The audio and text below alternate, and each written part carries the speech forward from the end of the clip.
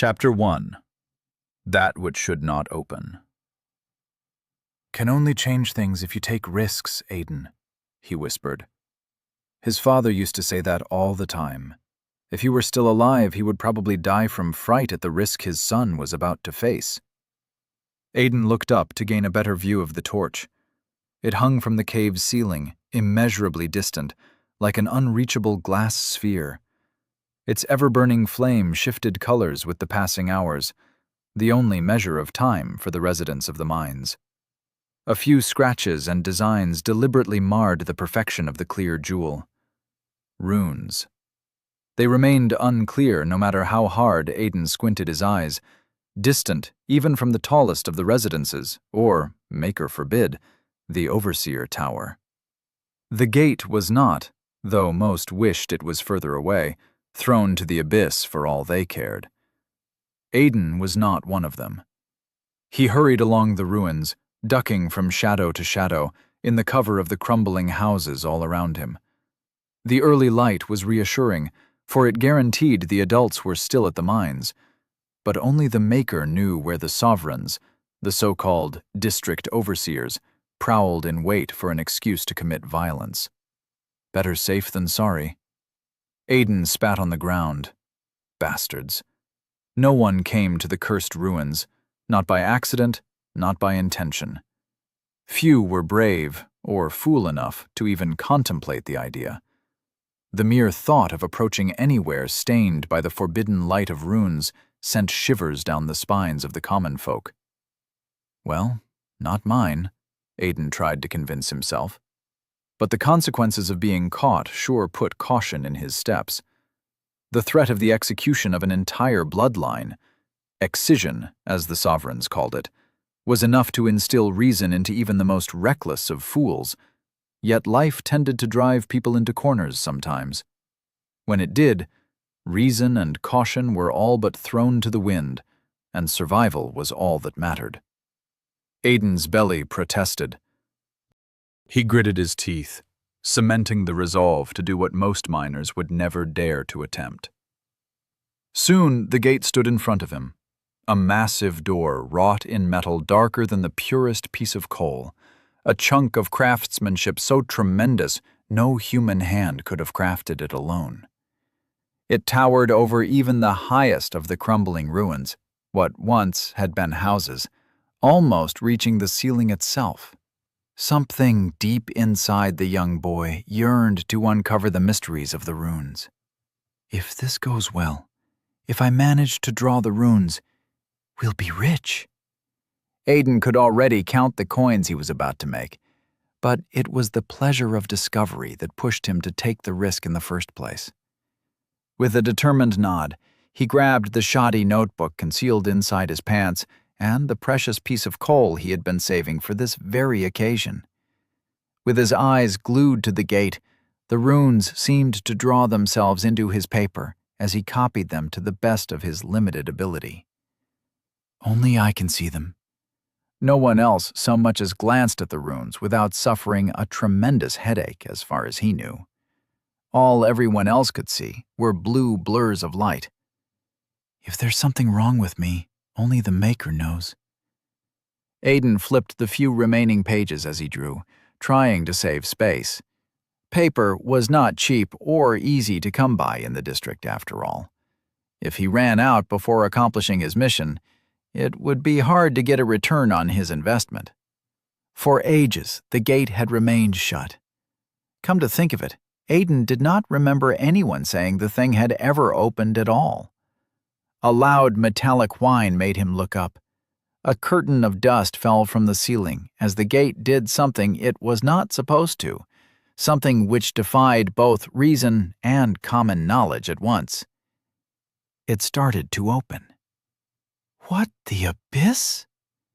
Aiden stared, petrified, as the massive, rune-inscribed remnant moved like a slumbering beast on the verge of awakening. No, it's not supposed to do that. He tensed, preparing to run, his heart sinking to the bottom of his stomach. Though he cursed his stupidity, he knew it did no good. The situation had already spiraled out of his control. He leaned against the wall, pressing his hands to his temple. It's my fault, damn it. Why did I have to come here? Dust fell on his head, and the realization struck Aiden like a brick. If Aiden were caught in the ruins, there would be consequences. If he were caught with a book filled with runes, blood would be spilled. He tried to run, but the rumbling ground made the ruins, already in the worst possible condition, a nightmare of falling debris and collapsing buildings. The wall that he had been leaning on crumbled forward, stealing his balance with cold accusation. The notebook fell from his hand, but he caught it with the other. Ah! A brick smashed him in the head. Aiden pushed against the ground, trying to stand up, slowly coming to his senses. Warm blood ran down his nose. He blinked away tears, already crafting a cover story that his mom would certainly not buy. I messed up. Again. Why did I even come here? Stupid.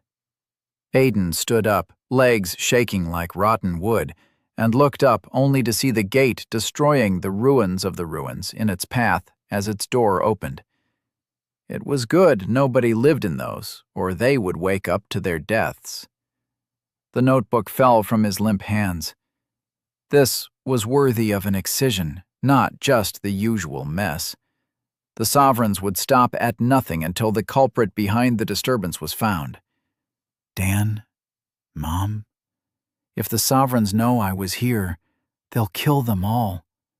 The pain of his broken nose and a split lip lay forgotten in the chaos. His heart lurched, almost seemed to stop, as what had been sealed for ages now stood open. It was like the bottomless maw of a titanic beast. There was no end in sight, nothing beyond it.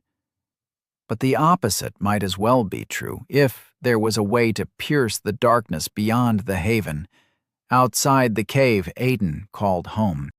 Even as guilt and terror strangled his breath, he could not help but wonder what mysteries lay outside the mines.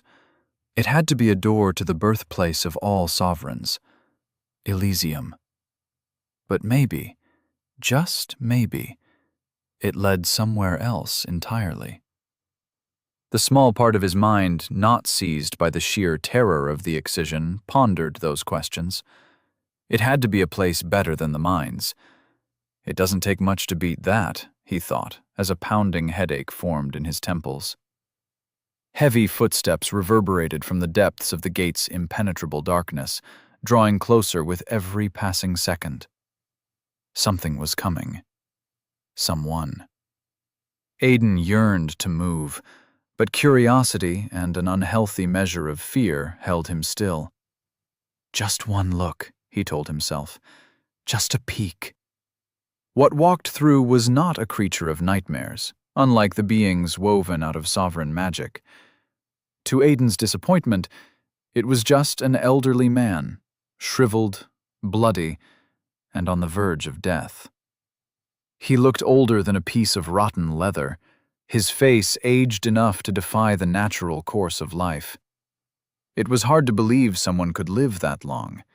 The eldest in Aiden's district was only 30, but this man looked old enough to have met death itself.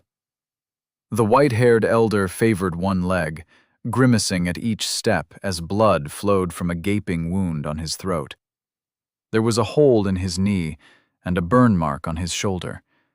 He might be old, injured like he had taken a severe beating, but that was the least of Aiden's concerns, for the man was tall. His height easily doubled that of any miner. Maker's mercy, he's a sovereign.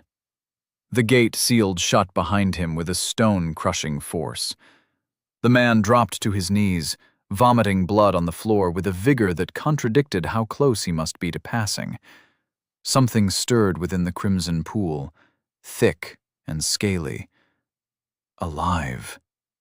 It twisted amidst the blood, thrashing as if gasping for breath. Bile rose in Aiden's throat as he laid eyes on what resembled worms. Red worms, though their size was much bigger than anything he had ever seen. One of them lunged at the old man, its vicious pink fangs glistening in the air, ready to take his fading life. Aiden shouted a warning out of instinct. "Watch out!" The sovereign disappeared alongside the oversized worm. "Abyss, take me," Aiden blurted out.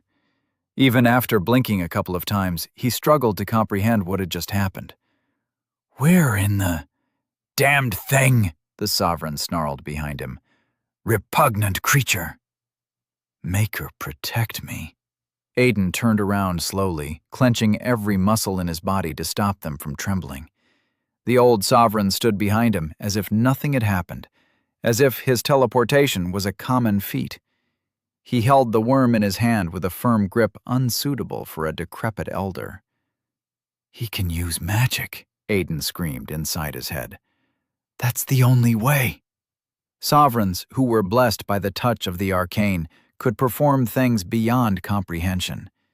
Aiden was not versed in their magic, but disappearing into thin air sure as the abyss was something only one of them could do.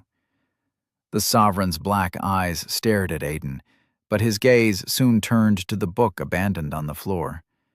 Aiden also looked at it, a weird feeling festering in his gut. It might have been nothing, but he did not remember it falling so far from him. A brick to the head could confuse even the brightest minds, and Aiden's was far from brilliant. "It's time, Korvax?"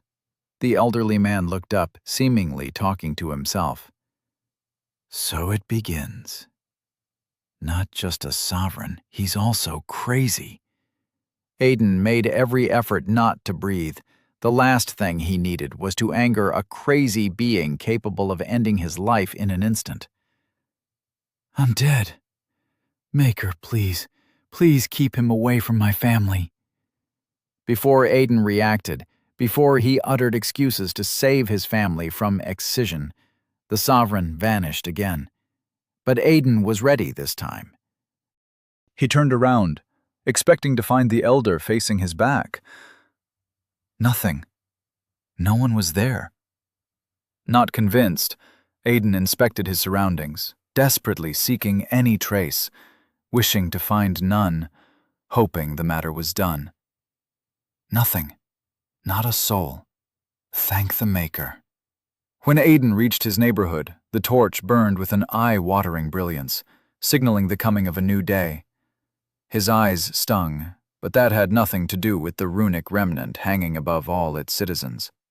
Pain radiated through his body with every step taken, with every ragged breath that came out of his swollen nose and split lip. I could have died. Death was not even the worst possible fate. He knew that from experience. Excisions were rare, but when they happened, the wounds on those who remained never healed. Aiden yanked the notebook from inside his pants with more anger than reason, more strength than necessary. But there was also curiosity amidst the fear. Flipping through its few pages, he saw the meager amount of runes registered, their meaning unknown, their uses even more so. 6 runes. A near-death encounter with a sovereign from beyond the gate, and all he had to show for it were 6 runes. Abyss, take me. It'll have to do. If he inscribed them on stone, someone might buy it. And if he could inscribe them into metal, even Big Red, the underboss of the mid-market, would jump at the opportunity to acquire them. Anything that had runes on it had to be handed over to the authorities. Keeping remnants was forbidden, as per the Maker's decree, and his enforcers did not treat with kindness those who broke the law. Yet, he could do it, if he was careful. The key was to keep the supply low, to not raise the suspicions of the sovereign overseers, or other people. Wincing in pain, Aiden pushed the door open and entered his home. All the houses in the district were built in stone, including his. Dark gray bricks cut and molded by unknown means. Magic, perhaps. The floor was cold to bare feet, but the feeling of warmth and safety was enough to fill empty stomachs and ward off bad memories. Aiden looked at the portrait of his dad, which hung on the wall next to his bedroom. Shameful as the thought was, sometimes he wished to just throw the thing away. Memories brought more pain than comfort, but the thought of forgetting how his dad looked was too bleak. His carefree smile would never change so long as the portrait did not fade. Aiden was unsure if that was sad or comforting. Perhaps both. Wiping away the tear that trailed down his cheek, Aiden mustered a smile. Nobody was home except Dan, Aiden's brother. His mother was at the mines, as usual, only to return after the torch went dark, and that gave him time to work on his bludgeoned face. The last thing Aiden wanted was to explain what had happened near the gate. A few steps took him to the kitchen. It was simple and cozy. It was home. A cooking pot hung cold above the ash-filled pit where precious coal had long since become dust. Aiden's empty stomach rumbled with hunger, but mealtime was still a long way ahead. A patchwork carpet sat in front of the fire pit, scraps of old clothes sewn together to harness any sort of heat that might chase away cold feet. A soft yawn drew Aiden's attention to the bedroom. The little brat is up. Sudden movements were bound to draw his brother's attention, so Aiden tiptoed to the water bucket next to the wall and cupped a handful to splash against his bloody face. Dan would not shut up if he saw the dried blood. I have to get rid of it, fast. Aiden wiped his face clean with the inside of his shirt, but the water on his lips stung like a rat's bite. A resounding gasp echoed from across the room. Mom's not gonna like that, Aiden groaned, renewing his efforts to get rid of the evidence. Let me see, Dan tugged impatiently on his brother's shirt. Aiden turned only to wince when he saw Dan's worried expression and brown, tangled hair less tidy than usual. His eyes were still swollen with sleep, but they opened wide as he got a good look at his older brother's face. It's not that bad. Aiden shook his head with confidence. Right?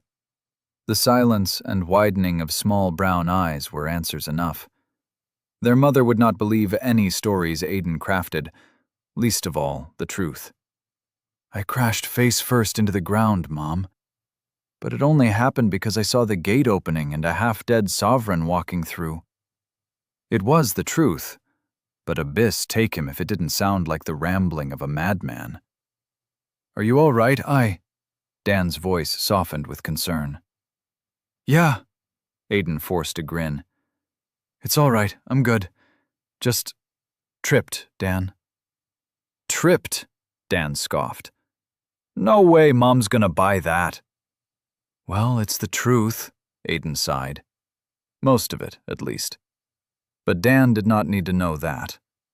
They hurried along to the bedroom, a place absent of prying eyes or windows, where Aiden unceremoniously collapsed on the pile of rags he used as a bed. Dan knew about his ability to see the runes, an unfortunate slip of his caution from years ago. Not even Aiden's mother knew. The best-kept secrets were known to few, his father assured. The knowledge about the gate was one of them, and Aiden decided to take it to his grave. Listen, you little brat. Help me with Mom, and I'll show you something cool, Aiden said, and Dan's ears perked up. Deal? Dan looked unsure, his usual haggling face. So Aiden pulled out the notebook from his pants and offered it to his brother. Little eyes lit up with excitement as Dan pounced on the book, but Aiden pulled it back with hard-earned experience. You're gonna back me up on this. Aiden pointed to his face. Deal, Dan shouted, covering his mouth with a hand a moment later. Deal, he said again, in a lower tone, but the enthusiasm was still there. Flipping through the pages with a straight face, Dan examined the drawings, and for one moment Aiden felt hope emerging within him. Can he see them now? He swallowed dryly and stifled the embers of hope so they didn't cause disappointment as usual. Ugh, Dan winced, blinking several times before closing the book. Still can't see them. It was not a question. Aiden knew some things never changed. Nope. Dan did not hide his disappointment. He looked away, his eyes chasing something invisible in the room. It's all blurry now. I hate the black spots. Black spots, go away! Least you didn't barf on the bed again. Aiden flicked his brother's forehead. Hey! Dan's cheeks grew pink. You promised you'd forget that. Dan rambled on about other kids, ranting about petty disputes, but his voice lay forgotten in a distant corner of the room. No one else can see the runes, just me. That had been true since Dad had found out, and it was unlikely to change. It was common sense that if one looked at the torch for long, they got dizzier than getting punched in the face. But when Aiden looked at it, he saw symbols crafted with intent and beauty. Sometimes they almost seemed to make sense. Almost. Aiden gave up on trying to understand why he was different. As long as he did not stand out, it did not matter all that much. The nail that sticks out the most gets hammered down, or so his dad used to say. More like excised. Here, Dan kept on talking. Does he ever shut up? Aiden grunted. Here! Dan planted a slap on his brother's head. Ow! Aiden stood up, hand eager to give his brother a well-earned beating. Daniel, you little shit! Care to explain? An angry voice interrupted him. It was his mother's berating tone, and it was filled with fire. Mom? Aiden grimaced. What happened this time, Aiden? She put her hands on her hips, the stance of an inquisitor. The Heather boys? Gambling? Scamming people on the mid-market? Silence stretched out between them as Aiden thought of an excuse. He fell on his face. Dan burst into laughter, ending Aiden's chances once and for all. He got mad 'cause I used all his coal. He pouted, eyes on the brink of shedding tears. He beat me again, Mom. I is so mean to me. Irina looked at him, shook her head, and sighed. Aiden might have been born with eyes that could see runes, but his brother was born a genius of deception when it came to convincing their mother. Perks of being the younger sibling. Did she buy that? Aiden stood, stunned. Dan, you beautiful brat. I owe you one. His brother smiled back, careful so that their mother did not see it, and winked.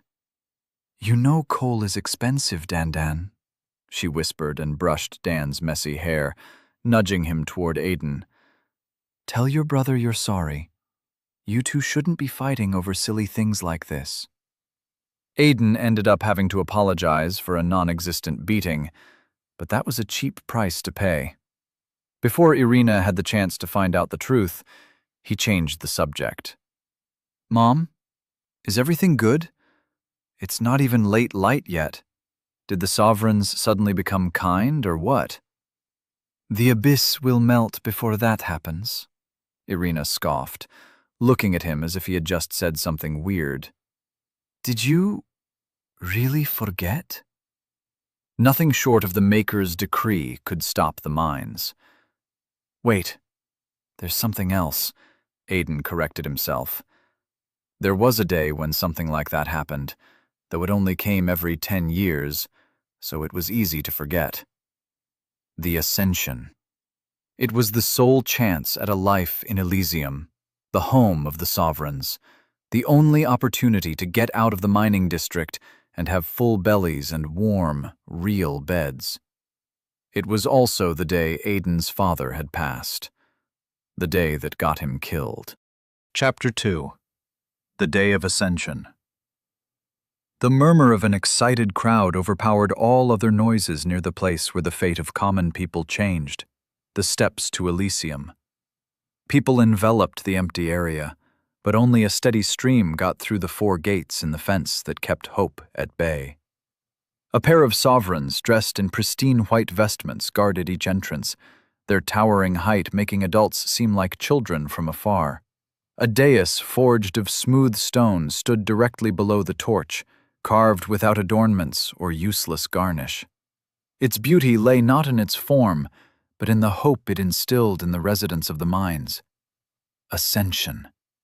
Standing in the center of their homeland, Aiden saw more of the things he had forgotten in the hectic passage of the days spent in hunger. Walls of stone on all sides, asphyxiating like a prison, far too small for the number of people it sheltered. The ceiling was not much higher than the Overseer Tower, a magnificent spire built by sovereigns that was off-limits to the common people. It's no better than a cave, but better than the gloom. "Let's go," Dan urged for the 10th time. "Not yet," Irina snapped at him, her voice uncharacteristically stern. "Wait a little more." Even Aiden's mother could lose her temper when provoked enough. She examined the crowd with pursed lips and a frown on her forehead, her hopeful smile gone. "Mom, what's wrong?" Aiden followed her gaze.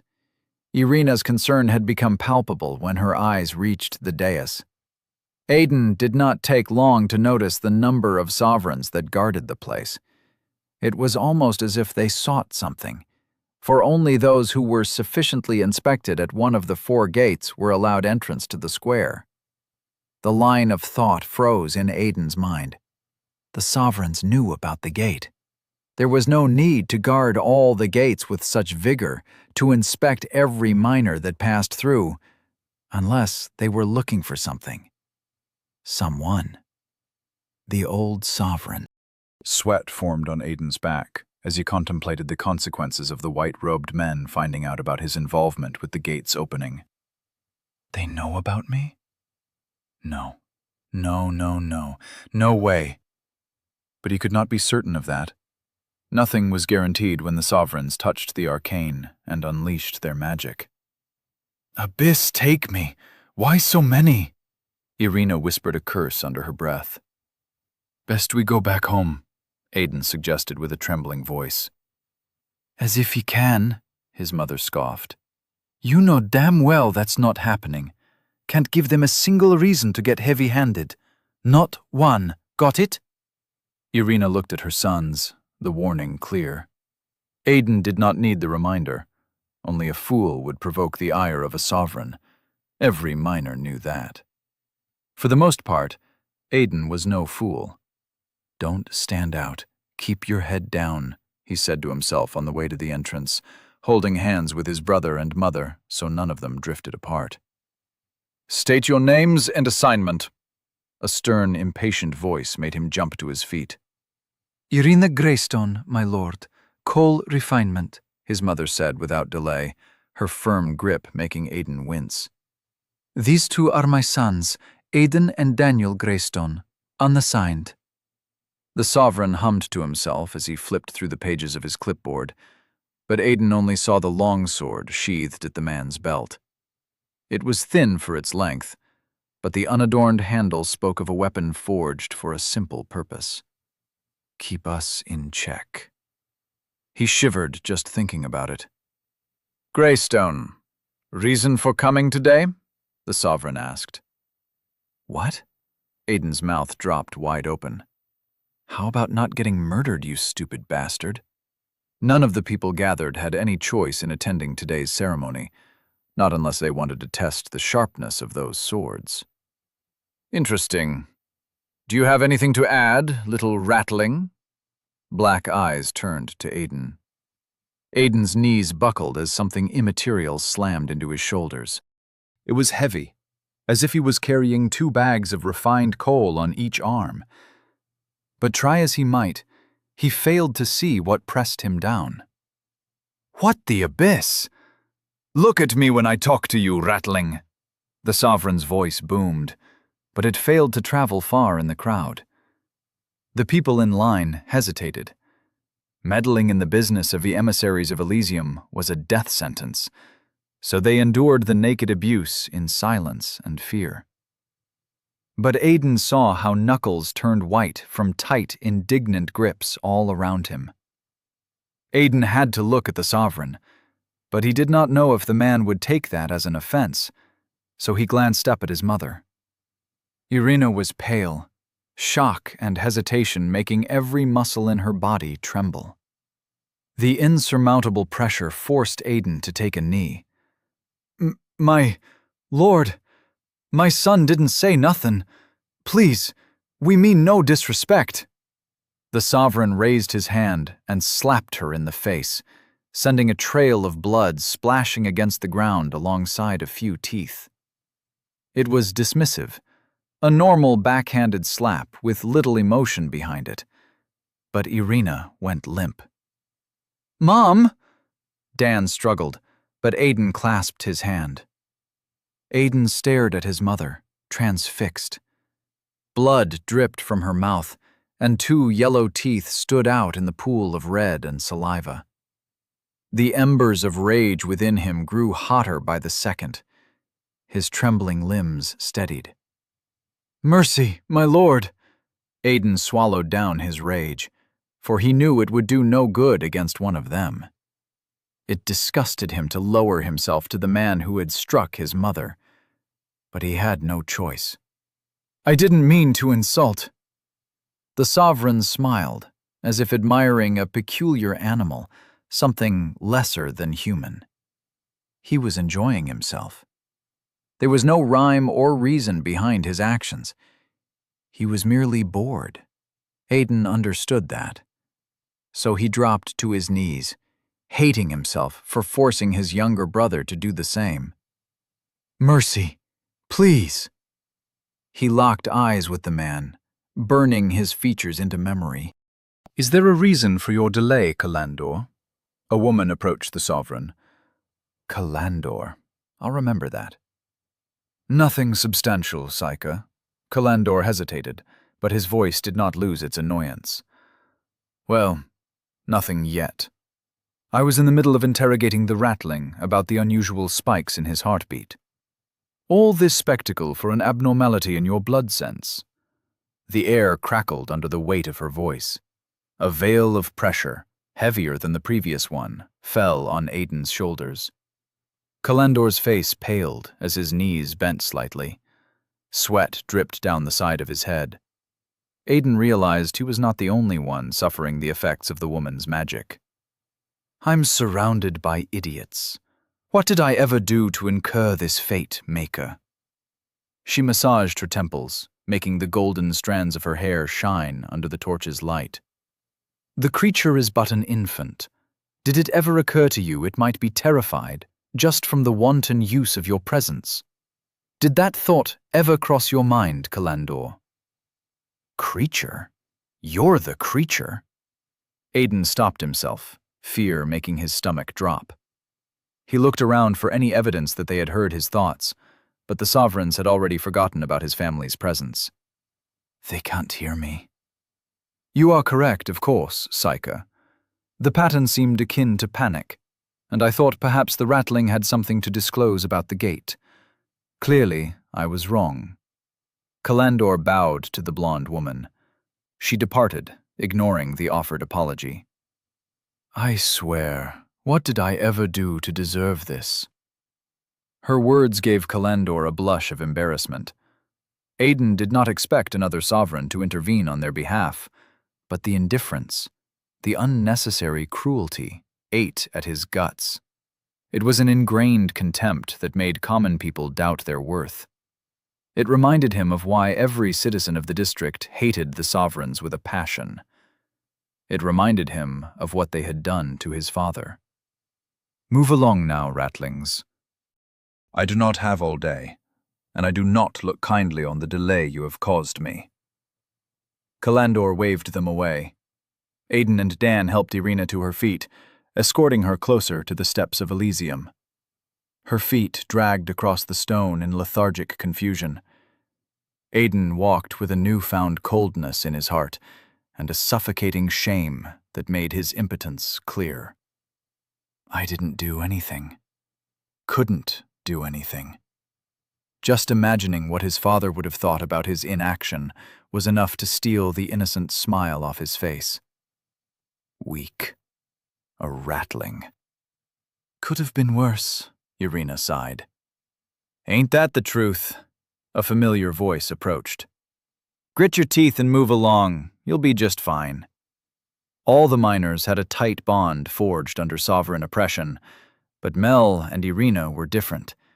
They had been friends since childhood. That was no small feat, with the gloom mine's increased mortality rates that hung above their heads like an unsheathed blade. Mel, Irina took a deep, ragged breath.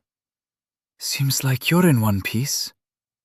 Dear, Mel motioned to her husband, Tom. Help her walk. Can't have the boys getting tired. Tom approached with a dark frown, a snarl barely restrained between his teeth, but he did as she asked. Aunt Melissa whispered lies to Dan, the sort of things everybody told themselves to make reality easier to endure, trying to pull him from his wide-eyed paralysis. It's gonna be all right. Aiden mocked Melissa's comforting words. Mommy is good now. He gritted his teeth. Lying was not comfort. Not when it was the fruit of deeply ingrained indoctrination, meant to make the common people believe they were lesser than human. That's a dangerous look you got, boy. Aiden did not know when Tom had stopped carrying his mother, for the man now walked beside him. Cut that out right now.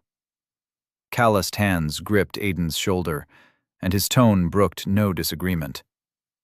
Aiden slapped the hand away. After what they— Shut up! Tom silenced Aiden with a hand over his mouth, his grumpy expression shifting to fear as he pointed to his ear. Rage burned in his gaze, but shame and fear kept him still. They can hear us. Aiden understood the message. Provoke the crowd with cruel treatment and abuse of authority, then leave them to their own devices. It was a thinly veiled trap set by the people dressed in white. The sovereigns wanted them to voice their protests, for their ears were ready to listen. Swallowing anger and the bitter taste of shame, Aiden kept his head low, knowing he could not hide the hatred on his face as well as Tom. Silence! A voice thundered inside Aiden's head. It was louder than a pickaxe striking a vein of coal, commanding words that did not seem to traverse the air, but rather originate inside the mind itself. Know your place, ratlings, the voice said. The miners fell to their knees, unable to control their legs. Stand up, Aiden tried to shout, but not a single muscle responded to his command. Another will wrested his freedom away. Dan stared with terrified eyes at his brother. Gonna be all right, Dan. Aiden was glad he could not speak. The last thing he wanted to do was lie to his brother. This power defied all reason, birthed new legends, and surpassed old ones. Good day, citizens of the Catalyst District 99. It was the woman called Psyker. I, Estefania Veron, will be conducting today's ascension. If her name was not Psyker, then perhaps that had been a title. It was easy to understand. Customs like that were uncommon in their district, but there was something Aiden could not wrap his head around. How come she's speaking with her mouth closed, he thought, bewildered by the feat that defied all common sense. It was unreal, disconcerting. The Maker, in his eternal wisdom and benevolence, has declared. She spoke in a hurry to get it over with. May he reign for 1,000 years more, and may we bask in the light of his protection. Her eyes never rested on any of the kneeling miners. Estefania closed her eyes for a moment. Something fluttered in the air, a sense of unease, something that did not belong. When the sovereign opened her eyes, they shone golden like the torch itself, and all kneeling citizens stood up. Get back to kneeling, Aiden roared. Something budged inside his head, his finger twitched, but the pressure that restrained his freedom tightened with renewed force. "Praise be the Maker!" Aiden screamed at the top of his lungs, and so did everyone else besides the sovereigns. "Shut up! May we bask in the light of his protection. Shut up! Shut up! The Maker weaved the haven from his flesh and power to shield us from the dangers of what lies beyond." Estefania frowned, her eyes narrowing, searching for something amidst the crowd. "Those unable to appreciate his sacrifice, who would risk our very existence, shall meet the fires of his wrath. You serve as the cogs in the delicate structure we, sovereigns, direct, and I assure you that such devoutness has not, will not, escape His Majesty's notice." The sovereign opened her arms, the previous threat still etched on her features. Raising her head to gaze at the torch, she physically spoke for the first time. "Behold, for your reward has come. Be grateful for the honor it bestows upon your existence." The torch hummed, its light shifting from yellow to the feared blue color of runes. The brilliance condensed into tiny spheres that drifted down, as if accompanying the wind's whimsical flows, and headed for each of the citizens waiting below. The selection had started. "Here it comes. Please be us. Please be us." The motes of blue, once feared for their forbidden nature, were now welcomed with an eagerness that nothing in the mines could evoke. They trailed down, drawn by something unseen, carried by an invisible hand, until one of them touched Aiden. It was cold enough to cause discomfort, but the prospects of what was promised suppressed the sensation. "It is decided," the sovereign sighed with relief. "Behold the chosen, those whose great honor it will be to step into Elysium." That fast? Aiden turned around to look at who they were, at the glow that shone in the corners of his eyes, but he froze in disbelief when his sight fell on Dan. Blue light emanated from his brother and mother, as if they had become smaller versions of the torch. Yes! Aiden looked at his hands, but did not see the glow. Perhaps the selected could not see their own light. "We did it!" Aiden shouted, all the hatred for the sovereigns forgotten in an instant, dissolved like a bad dream exposed to the light of a future in Elysium. "I can't believe this! We're gonna ascend, you little brat!" Aiden hugged his brother, tousling his hair with excitement. Irina did not join the embrace. She stood transfixed, a look of pure horror on her face. "Come on, Mom!" Aiden beckoned with tears of joy in his eyes. "We're gonna eat all the stuff we want! Elysium! I can't believe this!" "No!" A scream strangled itself out of Irina's throat. Aiden expected to see happiness on her face, but confusion, horror, and finally pleading were all he witnessed. "This has to be a mistake! Lords, please!" she cried. Something was wrong, Aiden felt in his gut. "Why are you not glowing?" Dan looked at him, puzzled. Chapter 3. Those Left Behind. The crowd grew silent. Some were bound to voice their indignation at not being selected. Others might cheer for those who got lucky. But this time was different. Not even a whisper. They pondered the same question that stole the ground from under Aiden's feet. How's this possible? The Ascension selected a family, a bloodline, mothers, fathers, and their sons. So, if the motes of light selected Irina and Dan, Aiden should have followed suit. It was common sense, a fact written in stone, as immutable as the runes that shone in the obsidian gate. Aiden's eyes wandered absently from face to face, seeking an answer in others, anything that might confirm this was all just a bad joke. Melissa and Tom looked at him with shock.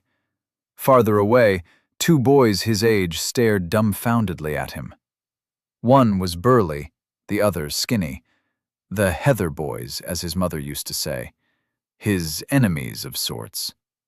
They looked away, and that hurt Aiden more than a beating. Pity from them. "Lords, he's my son!" Irina shouted, all the fear of sovereign wrath lost in the desperation that cracked her voice. "My son! I'm not going without both my boys!" She grabbed Aiden by the arm and pulled him close. "Stop it, Irina!" Aunt Mel tried to shush her, eyes wide. Dan started sobbing. "Enough!" Estefania Veron commanded. "I gave birth to him. He's my blood." "This gotta be a mistake," Irina snarled back at the sovereign woman. All at once, the citizens around Aiden stepped back, except Tom and Melissa. When a sovereign said it was enough, it was common sense to obey. If they told someone to jump, then the abyss might turn hot before a minor did not comply. But Irina did not care for that one bit. She would not abandon her son because of a silly misunderstanding. "Enough!" Golden light shone within Estefania's eyes. She spoke not with her voice, but inside their heads, and her tone was far from satisfied. Aiden's knees crashed against the ground, his mouth sewn shut. Those gathered in the plaza followed suit, for there was no choice. Aiden noticed how this time the pressure was overbearing, but his mind had only a single question. "She's not my mom?" It was the only explanation. The Maker did not make mistakes. The torch, which operated under his might, was also beyond such concepts. "I'm not her son. But how?" Aiden looked at his mother, at the genuine horror and denial on her face, and understood Irina asked the same question. She never knew. "Dad, what in the abyss did you do?" "The Maker made his choice. There cannot be a mistake, you dirty ratling," Kalandor scoffed, his annoyance bordering on aggression. "Perhaps you have lost count of the number of cubs you produced, or the number of men you slept with, but that is not a matter that concerns us." "How did I ever slight you, Maker?" Estefania whispered. Kalandor coughed, looking at the woman with a tinge of fear, and stepped back. "The torch traced the ties which lay dormant in your blood, Irina. Whatever was your other name," the Psyker sighed. "I shall not speculate on its outcome, like my most intelligent subordinates, for knowing the truth would change nothing. You, Irina, and you." The sovereign hummed with a pensive frown. "Irina's son. Yes, that will work.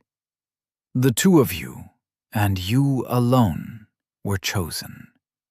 You have 1 minute to say your goodbyes.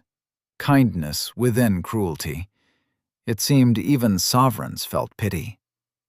Finally, we are done." "Ah, thank the Maker," the Psyker sighed. Without words of protest, without so much as an expression on their faces, all the other miners besides Aiden's family left with abrupt, unnatural steps, as if someone pulled strings to control them. The sovereign stared at nothing in particular, eyes shining like golden spheres. "We aren't going anywhere, son. Don't mind the lady. We're not leaving without you, Irina told her son. "Don't matter what they say. You're my son.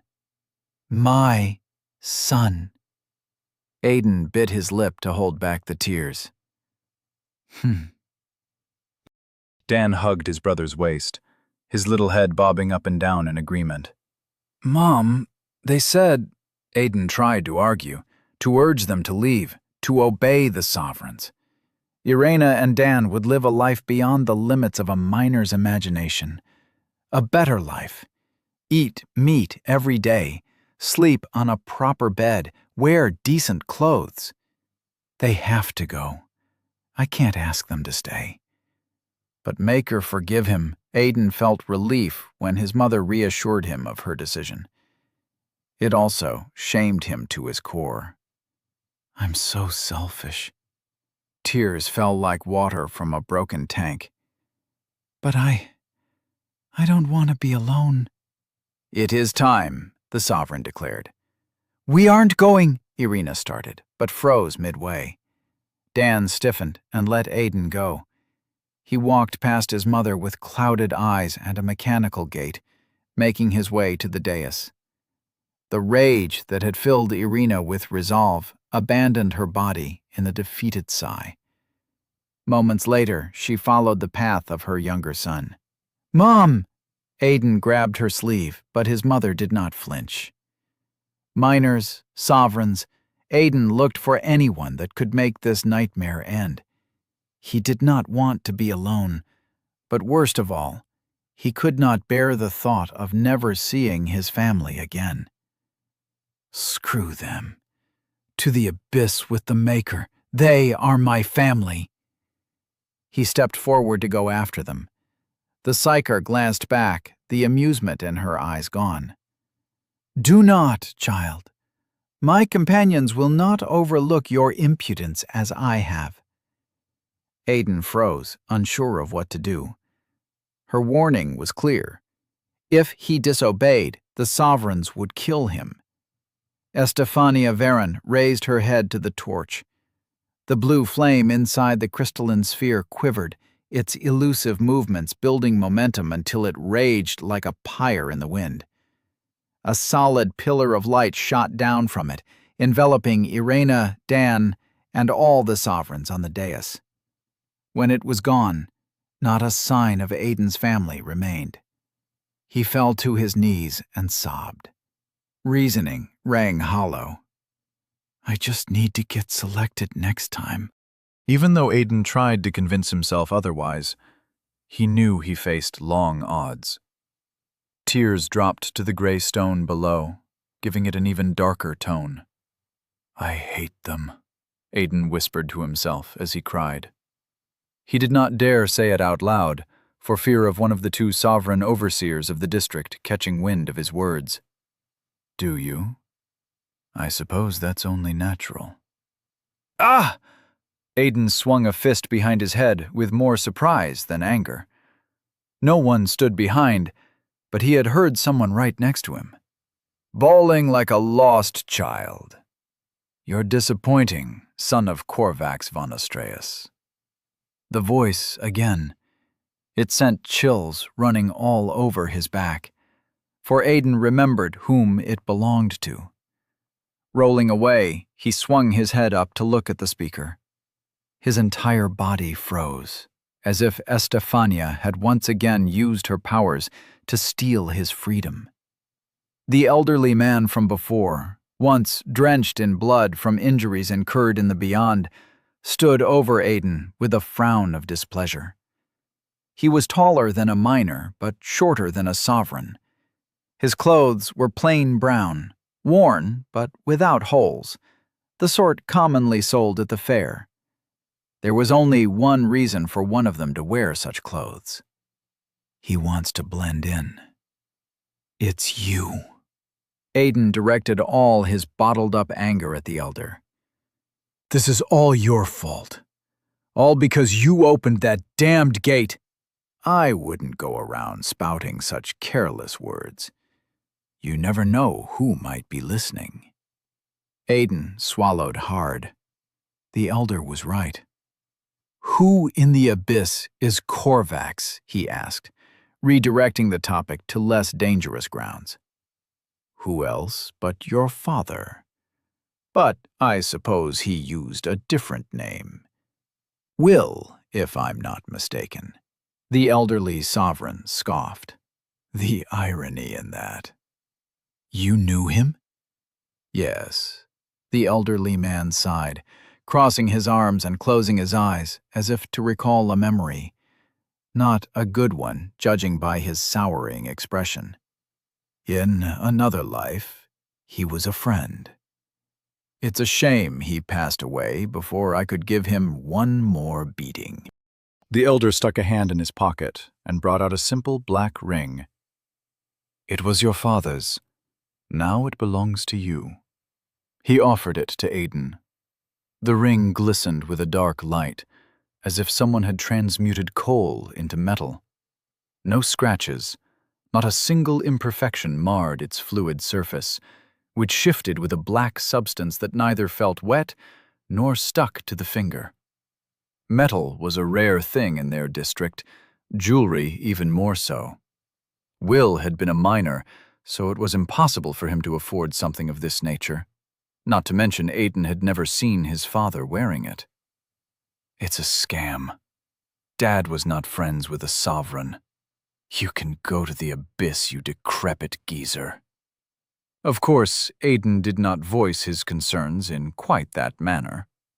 The elder, though more approachable than most, was still a sovereign who was plenty capable of snapping him in half. The elder raised a white eyebrow at Aiden, throwing a pointed look at the ring. "No thanks." Aiden turned and walked away. "What do I need a stupid ring for?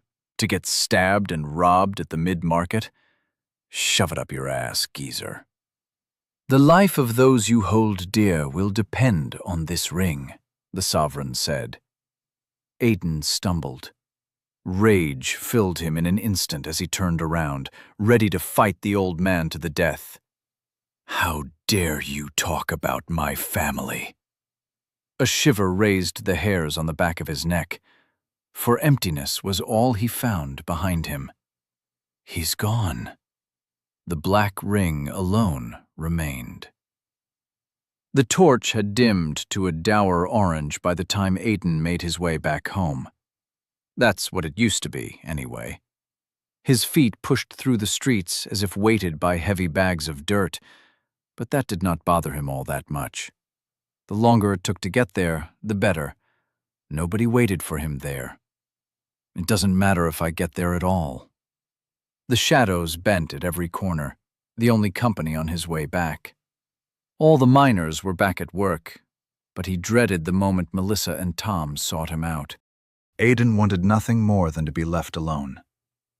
Today was a sacred day to many, a mourning day to a few, the worst day to him. He rolled the black ring between his fingers. It was smooth, pretty, useless. Nothing more than a ticket to get into trouble. But the white-haired sovereign's words had gotten to him, whether he liked it or not. So Aiden decided to hold on to it, even if the man spouted nothing but lies. Whenever he heard a voice or someone speaking, Aiden turned into an empty alley and kept going, head low. Some spoke of him, expressing their pity and dissatisfaction at not being chosen themselves. Some spoke of his mother, their words filled with poison and accusation. Aiden wanted to cut all this senseless gossip at the root, come swinging and talk later, but he was tired. Nothing makes sense anymore. Their words, cruel or not, held reason. If Irina isn't my mom, then only Dad knows the truth. Except he was dead.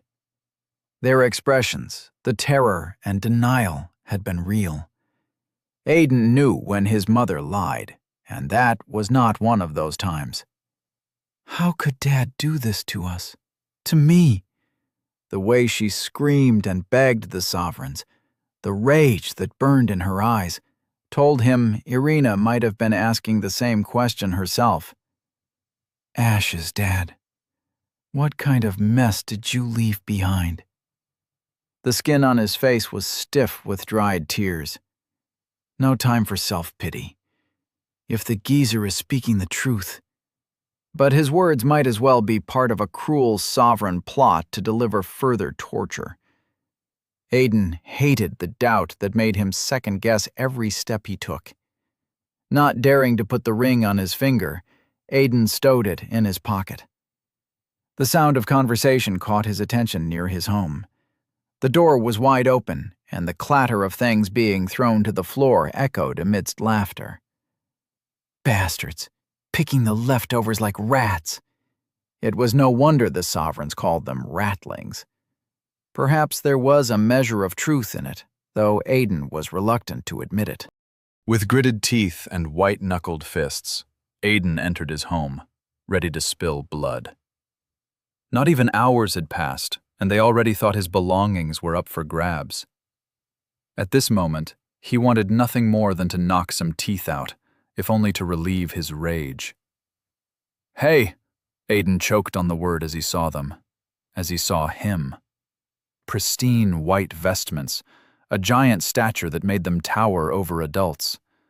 The two sovereign overseers. They had to bend their backs so their heads did not hit the ceiling. But Aiden only had eyes for the man in the back, the blonde-haired sovereign with a sharply trimmed beard and blue eyes colder than a windy night. Hatred stole all reason as Aiden saw the man who killed his father. Chapter 4. A Blood-Stained Inheritance. The darkness of the room obscured Aiden's expression as he stared at the two sovereigns. The duty of an overseer was maintaining order and investigating accusations of crime, and few were fool enough to do anything that might draw their attention. For them to come out was a matter most uncommon, but today was not a regular day. The ascension ceremony still echoed in the defeated murmurs of the unchosen. "Greystone." Overseer Corvanus turned to face him, hands behind his back.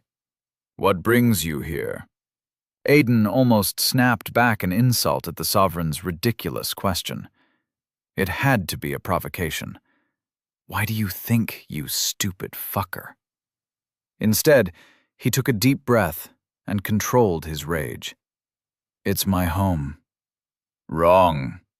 The other sovereign, Overseer Trevor, shook his head. His hair was black and trimmed short, while a square jaw aided the scowl that never left his face. The sovereign had always been impatient, but the look on his face today had a tinge of danger mixed into it. "This house is assigned to Irina Greystone and her family. Last I heard, you're not her son," he said. "She's not your mother," Trevor snapped. "Do us a favor and fuck off, Ratling. Whenever I've to deal with your ilk, my skin always gets itchy. I'm allergic." Aiden simmered. His heart pounded in his ears like drums. Deep breaths. His stomach burned painfully. "You piece of shit." Deep breaths, Aiden. He wanted to lash back, but there was no point. The rage subsided, his thoughts becoming sharper. A day would come when the two sovereigns paid for their actions. But it was not today. Aiden had no means of achieving anything more than a painful death. "I'll pack my things," he said. "No, you won't," Trevor started, but Overseer Corvanus interrupted him. "Be quick about it, Greystone." Overseer Corvanus waved, shooing him away. "Do you wish to file another death to the Ministry of the White Garden when the Ratling dies of cold, Trevor?" "No, I don't think so." Trevor shot Aiden a glare before falling silent. With his head down, Aiden made his way inside the house's stone confines, more aware than ever of the frigid stone beneath his bare feet. The warmth is gone. A sigh escaped him as he entered the bedroom, wary of watchful eyes and the dangerous curiosity of sovereigns. There's only one thing I need to get. The rag bed was untouched, likely because of disgust rather than respect. Good. Better to suffer their contempt than the consequences of being caught with the drawings of runes, he assured himself, before plunging his hand into the familiar spot and retrieving the book. "Well, well, well," Overseer Trevor laughed. "What do we have here?" Aiden turned around, hiding the book behind his back and inside his pants, sweat immediately gathering on his forehead. The perfect image of someone caught red-handed. Did he see it? Aiden did not dare meet the overseer's eyes as the man struggled to fit inside the tiny room. "Don't be shy, little ratling. You can show it to me." Overseer Trevor approached with a predatory smile. Despite his size, he moved without making a sound. Come on, let's see it. See what? I don't know what you mean. Aiden stumbled back. Must you torture the poor creature, Trevor? Are you going to inspect him for any dirty rags he decides to take? Corvanus voiced his displeasure in the kitchen. Let it go so we can be done with this. Not this time. Trevor's voice lost its scorn and playful tone. His heart's telling me a lot of things. I know this tune well, Corvanus. A smile split his features. Oh no, he caught me. I better hide this or I'll get in trouble, something along those lines. And I've to say, now I need to see just what the rattling is hiding. Blood sense. He's hearing my heartbeat. Are you certain? Corvanus frowned, taking the matter seriously for the first time. Oh yes. This one's hiding something important. Something dangerous. Trevor took a step forward. Something taboo. In and out. In and out. Breathe. Aiden tried to control his breathing, to steady his heartbeat, but the damage was already done. Sweat dripped from his forehead into his eyes, reminding him of his split lip with a sharp stab of pain. I gotta go. Now. He inched away from the man until his back touched the wall. Nowhere to run. Aiden took a deep breath and decided to risk it all. Can only change things if you take risks, Aiden. You know, little ratling, there are things that can get you killed. But I suppose you already know that, given what happened to your father. He was smart for a ratling, always treated his betters with respect and subservience. Trevor threw Corvanus a look. Quite the surprise when he attacked a sovereign on duty. Maker's mercy, what sort of rabid beast bites the hand that feeds it? The kind which needs to be put down, Corvanus said matter-of-factly. The controlled rage almost exploded, but Aiden subdued it with an icy grip. It was not the first time someone mocked his father's death, but by the Maker, it would be the last. There are also crimes that'll get you more than a slap on the wrist or a blade through the neck. Nasty stuff, those. Things worthy of an excision. Trevor placed one massive hand on his shoulder. Opening the gate is one of them. Aiden's heart skipped a beat. He knows about the gate, Corvanus, Trevor shouted, distracted by the possibility of finding the clue they had been looking for. That's right. It was all the cue Aiden needed. A plan formed in his head. I saw the gate opening, my lords. But I swear I didn't have anything to do with it. It was all that man. Maker protect us all, Corvanus said, closing his eyes. Out with it, you cretin. Who's that man? What did you see?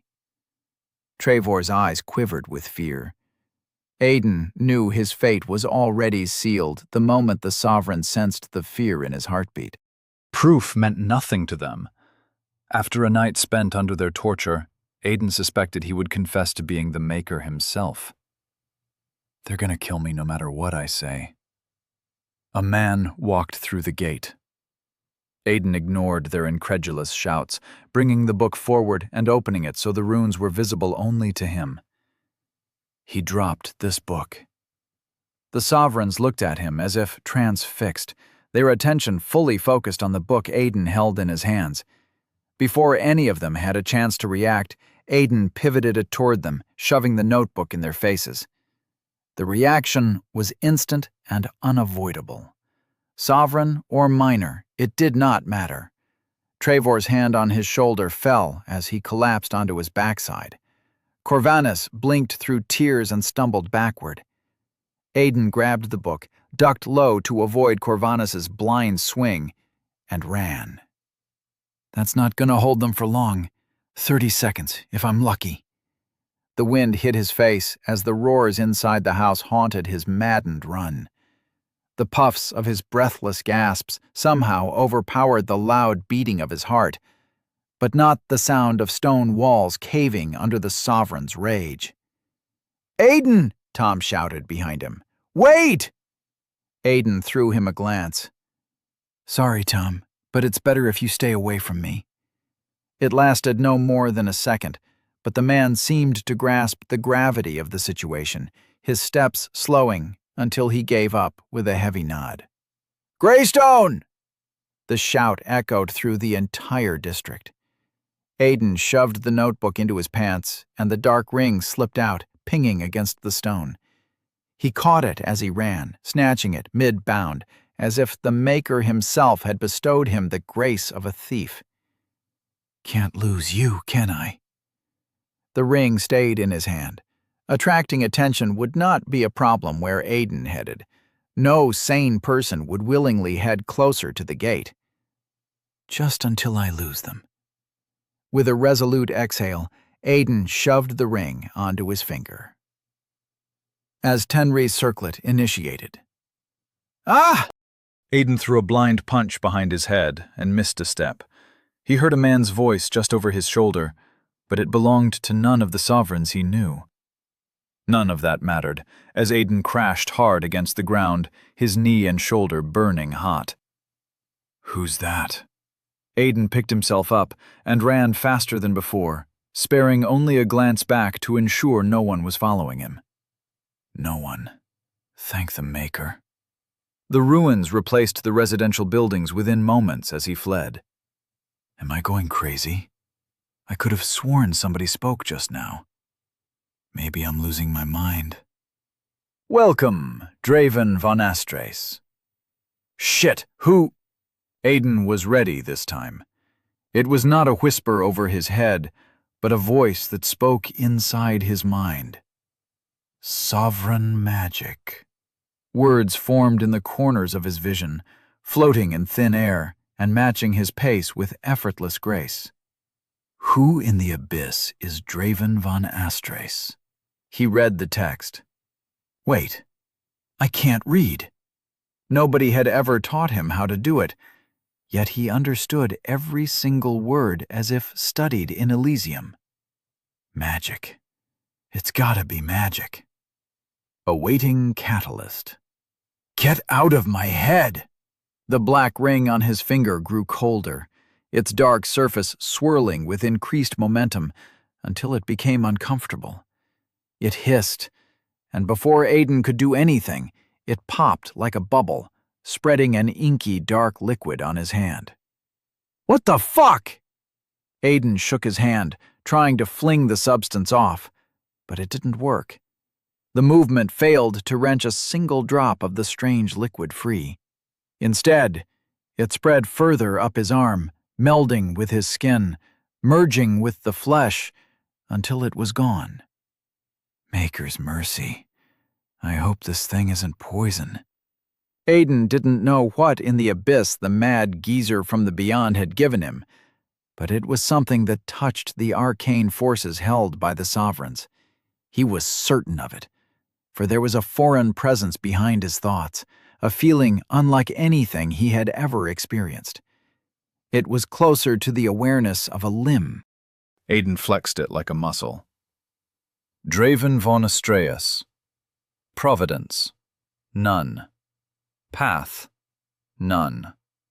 Words forged of blue light manifested before his eyes, the hue familiar, like the glow of runes. Aiden skimmed the glowing text, worried he was going insane, but none of it made much sense, except the name von Astraeus. It was his father's last name, according to the mad sovereign. There! Trevor's snarl shattered his hopes of fleeing. The sovereign ran with unreal speed, his feet devouring the ground in great bounds that cracked the stone. A sphere of blood hovered over his hand, vibrating with every step Aiden took, guiding the sovereign in his chase. Damned magic! Why don't you play fair? Corvanus followed close behind, his eyes devoid of sympathy or mercy. I will handle this, he rasped. Purple energy emerged from his skin, flowing like strands of lightning that crawled over his pristine clothes like serpents. His steps did not just crack the stone beneath him, they caved it. With a deafening explosion that sent pebbles flying, he was gone. Before Aiden reacted, stray stones struck his face, sending him sprawling onto the ground. Warm blood trickled down his chest in fresh bursts of pain. The world spun. His ears rang as muffled voices called to him. An enormous pressure pinned him against the ground. Aiden could not breathe, could not think. He struggled to understand what had happened. A massive hand grabbed him by the neck, lifting him high into the air, high enough he saw the rooftops of the ruins. An effortless display of strength. Overseer Corvanus's blue eyes stabbed bloody holes through him. He opened his mouth to say something, but all Aiden could hear was the deafening ringing in his ears.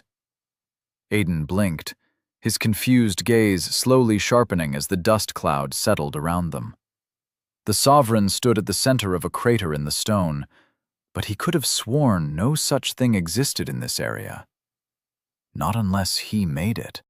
The Sovereign shook his head, raised a hand, and slapped Aiden across the face. It was as if someone had started a fire using his cheek as fuel. It burned with an intensity to wake even the dead, much less the stunned. The presence swirling dormant inside Aiden's head twitched. He spat blood and a broken tooth. Shit, I'm dead. They had him. He was going to hang for what he had done. Why did you make things harder? Corvanus looked at him with clear displeasure. Trevor arrived, his sphere of floating blood still hovering above his palm. With a smile and a clench of his fist, the magic dissipated into the air. Kind of you to leave your blood behind, Ratling. I'm not sure we could have caught you without your help. Corvanus glanced at him from the corner of his eye. Answer my question. What question? You didn't ask anything. Aiden gasped for breath. What are you? Corvanus tightened his grip on Aiden's neck, choking the words into silence. Never mind, Greystone. You can keep your secrets, if you must. The blue-eyed Sovereign nodded. All the information we need will come when they send in the Evoker. He's insane. How can I say anything like this? It doesn't make sense. Aiden's eyes bulged. Let me speak, and I'll tell you, I swear. Corvanus pried the book from Aiden's pocket, handling it as if it had the plague. Evoker? Trevor whistled. Damn, Corvanus. That's a bit heavy-handed coming from you. He looked concerned at the mention of that word, almost fearful. Aiden sweated all the more. Whatever scared a Sovereign was not something anyone would look forward to facing. What do you expect? The gate just opened, and this child, Ratling, has a whole book filled with runes. Corvanus watched as Aiden's face turned purple from lack of breath. Let Elysium handle this. But first, we'll make him a lesson for those who dare bite their master's hand. Those were the last words Aiden heard, before everything turned dark. Chapter 5. The Equality of Pain. Icy fingers enveloped Aiden's heart in a tight grip. Pain brought him back to the world. He gasped for air like a dying man, opening his eyes to the blinding brilliance of the torch and the murmurs of the crowd. The hand slipped away from his heart, allowing him to breathe without the wide-eyed panic of ill-acquired sleep. What in the abyss was that? Aiden tried to bring his hand forward to see if his chest was wide open, but something held them behind his back with the bitter touch of metal. Chains. It did not take a genius to understand the situation he was in, or the death that loomed behind his head like an unsheathed blade.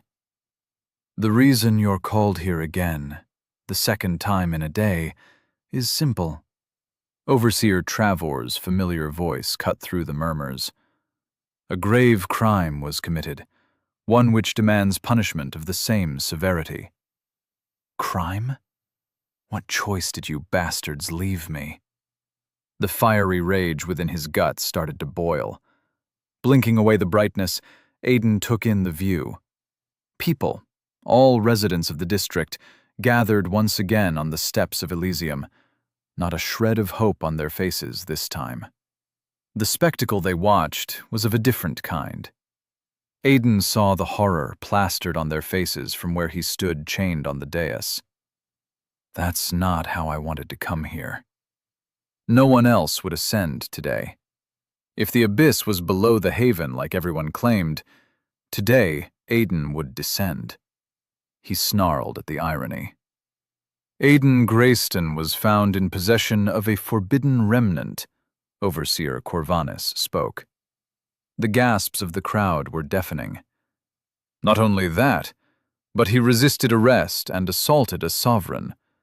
According to blooded decree, the sentence is 10 lashes for resisting arrest, 20 for the assault. 30 lashes? Just kill the boy already, someone shouted from the safety of anonymity. There ain't a minor alive who can take 20 lashes and survive, my lords, a rotund man shouted over the whispers. It was Big Red, the only citizen of the district who ate enough to become fat. Maker's mercy, my lords, Maker's mercy. I have not finished, Ratling. Speak again, and perhaps it is your skin that shall be taking the punishment instead. Corvanus did not raise his voice, yet the words silenced the crowd as if the psyker had used her magic once more. Big Red stared at Aiden for a moment, an unuttered apology on his clenched jaw, then looked away. Thanks, Red. He did not expect anyone to stand up for him, not with 2 sovereigns already looking to spill blood. Travor stepped forward, producing a brown leather whip. The weapon was kept pristine for the most part, yet darker, encrusted spots marred its cleanliness. Dark brown. Old blood. Travor smiled, tracing his finger along the whip, savoring its texture, tasting the flavor of what was to come. The illegal possession of a remnant is punished by excision, he said. Excision? That's ridiculous. Melissa's shout fell short as Tom tackled her to the ground, pressing a hand firmly over her mouth. However, Corvanus raised his hand to stop the murmurs of protest. Aiden has no familial ties, as attested by the torch, which invalidates the excision. His sentence shall be 30 lashes, followed by execution. Ain't that the same fucking thing? Someone shouted. The miners murmured their agreement, yet no one dared to voice it louder. See, Corvanus? The Ratlings think they can even talk back to us. Travor frowned, the whip unfolding as it hit the ground. I'd say a few more examples are in order today. There is no need to make matters worse, Corvanus shot him a glare. Turning back to the crowd with all the authority, dignity, and unveiled cruelty of a sovereign, he said, I will grant the prisoner the right to his last words. He walked next to Aiden and spoke in a tone meant for their ears alone. Apologize for what you have done. Show respect, and I will overrule the lashes.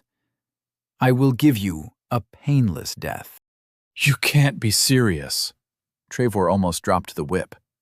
Corvanus looked at him, purple light staining his blue eyes. The black-haired sovereign swallowed hard and averted his gaze. The last thing Aiden expected was kindness from a sovereign, much less the one who had killed his father. To say the gesture surprised him was an understatement. That's way too late, Corvanus. Where was your pity when you killed my dad? Fucking bastard. The more Aiden thought about it, the angrier he became. Aiden was alone after the torch chose his family. Robbed of a home, devoid of means to survive, Perhaps death was mercy. "Don't fuck with me!" Was he so pitiful that even a sovereign hesitated to get heavy-handed?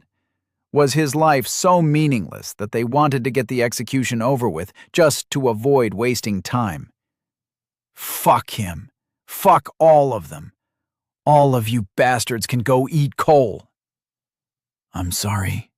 Aiden's voice trembled as he spoke to the crowd. A moment of silence stretched before he continued. "I'm sorry for not offering my neck to be chopped. You pieces of shit. Who do you think you are?" Corvanus sighed and closed his eyes. "If I'm gonna die, then I won't be taking this shit anymore." Resisting arrest? Want me to kneel and lick your shoes? Go fuck yourselves. Every single one of you sovereign bastards can go to the abyss. His brown eyes had turned bloodshot. Some people in the crowd nodded, while others shuffled uncomfortably. "You think you're so above us miners, but you still eat and shit just the same." Aiden let the rage inside him speak, the years of oppression that never found an outlet to escape. Until now. "Just because you're taller, it means you're better than us? You bastards only know how to take. You look at us like we're some nasty insects, not even worth stepping on." Spittle flew from his mouth, but Aiden did not care. "My dad, my family, my home." You took everything from me already, and now you want my life? You know what I'm really sorry about? That I can't kill you myself. Abyss, take me. I'd sell my soul to make sure every single one of you sovereign fuckers died a horrible death. The gasps were loud enough to shake the ground, but that did not stop Aiden. Overseer Trevor watched with wide-eyed wonder. No one had ever displayed such rebellion in the open, much less in front of two overseers. Aiden's outburst might have taken him by surprise, but elation soon followed, for the punishment for such defiance was not something Corvanus could overlook. Not this time. "That's what you get when you let these ratlings think they are human," Trevor chuckled. "Proceed with the sentence, Overseer Trevor." "Wait!" Tom barged forward, pushing his way through the crowd. "My lord, the kid ain't thinking straight. He just lost his family. I'm sure those are just empty words he's spouting. He ain't really mean what he said," Tom pleaded. But he knew deep down it was too late for that. "Tom, sorry I'm leaving such a mess behind." "Execution is too much, lords. Let me take the lashes in his place. He's just a kid. He ain't got a single hair on his ass, much less knows what's right or wrong. Please." "Silence, ratling," Trevor warned. "This isn't a debate. The sentence is final." "But that ain't right," Tom shouted, falling to his knees and turning his attention to the other sovereign. "Overseer Corvanus." Trevor swiped his hand in the air. Red mist surged out from his skin, condensing into a thin, solid edge before shooting forward. Aiden heard the sound of wind being cut, followed by a wet thud. He struggled to process the sight before him. Tom's head rolled across the ground, leaving a sinuous trail of blood in its path. It hit the bottom of the dais, where it stopped. His jaw was frozen open in protest, in pleading, in horror. "Any other ratling wish to bargain?" Trevor sneered, not even looking at the life he had taken. Slain. He merely smiled. It sent shivers down Aiden's spine. "Dear!" Aunt Mel ran to her husband. She stopped in front of his body, her eyes drifting from his torso to his severed head. Tears streamed down her face as she let out a scream. Tremors coursed through her body as she struggled to stand on unresponsive legs. She cradled the headless torso of her husband. "Noisy." Trevor waved his hand once more. Another head fell to the ground. "No!" Aiden thrashed against the chains. The metal bit into his skin, drawing blood, yet the pain felt distant, foreign. The awareness in his mind trembled. "They didn't do—" Trevor planted a slap on Aiden's face. It lacked any actual power behind it, a casual admonishment, yet the entire world inverted upon itself. He gagged on his own blood and broken teeth. The Sovereign looked satisfied. "By all means, scream, ratling," Trevor smiled, patting him on the head. A moment later, he wiped his hand with a disgusted expression. With a single motion, he ripped off Aiden's shirt as though it was rotten paper. The whip went high into the air and came crashing down with a crackling pop. Molten fire ripped through skin and flesh. It felt as though someone had decided to use Aiden's back as a canvas for a drawing, but the piece of coal chosen still burned hot. The pain spread like a pulsating, bright line until he could no longer tell where it began or ended. Aiden held back the scream. "It's all my fault. I should have kept my mouth shut. It's my fault." He looked transfixed at Mel and Tom. Dead. It was his fault. He bit down the scream. Another lash came, and this time he did not have the power to resist it. "There you go," Trevor snickered. "But you can do better than that, can't you?" The whip struck again and again. It was the only thing that remained. Everything else fled before the pain.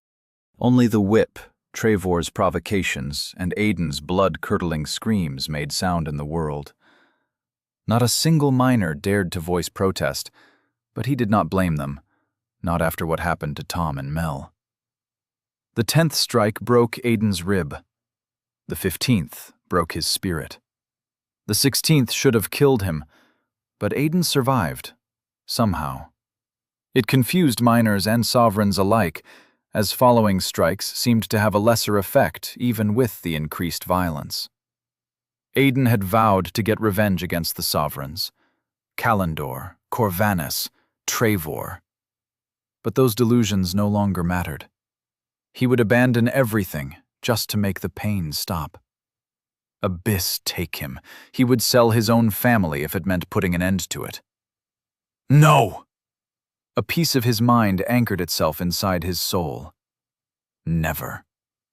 All the pain, all I went through. They'll feel it one day. As Trevor struck harder, the pain grew weaker. Aiden had long since stopped screaming, gritting his teeth instead. Something within demanded retribution. He was not sure if it was the awareness or his guilt. Vengeance.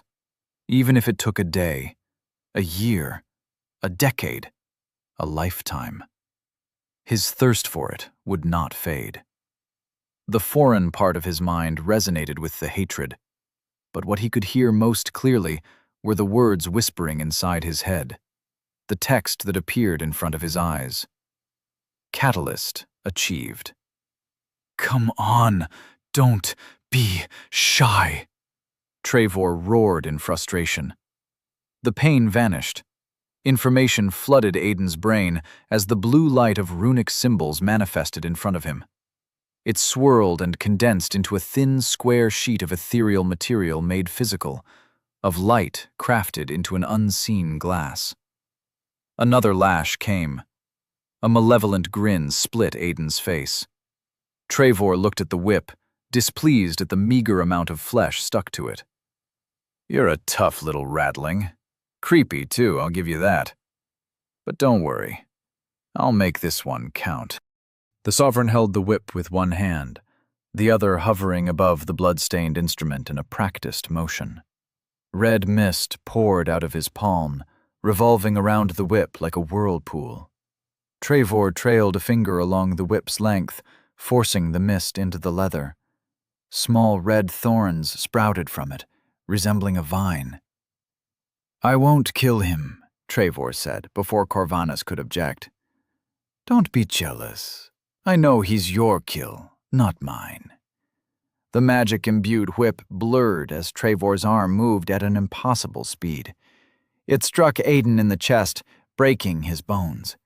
Red thorns ripped his flesh to pieces, biting off the skin like they possessed a life of their own. A wet scream tore itself from his throat as the thorns detached, burrowing under his skin like snakes swimming in blood. The sovereign magic pierced his flesh and thrashed beneath his skin. Blood pooled under his knees as Aiden dropped forward, not a single ounce of strength left to sustain him. Ah, Trevor inhaled deeply. No. That's what I call a day of fulfilling work. He grabbed Aiden by the neck, bringing him closer to have a good look. We're the same, you say? The one holding the whip couldn't be more different from the one who receives the strike, even if the maker himself willed it otherwise. You ratlings live in caves, content to eat scraps, to dress like beggars, eager to serve. The overseer shook him by the neck, as if concerned Aiden would lose consciousness. It's your destiny, the sole purpose for which you exist. Open your eyes, ratling. In what world is a sovereign the same as you? You're... Aiden coughed blood. Right. We aren't the same. Aiden let his blood-stained smile surface. But pain doesn't care. The awareness inside of him unfolded into the world, into the hand that strangled the life out of him. Overseer Trevor's horrified expression was the last thing Aiden saw. By the Maker, that's not a bad way to go. Chapter 6. He Who Ventured Beyond One. The sound of bones breaking was deafening. Drops of blood splashed against the ground, some even flying toward the distant, silent crowd, tamed into cowardice by the promise of death. Helvin did not blame them. Not many would look death in the eye and give it a bloody smile. Unlike Aiden. Perhaps I was wrong. The boy's crazier than his father. Helvin watched, mingling with the crowd, though his height surpassed a miner's. Nobody noticed his presence. Everyone was too busy staring wide-eyed as one of their own, no more than a child, was savagely beaten. Pathetic.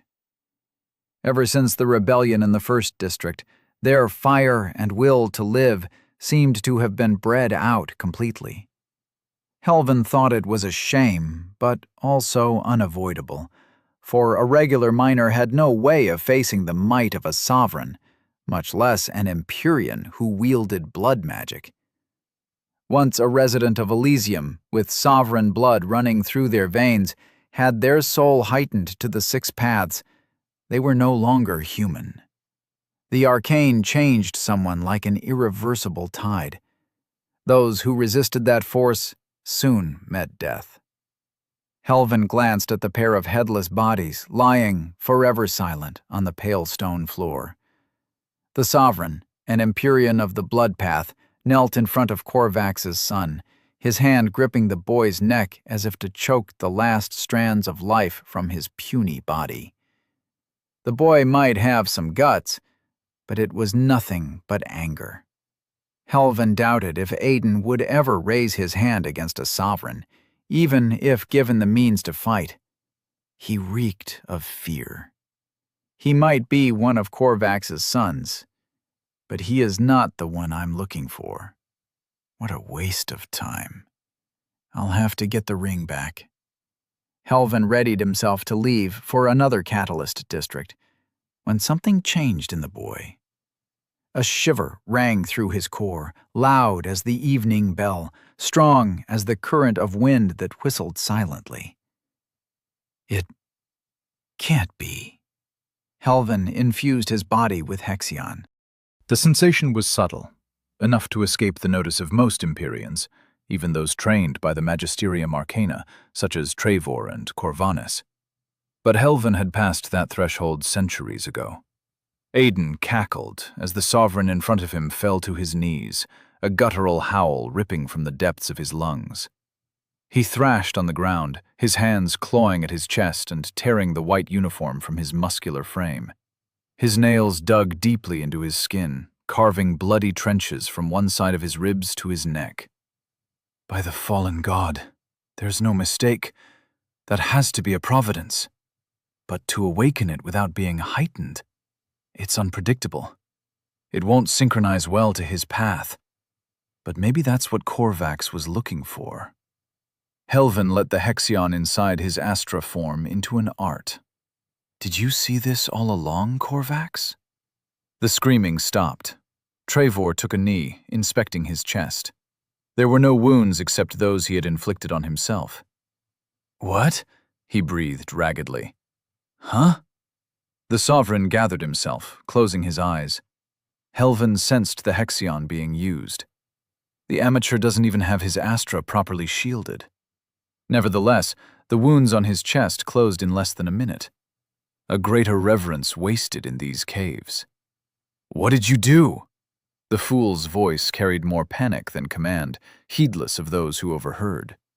Aiden had long since lost consciousness. Answer me, ratling! Trevor kicked Aiden's limp body. Forget it, Trevor. We'll know after the evoker arrives. Corvanus watched the boy with wary eyes. Red mist congealed into Trevor's hand, shaping itself into a curved blade made of blood. The blade descended toward Aiden's exposed neck with the speed of an arrow in flight, trailing a red blur that cut the air in an inaudible whistle. Chronos' domain unfolded from within Helvin's Astra, the core of his power, as the art slowed the natural flow of time to a crawl. The blade froze mid-strike. Everything stopped. Pain almost made the elderly sovereign release the technique. It was too soon after his incurred wounds. But he had no other choice. Years ago, the two sovereigns standing on the dais would have posed no more threat to him than minors. Oh, time erodes all things. Now, were he to fight them, Helvin suspected he would lose. Helvin walked through the crowd in quick strides, careful not to touch anyone, lest the burden of his Chronos domain would become too much to bear. With a single leap, he landed on the dais in front of the boy, breaking the chains restraining Aiden with his bare hands. Thank the fallen god you're unconscious, boy. Helvin threw the blood-soaked child over his shoulder, sighing in relief as the boy's dormant will did not conflict with Chronos domain's influence. Without another thought, Helvin mustered all his strength and ran. His art was on the brink of failing, and if he was still in sight when that happened, they would both die. Chapter 7. A Binding Vow. Aiden woke up. Not dead. Not yet. But where am I? Wherever he was, it was dark. No cracks in the walls allowed light through, which was uncommon in the district. Perhaps someone escorted him out to another place, maybe where the so-called evoker was to arrive. He hoped not. His unresponsive body was not reassuring, but that was a trade-off Aiden was willing to take. He was alive, after all. The lightless place he found himself in was warm, soft, peaceful, unlike his last moments. Maybe I'm dead, and this is the abyss, Aiden mused. He did not feel pain, which was not a good sign given the beating he had taken. It's not as bad as I thought. The sound of Overseer Trevor's screams had been sweet music to his ears before he lost consciousness. Aiden was about to touch the awareness in his mind, for the glowing texts were the only holders of information regarding the magic he had unleashed upon the Sovereign. Maybe it was a proof he still lived. You're awake! And still alive! An enthusiastic giggle approached from the darkness. I was a bit worried you wouldn't make it, truth be told. Ah! Aiden tried to get up, urging his body to run. They got me, Abyss. He felt the dormant magic in his mind, touching it as if it were a limb. Empty. He knew he could not unleash the same attack again unless its reserves were full once more. Hey, shh! A hand brushed against his forehead. You're safe now, Aiden. It was a woman's voice. It did not belong to Trevor or Corvanus. The evoker. It had to be. Damn it. Aiden let the awareness unfold in front of his eyes. He needed to understand the magic he now wielded if he wanted a chance at surviving. Draven von Astreus. Dyad vessel. Corruption. Lesser. Path. None. Dyad vessel. He focused on the words, witnessing as they rearranged themselves into a unique pattern that expanded in front of his eyes. Dyad vessel. Corruption. Lesser. Release on thy enemies all the suffering unleashed upon thyself. Aiden recalled the fleeting memories of how the Providence worked, associating it with the glowing runes that confirmed his gut feeling. I can't use it. Not now. It needs to... I need to get hurt first. It seemed even magic had limitations, for it also needed time to recover after each use. But it can still absorb. The more he thought about it, the more the magic workings resembled a bucket, one that, oddly enough, stored pain rather than water. Aiden could only use the bucket if it contained something. Light blinded him suddenly. Aiden blinked away tears as his eyes adjusted to the newfound brightness. The silhouette of a massive woman sitting beside him was the first thing he saw. Sorry, a little warning might have been better, the woman chuckled. Oh well, a bit of temporary blindness is the least of your problems anyway. Another sovereign. Unsurprising. She wanted information about the Beyond and the rune book, though her nonchalance made him question that thought. Who are you? Aiden still could not move, but his mouth worked just fine. I'm not dead. Yet. I'll die before giving up anything. You took the beating of a lifetime, or so I'm told. She ignored the question. All right, I'm sensing a little tension between us, Aiden. The woman laughed, her eyes shifting from him to the wall. I wasn't really expecting you to give a hooray or anything, she harumphed, standing up to tower over Aiden. A little thank you wouldn't hurt, though. Maker's blessing, Myra, you saved my life? Thank you. Thank you so much. My body doesn't hurt, even though a couple of sovereigns nearly beat me to death. Thank you, Myra. You're the best. Aiden's mouth dropped open. What? Enough, Myra. It's good that his trust doesn't come easy. Someone else spoke. We meet again, boy. Aiden's eyes darted to the other side of the room. A wrinkled, white-haired, decrepit old man rested against the wall with arms crossed. The sovereign from the Beyond. He approached Aiden, but his white hair and aged skin did nothing to mask the presence pressure he emitted. It was hard to describe, but the look on his face and the certainty of his steps put Aiden on guard. There's much to explain and little time to answer questions, the elderly man said, frowning. This is you. He held a mirror facing Aiden. A disfigured creature lay on the bed, a proper bed, not one made of rags. Aiden closed his eyes, trying to run from the reality, from what remained of his broken body. It did him no good. With a trembling sigh, he opened his eyes again and stared back at his reflection. Aiden lay broken in the comfort he once dreamed of, his lips slipping open to the side, exposing countless missing teeth. A deep cut ran down his chest, twisted trails spreading from it like roots. It's me. Rather than despair, Aiden only felt fury. Tell me, boy, are you heightened? The old man asked. I'm a what? Aiden stuttered, confused. No clue what kind of nonsense you're crapping out through your mouth, you sovereign piece of shit, he snapped at the elder. This situation was the old sovereign's fault. None of it would have happened if the gate had remained shut. None of it. Aiden did not know who the man was, but he already hated him with every ounce of his being. His family, however, was more important than hatred, and he needed to find a way to find them. He's not lying, Gramps, Myra nodded. The sovereign looked unconvinced, but chose not to press it. If I'm alive, it's because you need me, Aiden broke the silence. The sovereign needed him, so his best chance of saving his family was to find out whatever he could about his situation. My family. You said they were in danger. Yes, they will die in a year or so, the elder nodded. What? The shackles holding his body dormant snapped as Aiden stood up and grabbed him by the arm. Say that again. Ah! Myra took a step back, blood seeping from the corners of her mouth. Use your providence on me, and I'll cut off that arm, the sovereign said.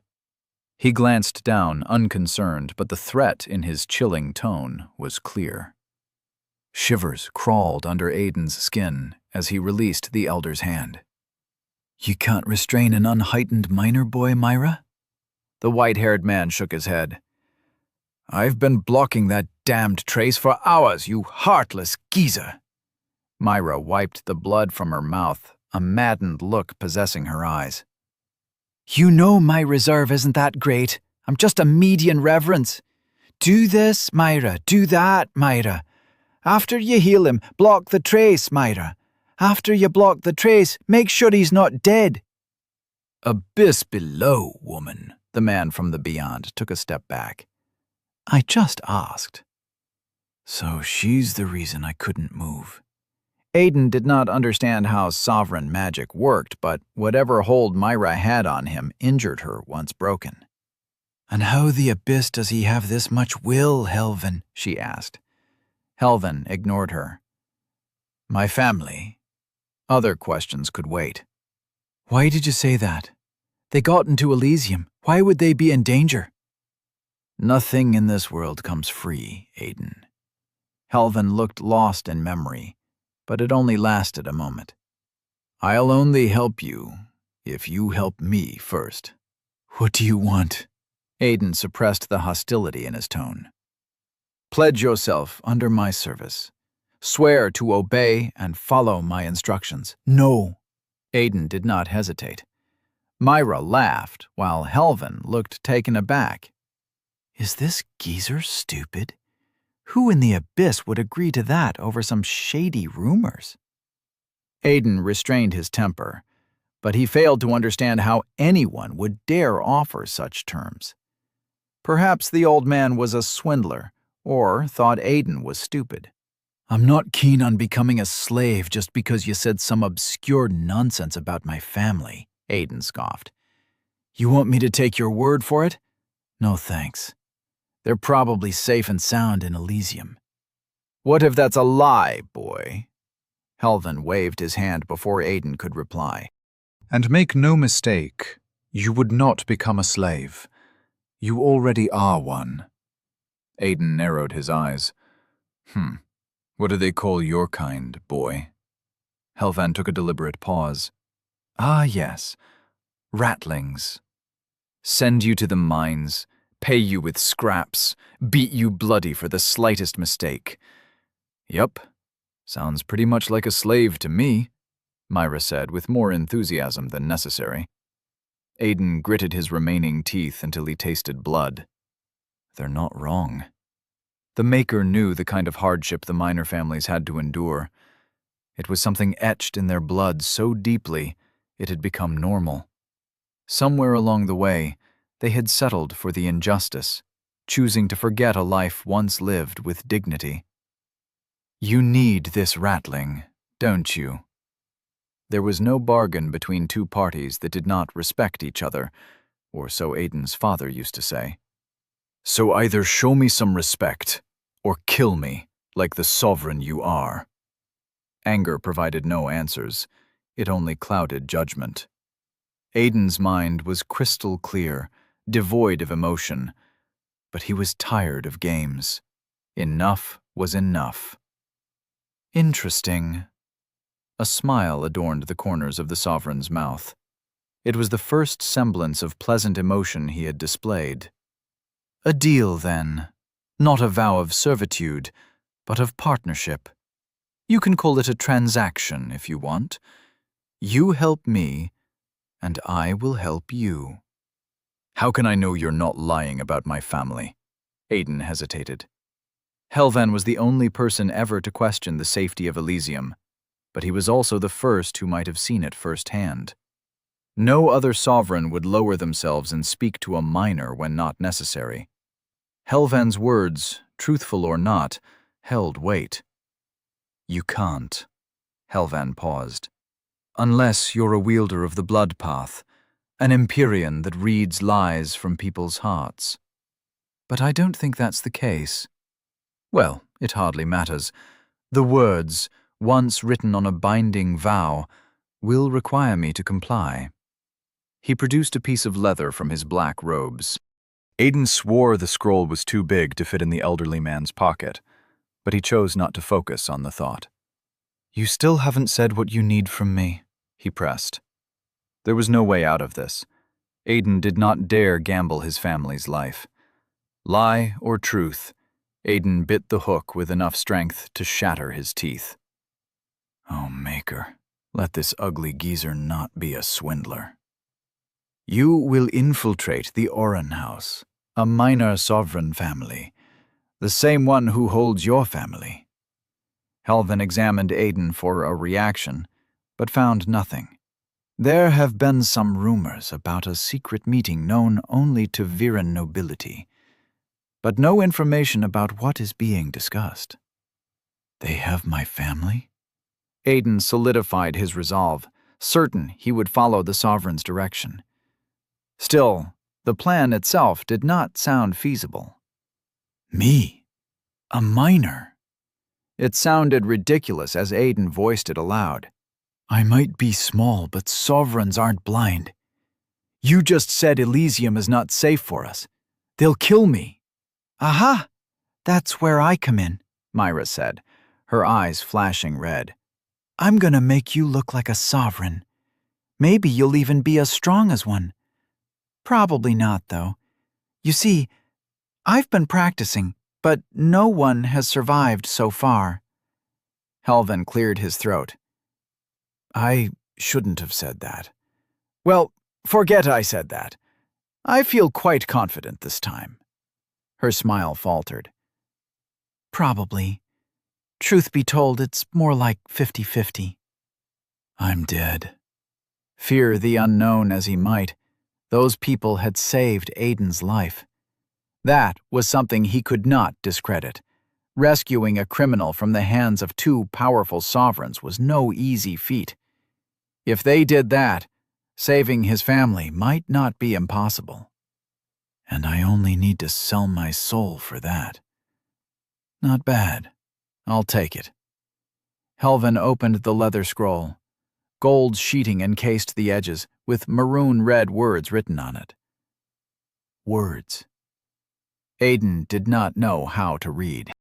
I, Helvan Karamonder, vow to assist Aiden Greystone in locating and rescuing his family, should there be a risk to their lives in the coming period of 1 year. In return, Aiden Greystone will assist me by infiltrating the Viren nobility to gather information about their meetings. The Sovereign extended the scroll to Aiden. All you need to do is say your full name and that you agree to these terms. That won't work, Aiden shook his head. Abyss take me, he is a swindler. You think I'm stupid? You put a time on saving my family, but not on me helping you out? Helvan frowned, but did not retort. Instead, he tapped a finger on the page, and the words disappeared. Set your terms then, boy. Just say them out loud while holding the contract. You don't need to know how to read. The scroll felt warm in Aiden's hands. It throbbed, pulsating with a rhythm, a heartbeat. But Aiden dismissed the oddity. He was dealing with sovereign magic. Attempting to understand it was not the right choice. He doubted anyone could understand it. He's giving me the power to set terms. Is he stupid? Still, Aiden abandoned the idea of trying to get the better of Helvin, or to swindle him to a disproportional deal. It was foolish even for him. Organizing his thoughts, making sure to eliminate any loopholes on his end, Aiden spoke. Aiden Greystone, swear to infiltrate the Oren house, was it? Helvin nodded. And gather information about what they're up to for 1 year. In return, what was it again? Helvin Salamander? Karamonder, the Sovereign snarled. Salamander. Myra burst into laughter, holding her stomach while pointing at the old man. In return, Helvin Karamonder will help me save my family from whatever threatens their lives for 1 year. It was a stretch. Not only did the terms force Helvin to rescue, but also to protect them for 1 year. But Aiden had to try. The ink appeared on the contract, coalescing into unintelligible little characters that made no sense. He had a feeling they were truthful, but it was either that or another elaborate scam. Whatever threatens their lives, Helvin hummed. Your father must have been busy teaching you to take advantage of others. Like fraudster father, like son. What about gathering information? You're not bad yourself. Probably taught the profession to my great-grandfather or something. Aiden scoffed. Helvin drew a dagger from one of his sleeves in a swift motion. Aiden's eyes widened. It's a joke! Instead of plunging the weapon into his exposed chest, the Sovereign used it to cut the tip of his finger. The bloody thumb made contact with the scroll, leaving a red fingerprint on it. Soon, Aiden's bloody print left its mark on the leather. Ugh, you should probably put that thing away. Myra promptly stepped away. What are you? The scroll caught fire suddenly. The heat burned Aiden's eyebrows. With a yell, he threw the thing on the ground, where it turned to nothing but ashes in moments. A thick cloud of black smoke twisted in the air as if alive. It divided into 2 portions, one shooting toward Aiden and the other toward Helvin. Aiden ducked away with a yell, falling out of the bed, but the smoke followed. It entered his nostrils with a rancid smell of burnt flesh that brought tears to his eyes. He coughed, trying to expel it from his lungs. Something changed inside of him. A compulsion, a foreign will. Deep within his soul, a contract now required him to go to the Oren house, wherever that was, infiltrate their midst, gather information. It was a silent voice that never stopped talking, compelling him to take steps toward that path. The witnesses of the beyond welcome you, Aiden. Helvin nodded, seemingly unfazed by the smoke that entered his throat. Rest well tonight, for tomorrow you die, so a new sovereign is born. Chapter 8. The Birth of a Sovereign. Whatever had kept the pain at bay had vanished alongside Myra. Sleep eluded Aiden as the pain wrestled him awake every time his eyelids dared to close. He was unsure if that was a blessing or a curse. The hurt fueled Dyad Vessel, constantly supplying its torturous reserves, but the lack of sleep took its toll. Aiden slept on his side, his back sensitive to even the slightest touch. It surprised him what an exhausted mind could overpower. Torn flesh, broken bones, loneliness. Someone visited him in the night, and they took the pain when they left. Thank the Maker. Aiden remembered seeing shoulder-length red hair shining like embers in a fire, but that might have been a trick of his tired mind. When the darkness came again, he welcomed it. Aiden woke up, confused. The ceiling differed from before, white instead of pale gray. The bed was no longer warm and comfortable, but a frigid, metallic frame, binding his arms, legs, torso, and neck, and he could not move. His restraints trapped him. "What the abyss?" Aiden shouted, as he realized his clothes were also gone. Panic carved a bottomless pit into his empty stomach as his mind imagined the worst possible things that could happen. "Fuck this." Aiden mustered all the strength in his body to break free, ignoring the blood that gushed from the reopened wounds, but failed to break free. "Shh, it's all right," Myra whispered above. "We're just about to get you all disguised for the, you know, infiltration stuff. Make you a sovereign, remember?" 4 people murmured to the side, all wearing white robes with masks that covered their faces. Aiden felt the displeasure in their frowns, but that was the least of his concerns. "All right, yeah," he shivered. "Who are those guys?" "Don't worry about them. They are just here to help me," she said, while putting on gloves. "Our Reverence's reserve is, well, not great, so I'm gonna need some help to make sure you don't end up dying." It was the second time she mentioned the dire consequences of failure. Maker's mercy, what did I get myself into? Aiden wanted to run, but it was too late for that. They're bound by vows to forget all about this procedure. Once their jobs are done, we'll never see them again. Myra hesitated, her hand hovering above Aiden's chest. "Helves told me about your ability. Can you not do that to me?" After a brief hesitation, Aiden nodded. Hurting the person who held the key to his chains was not wise. Myra shoved a large piece of leather in his mouth. "Bite on this."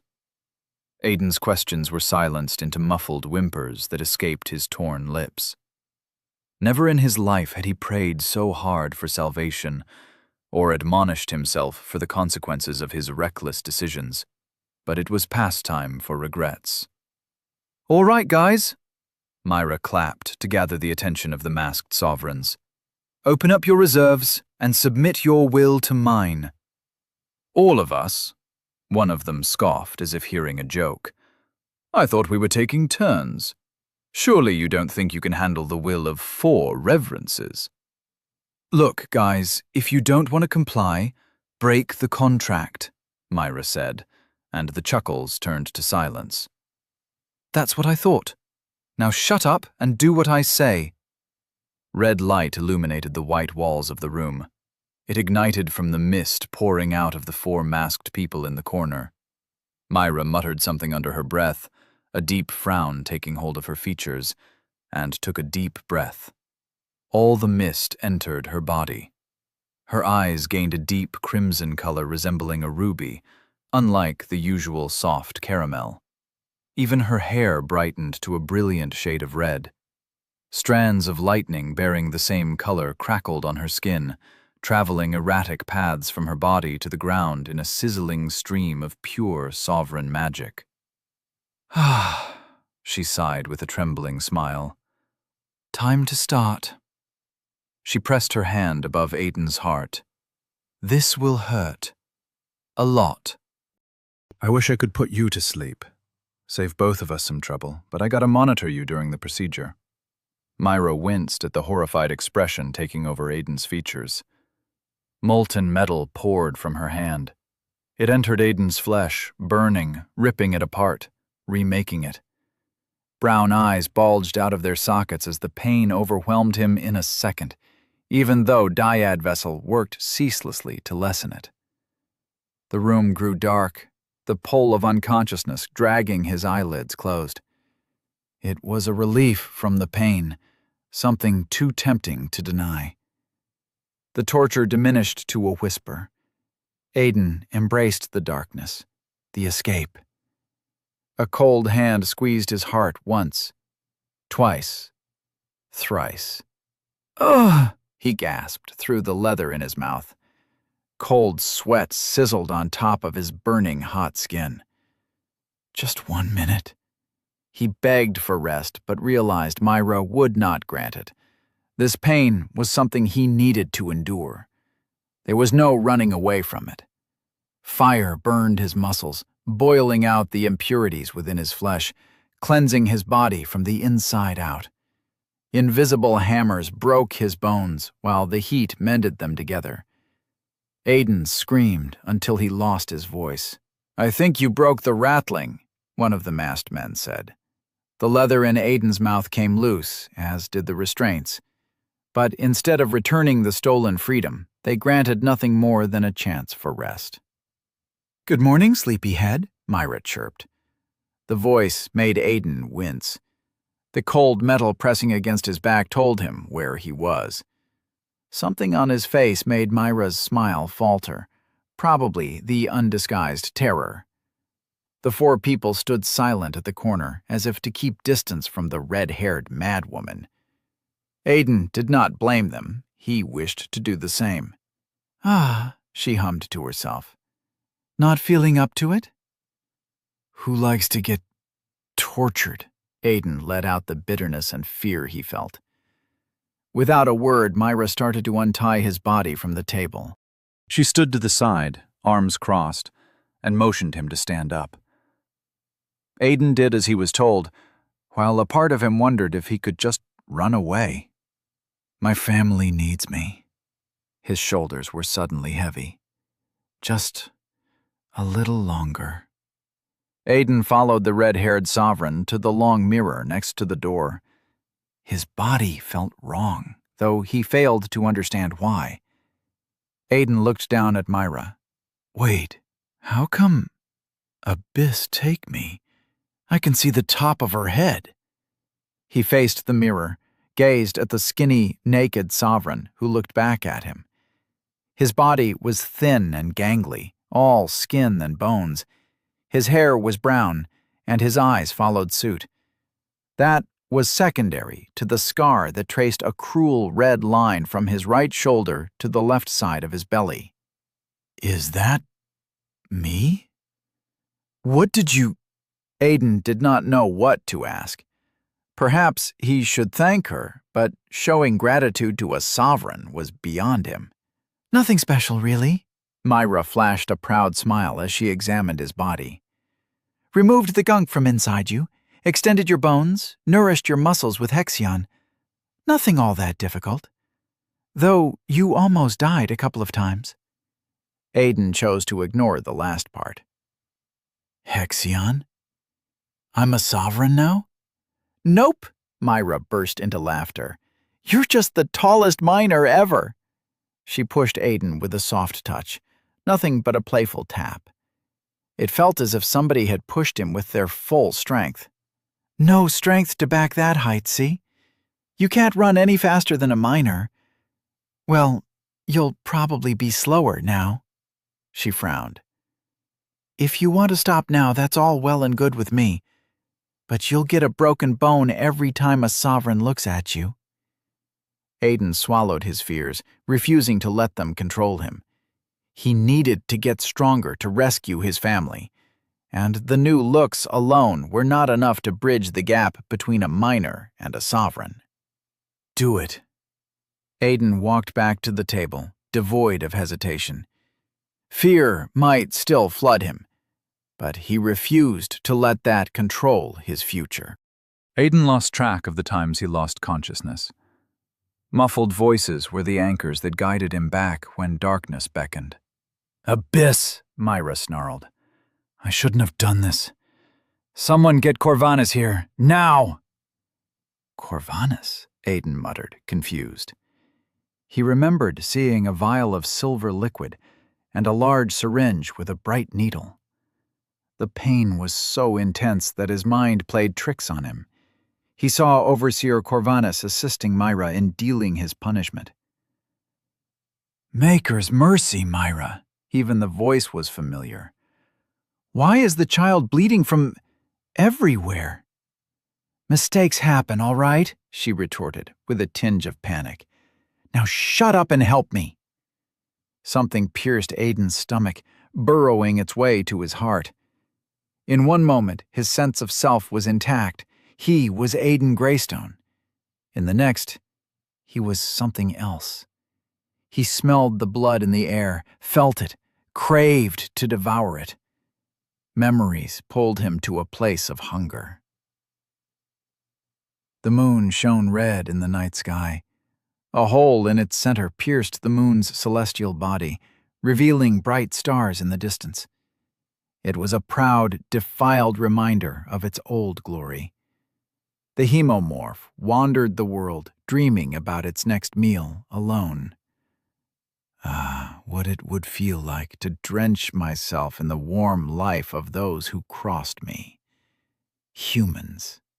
But the actions of its brethren and the Shavitri had all but extinguished the last remnants of the people that once called this place home. The foolish ones who dared to open the rifts were long gone, while the remaining ones had been wised up by the death of their ancestors. Hard to find. Decades had passed since he last saw a human, but he did not stop hoping. A wave of Hexion passed through the hemomorph, a presence. Who dares? As long as it did not belong to a Shavitri, the creature did not need to fear it. This was his territory. He would find the insolent cur and make them pay for their intrusion. Ah, it's good that you were so close. A voice spoke from behind the hemomorph, sending shivers straight down its spine. Saves me the trouble. Now, friend, kindly hand me your core.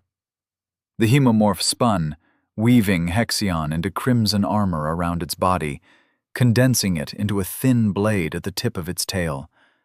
Its presence unfolded into the world, but it might not have bothered. A raven-haired man had sprouted out of nowhere, his eyes black as the obelisk. The hemomorph might once have cheered for his luck, but age had made him no longer a fool. For a human to face him meant one thing.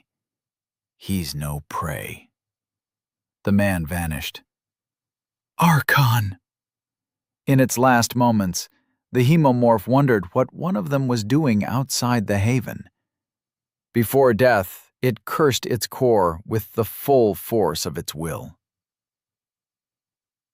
Aiden let out a gasp. What kind of dream was that? Its details, the sheer lucidity, made it seem like a memory. But that can't be right. There had been no ceiling above his head, only something called the sky. Instead of the torch, a broken sphere called the moon hung above the living like a broken remnant. There were so many questions, but no one to answer them. No one except Helvan. Aiden stared at the ceiling. Dull gray, musty stone. The usual. The room was devoid of windows and doors, but it was still bright. Shadowless bright. It was small compared to his previous bedroom, but the bed was just as comfortable, if smaller. Wait. No doors? How am I getting out? How did I get here? Deep claw marks tore the walls as if a rabid animal had vented all its pent-up hatred on the unfeeling stone. Aiden started to sweat. He looked from side to side but found no trace of danger. He was alone in the plain stone confines. Myra? Aiden hesitated. Helvan! No one replied. No one came. There was only silence. Dyad vessel revolved in his mind like a sphere, its capacity filled to the brim, a testament to what Aiden had gone through. After everything they did, he deserved at least someone to answer his questions. The lack of respect was infuriating, but it was nothing a miner was not used to. Helvan! Aiden punched the wall, and the stone caved under his fist. Abyss, take me. He looked at his hand, unscathed, no pain. He punched the wall again. The stone crumbled under the strength of the blow. What kind of power is this? Good to see you made it back. Helvan appeared out of nowhere, striking a dreaded resemblance to the memory Aiden had just lived through. "Is this how you treat a partner?" Aiden snapped at the elderly man. "I never left. You're the one that left me here." "You really don't remember?" Helvan sighed, ruminating on his next words. "You've been here for a month, Aiden." The ground might as well have fallen from under Aiden's feet. The words left Helvan's lips, but their meaning took a few moments to sink in. Looking around the room, he once again saw the claw marks, and the realization made him shiver. I did that. The hemomorph did that. He had no proof, yet he knew the creature was one with him now.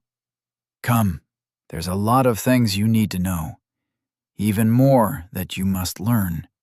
Helvan winced, looking around the room as if searching for where Aiden was. "But that can wait. Unlike you, I can't see in the dark." Chapter 9. Catalyst. District 99. Realization fell over Aiden like a bucket of cold water. He did not know if the truth should terrify or amaze him. A lot of questions remained unanswered, but in front of him was a man who held the answers, who knew the truth, unpleasant as it might be. Aiden took his hand. The world shivered for an instant, then changed. The musty, ravaged walls and a decorated office replaced the suffocating prison cell he had woken up in. An amber wooden desk, polished to a shining luster. A similar set of chairs, one in front of the desk, the other behind it. A globe of yellow light hung from the ceiling, nothing but a small mockery of the torch, its soothing brilliance providing color to the world. A painting, confusing in its swirl of colors and symbols, depicted a battle between a white-furred humanoid creature and a black-haired swordsman. But none of that caught Aiden's attention more than the bookshelf to the side. So many. Books of all shapes and sizes, bound in leather, some even wrapped in metal. They called to the curiosity he had been born with, promising answers to questions he never thought to ask. "Have a seat," Helvan motioned to the chair. He fixed him with an impassive face, his eyes examining something only he was aware of. The silence in the room was chilling.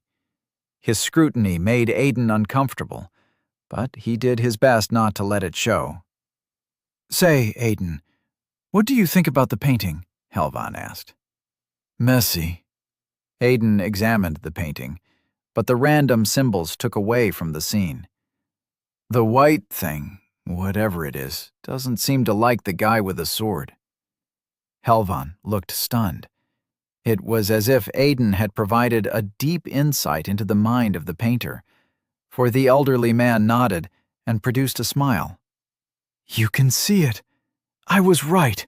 I knew it," the old man muttered. "I mean, they look like they're about to kill each other." Aiden frowned at the reaction. It did not fit Helvan's attitude, not as far as he knew him. What's so shocking about that? What? Helvan looked back at the painting, but quickly turned away with a sickly frown. "Ah, yes. A conversation for another time, Aiden. That's not what you want to know, is it?" Aiden swallowed the dry lump in his throat. "No. My family. You said they're in danger. But Elysium is supposed to be a paradise where you can eat your fill, sleep in actual beds, that sort of thing. Why are they in danger?" "All true," Helvan said with a nod. "If you are born sovereign." "But," Helvan silenced him with a raised finger. "What do you think a catalyst district is, Aiden?" He continued to speak without pause. "It's a factory. Common knowledge, right? But what does it produce?" "Coal," Aiden said with a frown. "Wrong." Helvan pointed up to the light sphere in the ceiling. That doesn't require fire or coal to feed its flame. Neither do most of the heat sources in Elysium. Coal was a straightforward material, at least in Aiden's eyes. The residents of the district mined it in the Gloom Caves. Some lucky few were even granted a portion of it, depending on their performance. It was something essential for their daily lives, for one could not start a fire without it. It was a constant reminder of their dependency, an incentive to wake up every day and perform grueling work. Yet the overseers restricted those of insufficient age from going to the mines. That made little sense, even though it was essential. Even when authorities harshly punished adults who failed to meet their quota. Even when mining that single resource was the purpose of their existence. Purpose. Aiden shivered at the thought. They never needed the coal. People.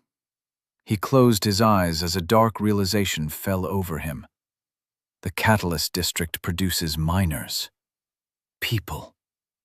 And they harvest us during Ascension Day. That's why they don't allow kids to mine. Can't have their products be damaged. The daunting truth in Aiden's words elicited no more than a dispassionate nod from Helvan. Why? Why do they need us? Aiden was forced to reconsider everything he once took for granted. I'm afraid I can't tell you, Helvan sighed. That's a load of shit. Abyss, man, you promised answers, Aiden snapped at him. Frustration made his grip tighten on the chair until the polished wood broke. Aiden paid it no mind. During heightening, every sovereign is forced into a binding vow. It's built on the very remnant that grants them access to the arcane. Impossible to avoid. A frown wrinkled his aged face further. Even if I could tell you, I'm afraid the knowledge would only harm you. A binding vow? That's just convenient. All those who know are forced to keep the secret. The rest all assume miners are brought as servants. Nobody even questions that. Helvan shook his head at Aiden's indignation. Why should they? No one in Elysium cares about what happens down here. Aiden heaved a sigh. Helvan was right. Every miner knew none of the sovereigns bothered to do more than what duty required of them. As long as a miner did not make their tasks harder, it was not unheard of for the overseers to stay at their towers for months.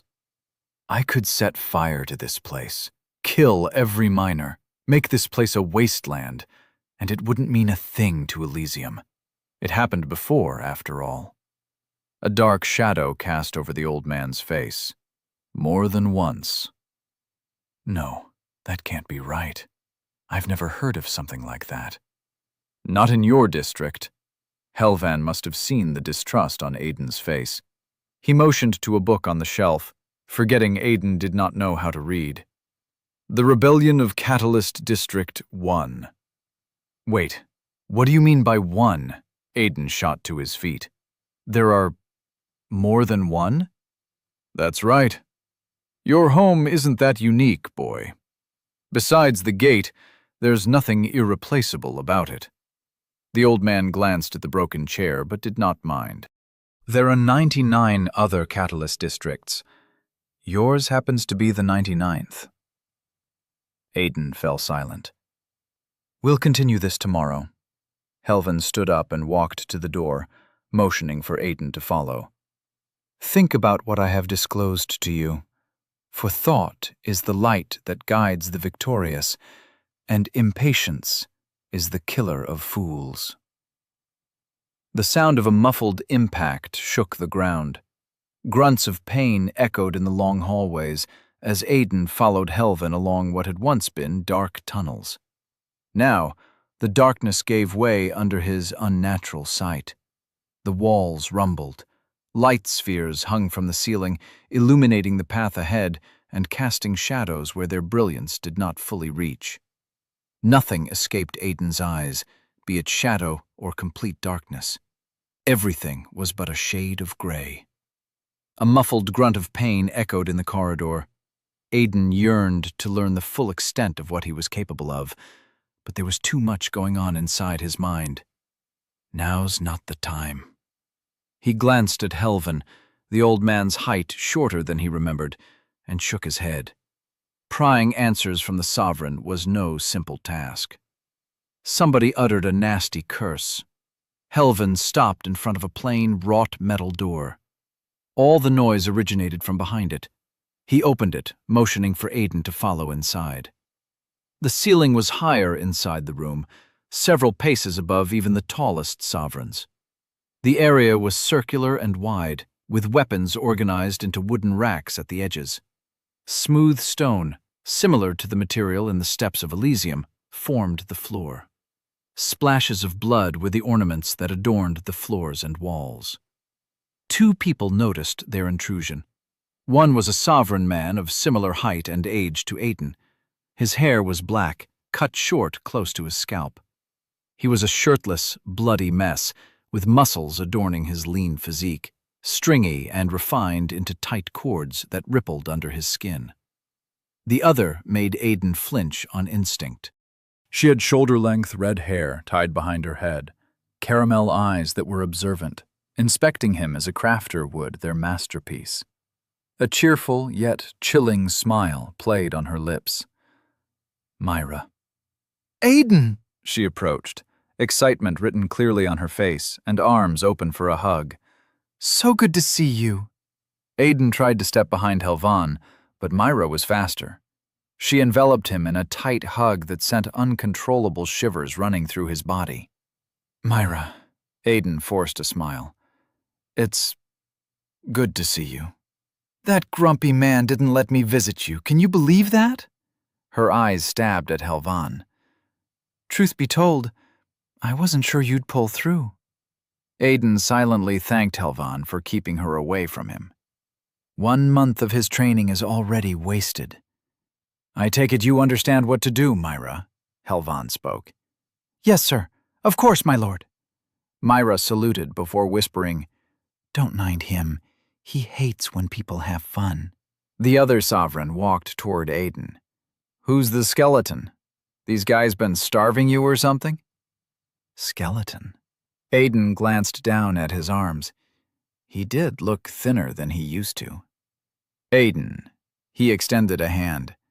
The other sovereign, to his surprise, shook the hand without disgust. Name's Finn. You could say I'm the boss around these parts. Finn is a recruit, same as you, Aiden. Helvan shot him a glare. Though his training has started before yours. They're all yours, Myra. I have better things to do. Helvan departed, leaving only Aiden, Finn, and Myra in the room. Myra, do this. Myra, do that. She mocked Helvan's rasping voice. I swear, ever since he came back as an old man, he's been all bossy and bitter. Came back as an old man? Aiden exchanged a glance with Finn, but the other man shrugged. This woman is not right in the head. Anyway, boys, there's a lot for you to learn. Myra clapped to get their attention. Especially you, Aiden, but we'll get through that. Etiquette. How to not get your ass handed to you. How to go about without getting caught. That sort of thing. But let's start with the easy part. Fighting! A maniacal grin overtook her features. Finn, you will spar against Aiden. I just want to know what he's capable of, so don't play around breaking any bones or causing any injury I'll need to heal. Got it? Might be better to give him something to eat first, Finn said, throwing a concerned glance at Aiden. I'm not hungry. Wait, that's weird. It had been a month since he last ate anything, unless Helvan had fed him while he had not been himself. Aiden was certain that was the case, for the alternative was far too bizarre to consider. Really? That's odd. The old man didn't feed you anything, Myra said, shattering Aiden's hopes. Finn moved as Myra spoke. He pivoted his body forward, fist cutting through the air in a blur of explosive movement, and shot a straight punch at Aiden's gut. Air rushed out from his lungs as he doubled over and dry-heaved onto the floor, another indication of an empty stomach. What The abyss, he coughed. Wake up, skeleton boy. The fight started the moment she said so. Finn turned his back in clear provocation. Come on! This can't be all that you got. The short-haired sovereign smirked and beckoned Aiden with one hand behind his back. A challenge. A mockery. Underhanded bastard. Aiden had never been in any fights, only one-sided beatings that ended up with him on the floor. But this time, he yearned to be the one to teach a lesson. Closing his fist, Aiden raised his guard and shortened the distance with measured caution. Finn raised an eyebrow and relaxed his shoulders. His arm twitched as he threw another punch at Aiden's face. Aiden rolled to the side. I saw that coming. Something struck him in the belly.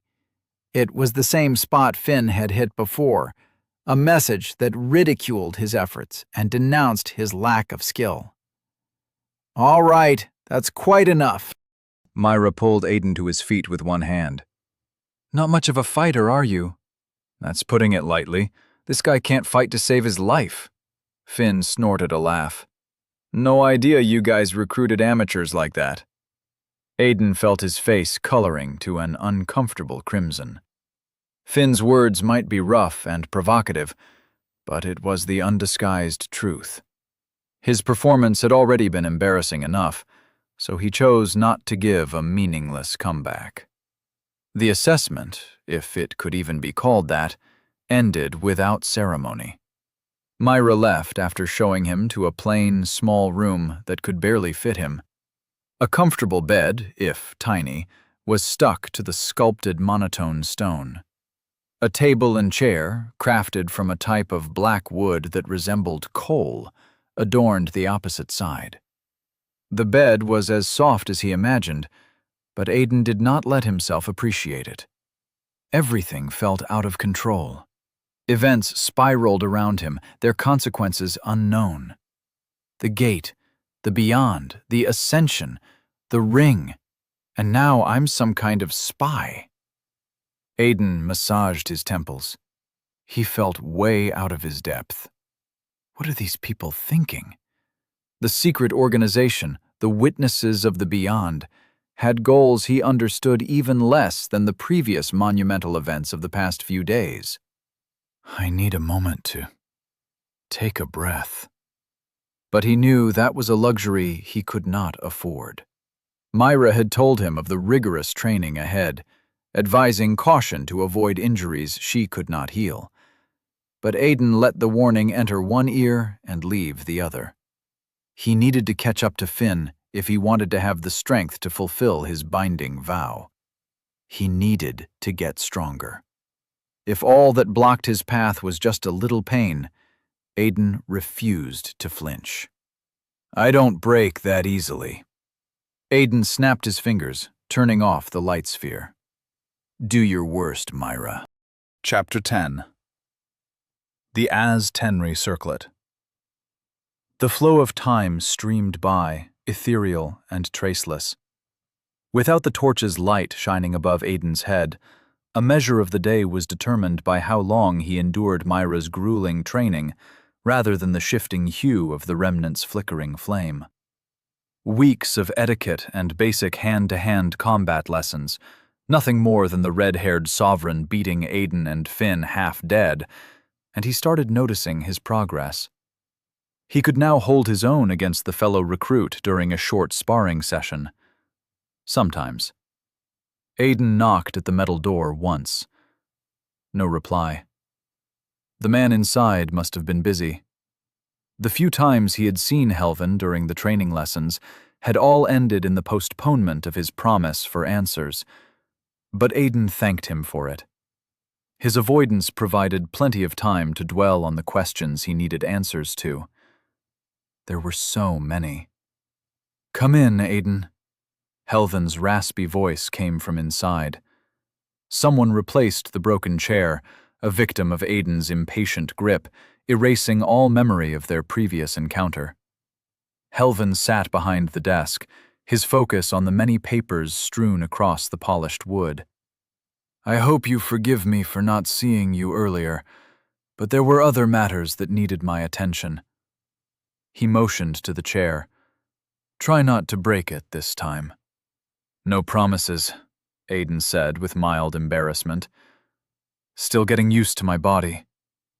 Myra tells me you're making significant progress, Helvin said, flipping through a stack of papers and picking one up.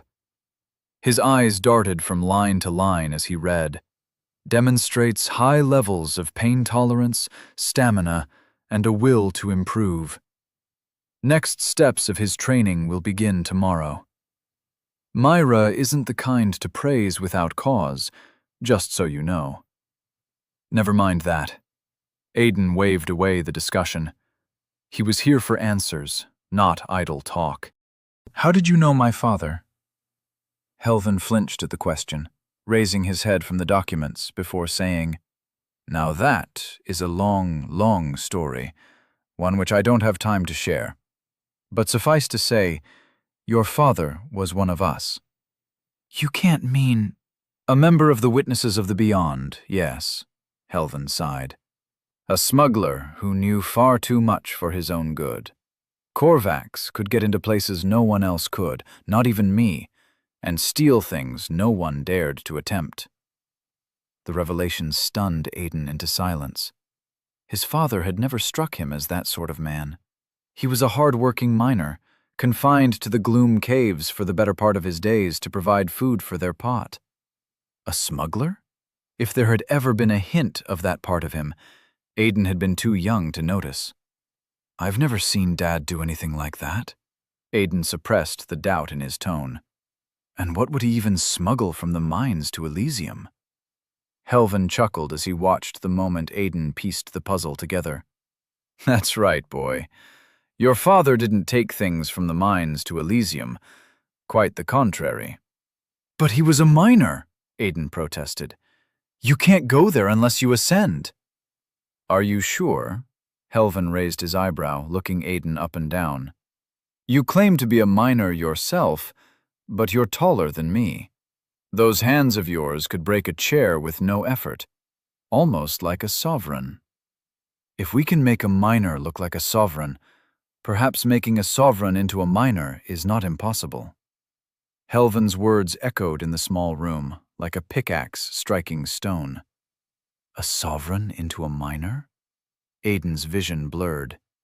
Dad was a sovereign. All along? Korvax, or Will, was the successor to the Astreus house, and a dreamer without equal. With each word Helvin uttered, Aiden's world crumbled further. That ring you've got? It was one of his cargoes. What got him killed? That makes me... No! Refuse the reality as he might, there was no outrunning the truth. The blood of sovereigns ran through his veins. I'm half sovereign. The reason I didn't get selected at the Ascension. But what about Dan? Aiden grabbed at the contradiction like it was his lifeline. He was chosen, and he's my brother. Sovereign blood ran thin in his veins, unlike yours. Helvin sighed, considering what to tell him. The torch's light shines only on those whose affinity to Hexion is poor. You are the exception. That is all there is to it. Aiden wanted to flee the room, but the same curiosity that had prevented him from turning tail and running when the gate opened now urged him to stay. Hexion. The breath of the arcane. The fuel that ignites the magic wielded by sovereigns. Helvin paused, throwing a deliberate look at Aiden. It is the same energy that powers the runic remnants. Like that black ring. Aiden remembered the old man referring to his providence the day he was rescued. What in the abyss is that thing? It's an Az-Tenri circlet, a soul-bound item forged in the age of fallen gods with the sole purpose of enhancing the power of an Empyrean. Sovereigns heightened by the arcane. The tone of his words became puzzled. You're not supposed to have unlocked a providence without undergoing heightening. The ring had activated the moment it entered his finger, without so much as expressed permission. But the providence only emerged after his unfortunate capture at the hands of Travor and Corvanis. Can you teach me? No, I won't teach you how to use your providence. It can cause more harm than good. You haven't even tried to learn by yourself, Aiden. Know that some answers are only retained through experience. He's right.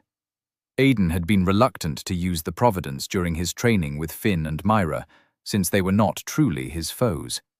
But that did not excuse him from never trying to figure out the workings of his power. Deep down, Aiden was afraid of it.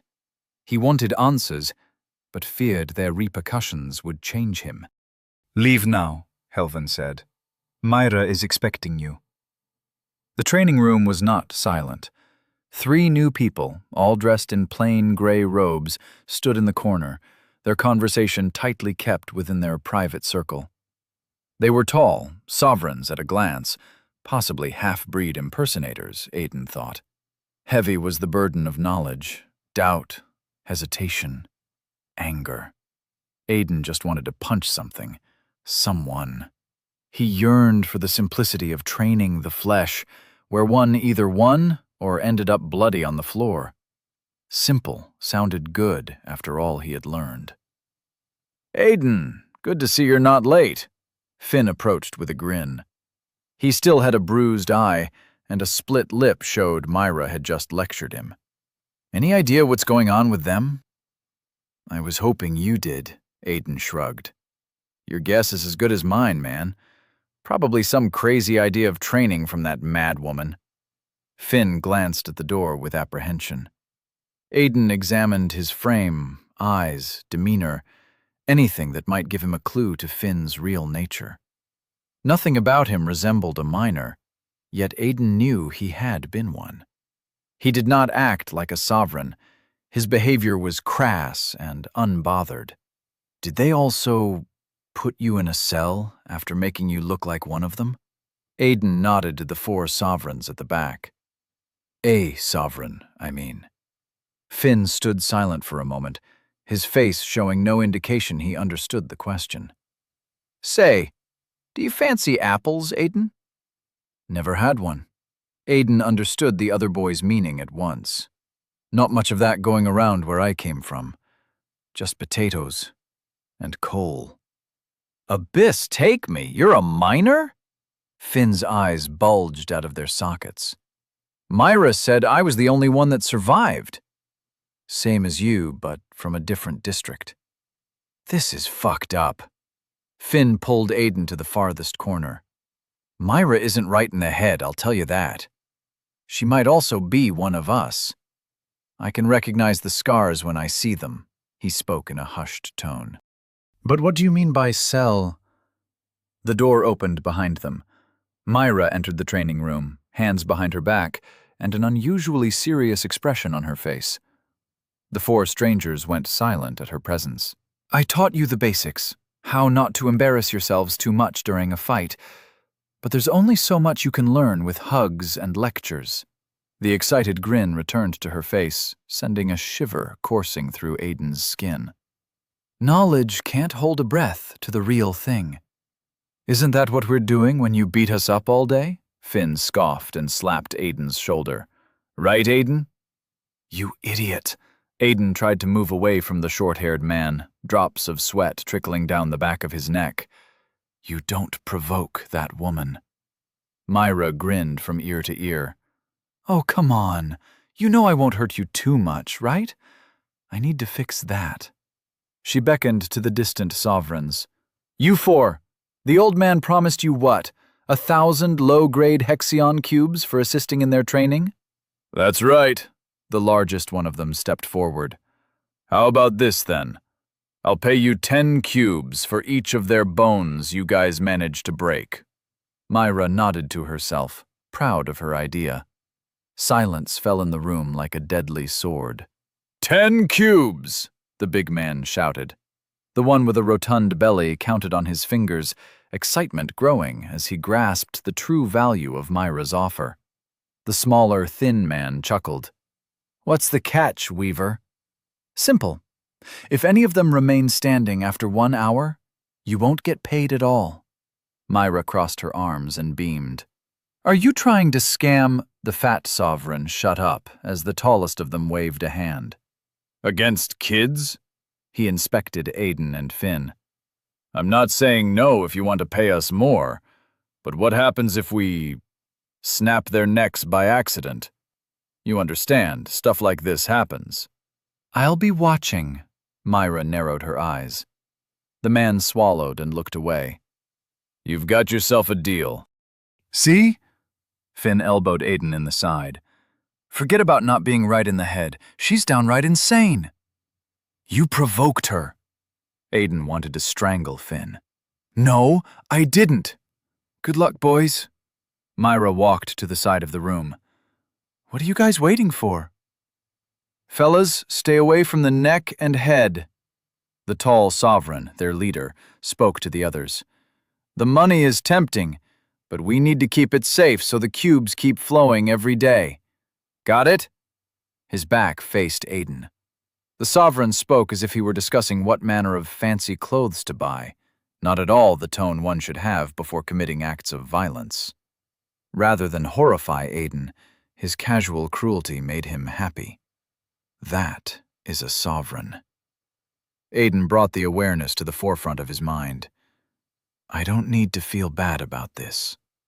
Whatever blood flowed in his veins, sovereign or minor, it did not determine the kind of person he was. An inheritance paled to the familial bonds and companionship he had developed with his family and the people in the mines. Never again. Aiden was done letting this kind of person trample over him.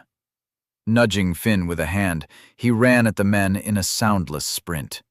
Finn tackled the speaker to the ground, his fist crashing into the man's face until his blood joined the dried spots on the stone. Aiden jumped mid-sprint, sending a flying kick straight into the chest of the thin sovereign, who fell to the ground wheezing for breath. The fat one turned in alarm, ready to rush to his companion's aid. Aiden met him with a fist to the gut, planting his knee on the man's face as he doubled over. 2 down. Something crashed against his ribs. A boot smacked him in the face. You fucker! A flurry of kicks to his ribs followed an angry shout. Get up, Aiden! A pained growl cut Finn's voice short. Aiden witnessed the thin man getting to his feet and tackling Finn to the ground. The tall one recovered moments later, joining his companion in beating up the stunned kid. They forgot all their talk about avoiding the neck and skull and the howls of rage that echoed amidst the bloody stone. Enough! He caught the pudgy man by the leg, bringing him down with a punch to the groin. The sovereign's howl drew the attention of his friends, who abandoned Finn's unconscious body. Aiden had no time to be concerned. A punch broke his nose. Another one burst the air out of his lungs. If he did not finish his fight now, there would be no chance of escaping. He called upon the power that hibernated in his mind, commanding it to unleash its reserves on the man on top of him. Dyad Vessel obliged. Its capacity was drained in an instant. The pudgy man collapsed to the ground with a soul-piercing roar. The smell of piss filled Aiden's nostrils as his attacker shook uncontrollably on the ground, foam bubbling from his mouth, hand scratching at his chest. He went still with a last whimper. The Providence resumed absorbing the pain that rained down on Aiden. The multiple cuts, broken bones, and bruises that had once drowned him in agony dwindled to a muffled noise in the background. Aiden stood up with a blood-stained grin on his face. The 2 remaining sovereign hesitated for a long moment after observing what happened to their companion. Good, as long as they fear. The men roared and charged at him in unison. Chaos ensued in the training room. 2 men piled on top of Aiden. He felt his arms snap under a powerful grip. Someone kicked him in the crotch. A flurry of punches hit his face. Shit! Aiden urged Dyad Vessel to act once more. Nothing. The Providence was dormant, recovering after its previous activation. I'm gonna die. Darkness encroached on his vision. Muted pain laced his body. A vengeful grip strangled the breath out of him. The call of the abyss was strong, and Aiden was too weak to avoid it. Chapter 11. Illusion of Morality. Weeks passed in a mixture of broken bones and spilled blood. Myra healed broken bones with the help of the other masked sovereign from the operation room, but some wounds not even her ethereal hand could mend, for they left scars too deep to perceive. Before he realized it, Aiden looked forward to every reading, writing, and etiquette lesson. It was a breath of fresh air amidst the daily violence. After countless attempts and groveling on the ground with broken bones after failed strategies, the secrets of Dyad Vessel unveiled under Aiden's relentless experimentation. No matter how much he tried, the Providence, if completely emptied, would not activate again for a day, but it never stopped gorging on the pain. It thrived on suffering. It grew after each use, becoming stronger, increasing its capacity. It was hard to notice at first, yet the progress became clearer as the days turned into weeks. Dyad Vessel was expanding. The Sovereign Trio had become hesitant to move against Aiden. None of them wanted to end up on the receiving end of his mysterious power. That gave him an advantage he was more than ready to grasp. "What's the matter, fatso?" Finn roared a provocation from the safety of Aiden's back. "You gonna shit yourself today? Wear a diaper for all our sakes, man." "Shut your mouth, you fucking brat," their leader, the tallest of the trio, silenced Fatso with a glare. None of them had ever introduced themselves, and Aiden saw no need for courtesy. They fought each other, and that was all he needed to know. Fatso, Skinny, and Boss, Finn had given them names of his own choice. The three spread out in a line, each man equidistant from the others, and began their encircling approach. It was nothing new. Aiden understood they would lose if the trio surrounded them, Dyad Vessel or not. If they remained on the defensive, defeat was assured. Aiden did not fancy the prospects of that. Without warning, he ran at Fatso. Finn followed behind in wordless synchrony. Pouncing at the man, Aiden threw a half-hearted punch at his face. Fatso stumbled back, eyes wide, his body inching away as if Aiden had the plague. He was not wrong. All it took was a single touch for the Providence to work. The first one to taste Dyad Vessel's fury would fall to the ground unconscious, which was nothing to be embarrassed about. A broken bone was excruciatingly painful by itself, but several broken bones singing their thundering tune all at once was more than most people could handle. Aiden sidestepped, moving away from Fatso as the man broke their formation in panic. He leaped at the most dangerous fighter, Boss. With a snarl, the Sovereign aimed a testing kick at Aiden's knee. Playing it safe, huh? He had figured out long ago how the ability worked. With a grunt, Aiden allowed the kick to strike true. Boss flinched in alarm, not expecting the blow to land. Too late.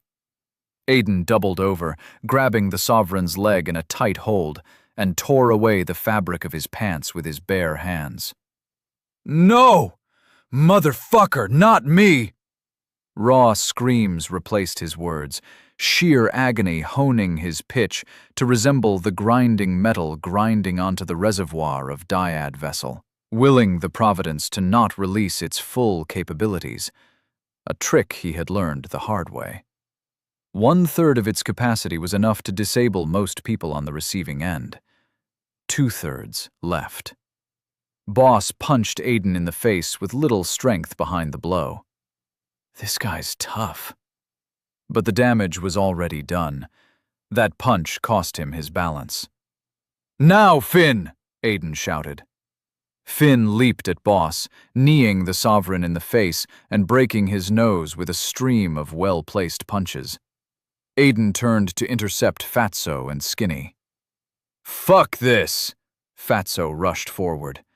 Aiden ducked under Fatso's punch with practiced motion, stepping forward and planting his elbow into the man's crotch. He grunted in pain, but didn't collapse. Aiden stepped back, taking care not to fully commit to a single attacker. Skinny rushed at Finn. Sneaky bastard. Aiden rolled away from Fatso and tackled Skinny to the ground. Something hit him in the back of his neck, a huge weight smashing him against the ground. Shit, how's Fatso this fast? He felt pinned under an insurmountable weight. "Ha ha ha! I got him, boss!" Fatso roared, raining down backhanded punches. I messed up. The plan's as good as shit now.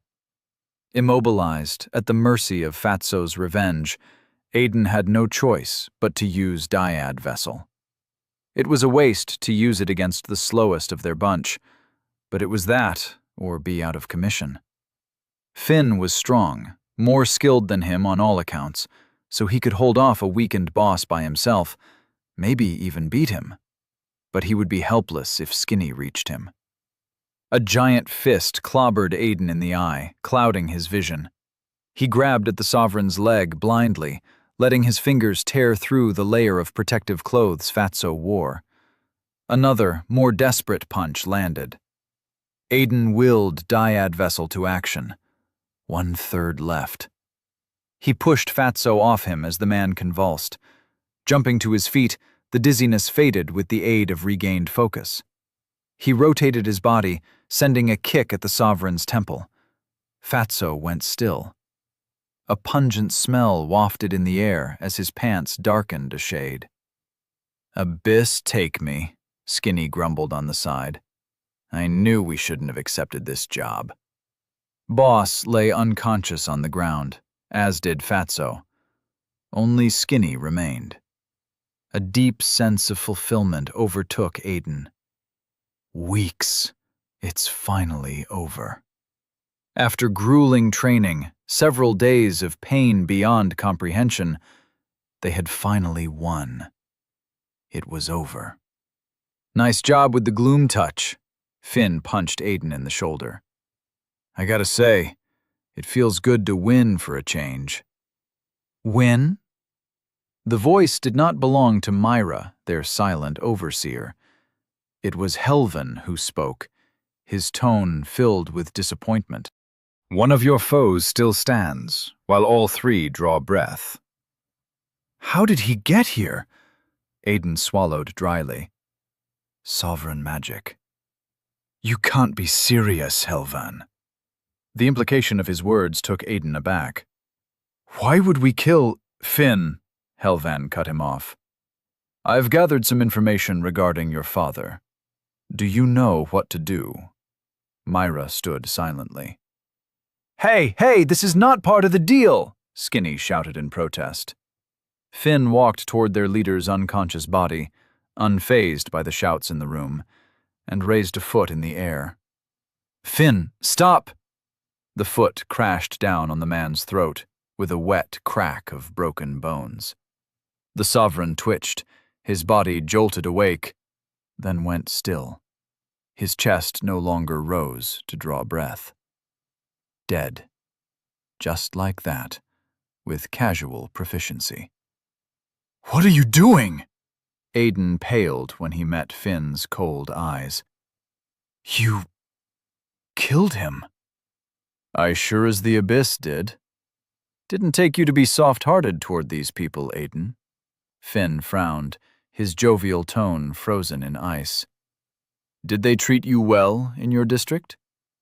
"I'm proud of you, an educated little ratling." Without waiting for a reply, he approached Fatso with deliberate steps. "It's kill or be killed, Aiden. I thought you knew this by now." His foot descended once again, killing the Sovereign instantly. "We can't." Aiden's words fell dead as someone held him in a chokehold. Who? He looked from side to side, trying to find the missing sovereign, to no avail. Finn crossed his arms, looking at him with expectancy. He said nothing, but words were no longer necessary. "Take one more step, and I'll kill the boy." Skinny's deafening shout spilled over Aiden's ear. "Very well." Helvan's calm sobriety overtook the man's despair. Relief filled Aiden as the elderly sovereign spoke. It was about time to put an end to the madness, to the unnecessary blood spilled in the training room. Aiden might hate the sovereigns, but he had never killed one of them. His new appearance might resemble theirs, and the strength he now wielded belonged to their kind. But he was not one of them. "Kill the boy, and I'll let you go," Helvan said, shattering Aiden's hopes. "Double the agreed payment added to what 3 have earned daily." The grip on his neck turned deadly. Aiden felt his neck pop as Skinny grunted in agreement. Fear jolted his body and mind awake like never before. The ridiculous idea of morality abandoned Aiden's thoughts. All that mattered was survival. He refused to die. It was kill or be killed. Dyad vessel unfolded into the world. The sovereign's grip on his neck loosened. A primal instinct overtook Aiden's body.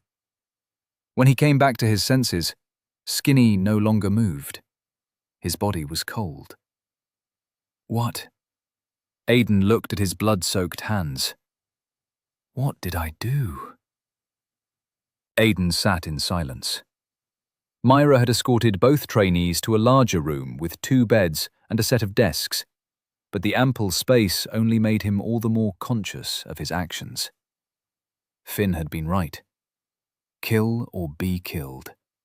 No fancy ideas remained once one's life was in danger.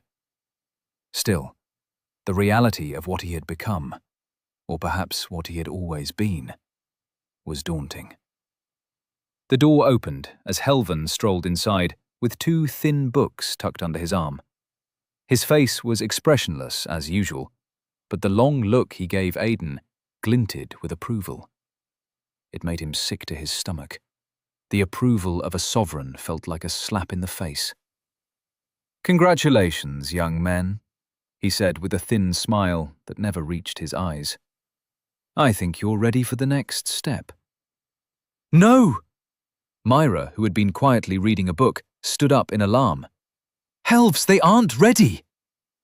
"Were you ready?" He took her astounded silence as his answer. "No one ever is, Myra." He brought his hand forward, opening it to reveal nothing. For a moment, Aiden was confused, but that feeling soon turned to shock. Out of nowhere, a fist-sized transparent sphere appeared in Helvan's palm. "What the abyss?"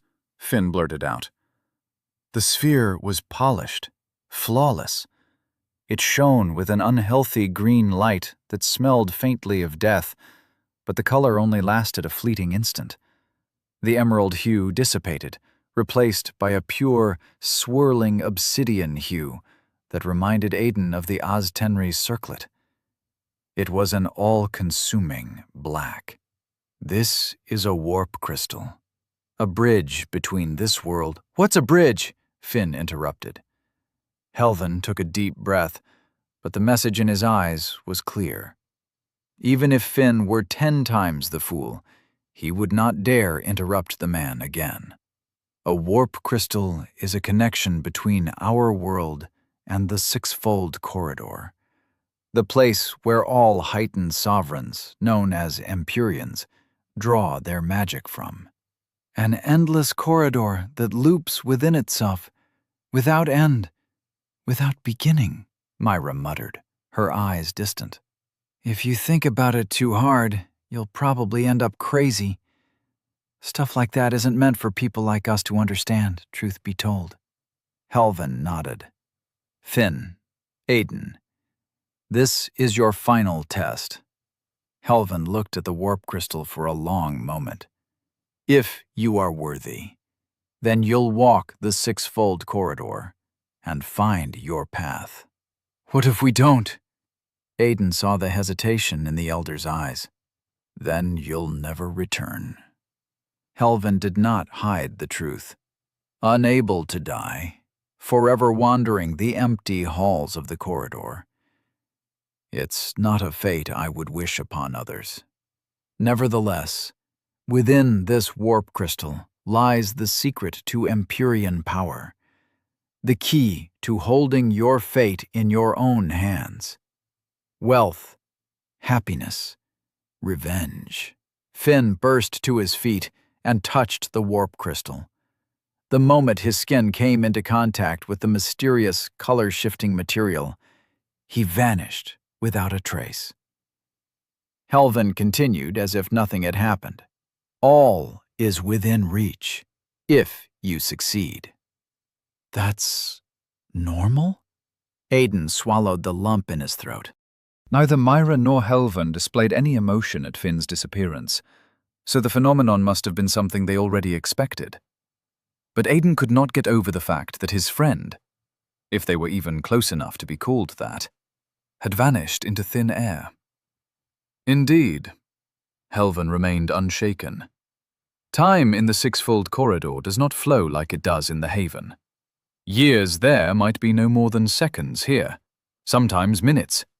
It's not constant. Yep, Myra chirped. But everyone, well, most people know that if you're not back in 6 hours, then you aren't coming back at all. I'll go grab something to eat while we wait. Want something, old man? Helvin ignored her as she left. Helvin, if this is the last test, when I come back, you'll give me some answers. Aiden stood, moving to stand face to face with the elderly sovereign. Helvin paused. The warp crystal was a gamble.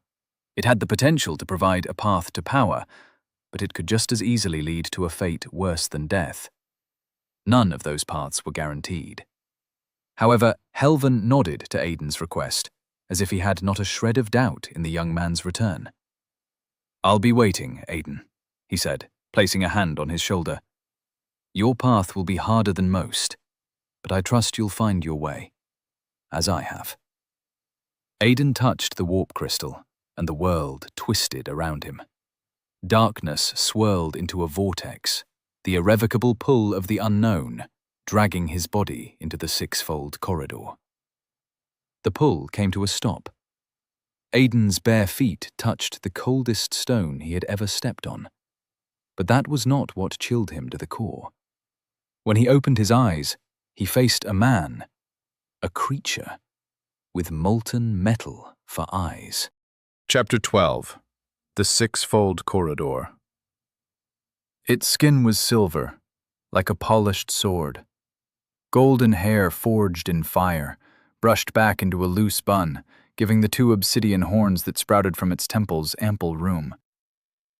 Whatever the creature was, it towered over Aiden as if he were back to being a minor. The simple white robes that adorned its gigantic frame felt out of place, mundane compared to the regal appearance of gold and silver that adorned its physique. I hath awaited thee, last fragment, the silver giant uttered in a booming tone. Time for explanations I hath not, for mine presence shall be marked by those who linger in the beyond. Maker, protect me! Aiden took a step back. The creature blinked in confusion before bursting into laughter. Surely thou jest. Why wouldst a hunter shield its prey? Commit not the same folly twice, last fragment. I am named Astegon, keeper of the sixfold corridor, the one who watches, the third heir of creation.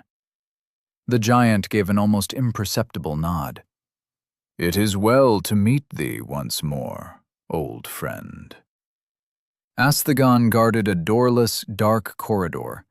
No bricks formed the obsidian floor, though swirling, interconnecting spirals and intricate carved lines adorned the walls surrounding Aiden.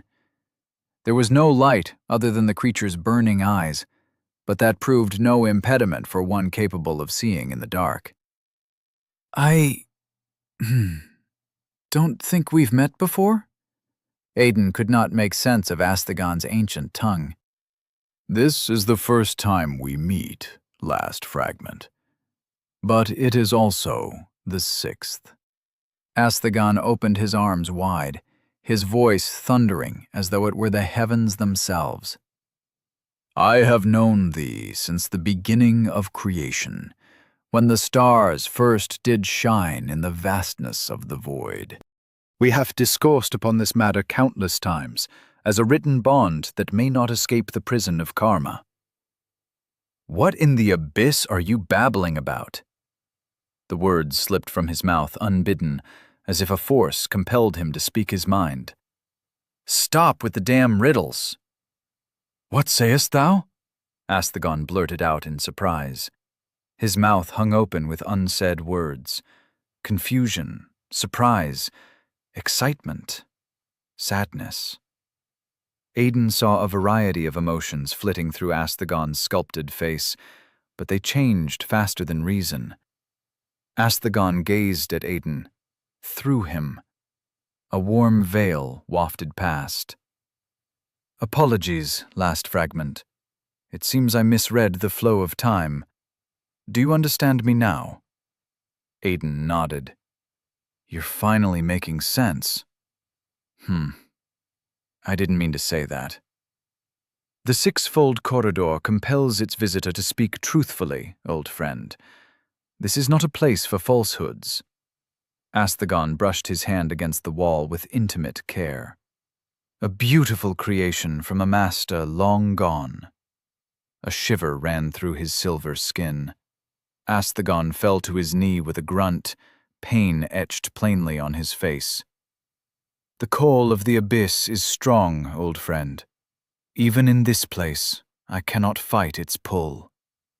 When Astagon raised his head, there was no fear in his eyes. My job is fulfilled. He might have killed me, but Korvax's hope will live. You know my father? Aiden grabbed Astagon by the shoulder, but let go with a wince. The silver skin's cold aura almost froze his hand solid. Are you all right? The usurper's bonds on my soul are deeply rooted. He will not rest until I have vanished from this realm. Astagon punched the ground, lifting himself with visible effort.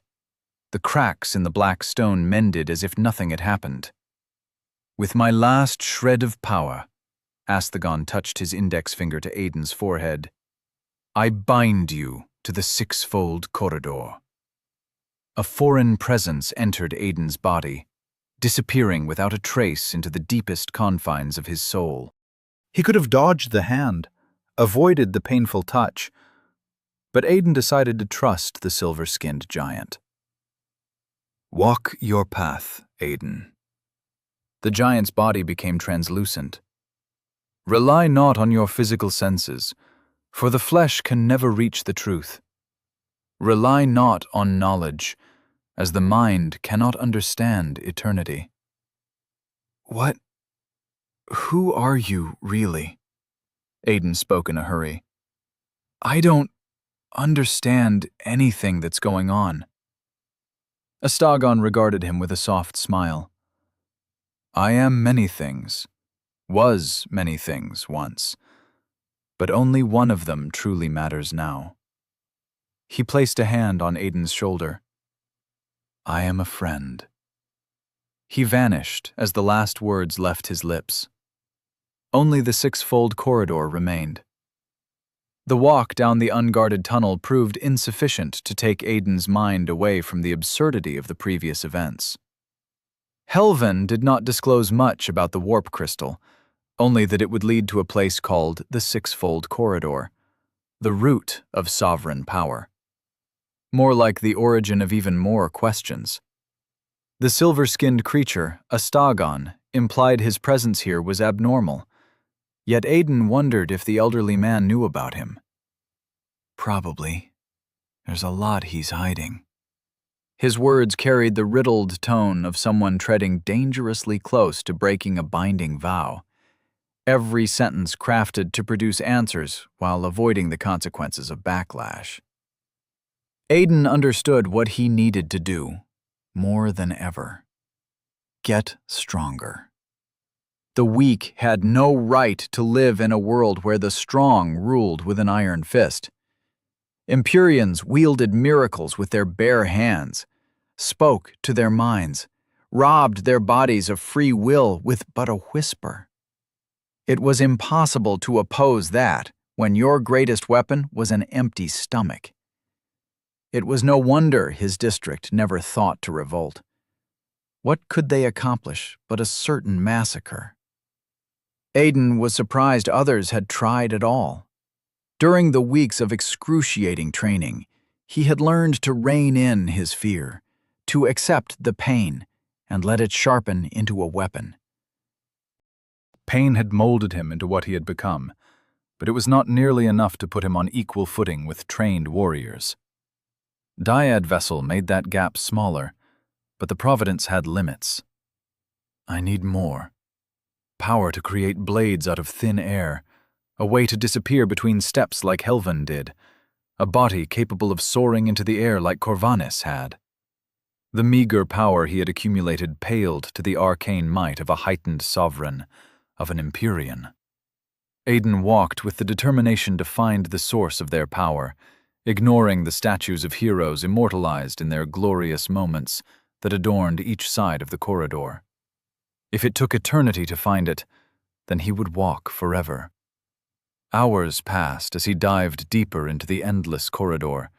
Perhaps it took no longer than a minute. Aiden had no way of knowing. Time behaved oddly in the sixfold corridor. His body did not tire, nor did hunger or thirst shave away at his sanity. His thoughts remained untouched by fatigue, unshackled by the chains of bodily needs. Time isn't passing. It was a guess, but Aiden felt confident in his assertion. The idea sounded outlandish at first, but it made more sense the more he pondered it. If time held no sway over his life, he could walk in the corridors forever, lost without a measure of time, alone with his thoughts. No wonder Helvan had warned him about it.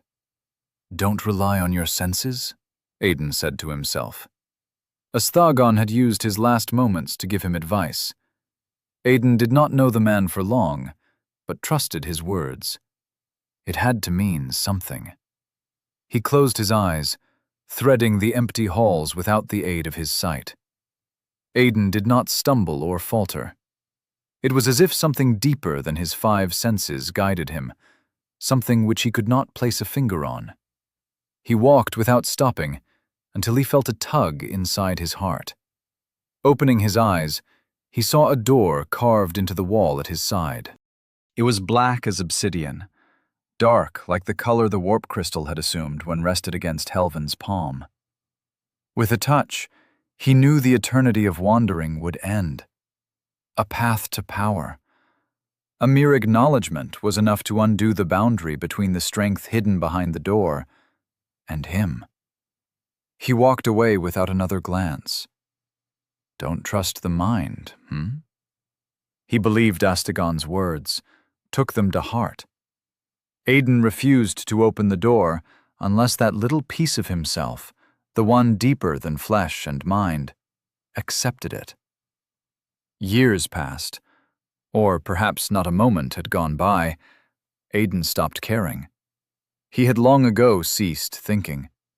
Only one goal filled his mind, and he would not stop, need not rest, before that was done.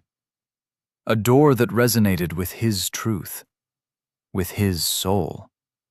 When Aiden opened his eyes once more, he stood in front of a white door. It whispered its promises to him as the black one had, but his soul remained unshaken. Its aura conveyed a deep sense of familiarity and potential, something strong enough to rival most Empyreans. It pleaded its might, asserting to him its unparalleled power. Its aura eclipsed the obsidian door. No. Aiden strode past it with a sigh, trying not to contemplate the possibility of being wrong. Numerous other doors manifested in the time he spent in the six-fold corridor. Purple, followed by golden, then green. None of them resonated with his soul, yet he knew any of them would open before him. One left. The six-fold corridor had its name for a reason. It did not hold an infinite number of doorways, even though its length was endless. It held 6 doors. Aiden had no way of telling if other people faced so many choices. Is it normal? It might be part of a test, for all he understood. If some doors were fake, their paths leading to nothingness, then this place was twisted beyond comprehension.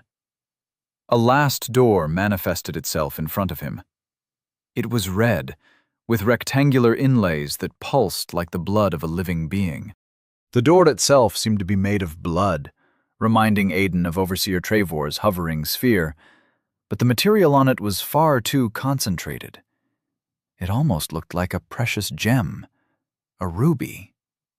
The aura it emanated was the weakest he had felt. It promised power, less grand than the obsidian or white doors, but it guarded the same secrets that enabled the miraculous healing of broken bones that Myra flaunted as her own, or the magic Trevor used to track him down. Did I make a mistake? Aiden thought to himself, falling to his knees. He felt tired suddenly, despite the corridor's mysterious properties. I shouldn't have trusted Asthagon. Aiden tried to convince himself of that, but his heart beat with a vigor he had never experienced before. Deeper than his flesh, something called to him, urging him to open the door. It was the weakest among all others, but it resonated with him to an inexplicable degree. His skull throbbed at the mere thought of not choosing the door.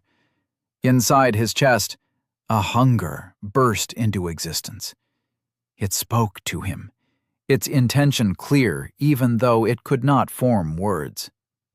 "Shut up already," Aiden chuckled bitterly. I know. That's the one." His heart roared. The memory of the beast under the red moon resonated with his soul. After an untold amount of time spent wandering in the corridor, the presence inside him had become a reassuring comfort, something Aiden had grown to rely on, all based on the words of a stranger. He raised his hand, wishing he were making the right choice, knowing that he had never had any choice at all. Within himself, there was only truth. Lies were a construct of the mind. And at that moment, Aiden did not think. He simply reached out and touched the crimson door. The world twisted upon itself as the crimson door opened without a sound. Light assaulted Aiden's eyes with a ferocious crimson intensity that yearned for the taste of fresh blood. With renewed resolve, he walked through the portal into another world. Looking up, he stumbled, for there was not a ceiling above his head. Nothing constrained the endless horizon. That's the sky. Aiden remembered the word from the caustic memory, the half-real, half-dream impression passed down to him by the creatures whose heart somehow beat on his chest. Endless and uncaged by the prison of stone. Aiden gazed upon freedom for the first time in his life and understood the weight of the shackles that bound his people. A sky was not needed for life. Neither were the pink clouds that floated unhurriedly on the vast canvas stretching above the dark soil below. It was not necessary, yet he felt a keen pain from being robbed of it.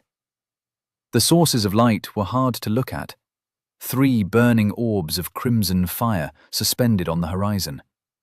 Tears trickled silently down his face. It's not fair. Their world was a cruel place, yet nobody tried to change it. It was disheartening to think they lived in the confines of a cave, when somewhere else, a place he had known for minutes, shone with the radiance of perfection and freedom. Why? Aiden did not understand why the people of the Haven would settle for caves. But I'll find out. Something trickled inside his lungs, diving into his blood, reaching every corner of his body. A living energy that never quite mixed with his flesh. It reached deeper than what was material, seeking the source of what made Aiden himself. The soul. Aiden followed the Hexion, as Helvan had called it, navigating its path until he stood in a place of pure darkness. Nothing existed within it, nothing but himself. But from the emptiness, the first rays of light burst into life as the red energy arrived. It settled at the center of his being, like the burning spheres of light that illuminated the strange crimson world outside. The once immaterial sphere tentatively assumed a shade of darker red. It spun with graceful rotation, gaining color until it resembled a ruby. It was small, frail, but it emanated a power Aiden had never felt before. With nothing but a nudge of his will, he approached the precious jewel. Magic. The key to Empyrean power. Aiden brushed a hand against its surface, feeling the call of home, of the Haven. The ruby shone brighter, rotating faster, creating an unseen vortex that drew him in with relentless force. Aiden closed his eyes and embraced the pull. Chapter 13. The Blood Path. Stale air entered Aiden's lungs as he returned to the room, to his world. It had been a long time, but his body did not register the passage of time as his mind did. He looked up at the ceiling and realized how much he had lost in a moment. With a sigh, Aiden sat on the bed and ignored the concerned looks of Helvan, Myra, and Finn. 6 hours, Helvan rasped. You had some of us concerned. Finn chuckled. I always knew you'd come back. Weren't you just saying he was a goner? Myra shook her head at Finn's embarrassed face. It's all well and good to have you back. Now spill it. I was back in a few minutes. What can I say? They call me a genius for a reason. Finn crossed his arms with a proud smile. White door showed up out of nowhere. Felt like I walked in that damned place for hours, though. Myra whistled. The dream path. Not bad. It's the most unpredictable. You're either really strong or super weak, truth be told. But hey, don't let that get to you. You'll be fine. Probably. Finn's expression soured. Hours? Aiden couldn't help but chuckle. It sounded like a blessing if he ever heard one. He was unsure how long he had braved those empty halls, but it had to be years. It sure as the abyss felt like it. The only thing standing between him and insanity had been the sixfold corridor's mysterious nature. What's so funny? Finn turned away from Myra with a decided harumph. What did you get? More questions than answers, Aiden said absently. Helvan remained silent, but his eyes never left Aiden. The aura that emanated from the old man brushed against him, harmlessly passing through his flesh. Just as the feeling caught Aiden's attention, it disappeared without a trace. A small smile tugged at Helvan's lips. Myra caught the look. A violent breeze burst out from her, freezing Aiden within an instant. How? Her mouth dropped open. How do you have an Astra? Aiden had never seen her so shaken. Oh, what? Are you also going to speak in riddles? Aiden snapped back. Also, Helvan hummed to himself. So he still lives. Which door chose you, Aiden? Red. Aiden wanted to ask about Astagon, but the slight shake of the old man's head stopped him. What's an Astra? It sounds a whole lot like Astraeus. Allow me to start from the beginning. There's much you need to understand, Helvan said. The human mind can't fathom the workings of the sixfold corridor, but some of our wisest have come up with a simple analogy. Each person, each soul, is born with an affinity, a predisposition to adapt to the greater powers beyond this world. The 6 doors of the corridor. It's only possible to attune to one path, no matter how you try, no matter what you do. His words faltered as the shadow of a memory passed through him. With the exception of the man known as the Maker. The Maker is real? Finn blurted out, taken aback. I thought he was just a dumb story made up by the sovereigns. He is real. The severity of the old man's tone was off-putting. Listen, you two. Listen well. If you ever learn his name, you must never say it out loud. Aiden remembered the words said by Astagon. Why wouldst a hunter shield its prey? Helvin shared the same sentiment. For some reason, a mystery Aiden was not sure he should utter aloud, the Maker was not merciful, as the stories told. Why the abyss not? Finn gave voice to Aiden's doubt. Is he shy or something? Speak his name only if you're tired of living. But don't think death will be swift. He watches over the abyss, and that place is worse than people make it out to be. Helvin nodded as he saw understanding dawn on the grim faces of the young men. You asked what an astra was. Aiden nodded. It's a reservoir of hexion within oneself. But you can think of it like a door that connects you to the realms stranded in the 6-fold corridor. Open that door, let the Hexion flood you, and you can wield the strength held only by the most prestigious of sovereigns. Empyrean magic. So we can do the same thing you and Myra do? Aiden asked. True power. The strength of an Empyrean. It was what he needed to get his life and family back. How do we do it? Not quite. Touching one of those doors makes one attuned, yet only those who are heightened can bend Hexion to their will and channel it to perform the Empyrean arts. Helvin hesitated. Well, that goes for Finn and the rest of normal people, at least. Myra paced the room with a bone-shivering enthusiasm. But what about Aiden? I've never heard of someone forming an astra without undergoing heightening. Gramps, what's going on here? It's rare, but not unheard of. Helvin turned his attention to Aiden. But I don't recommend you try anything yet. Your astra is too frail, even compared to the weakest reverences out there, the lowest ranking an Empyrean can be. Straining it at this point will cause instabilities in your foundation. It doesn't seem like that bad of a trade-off, Aiden thought. To put it in a way even an idiot can understand, you will never beat the weakest Empyrean if you ignore my warnings.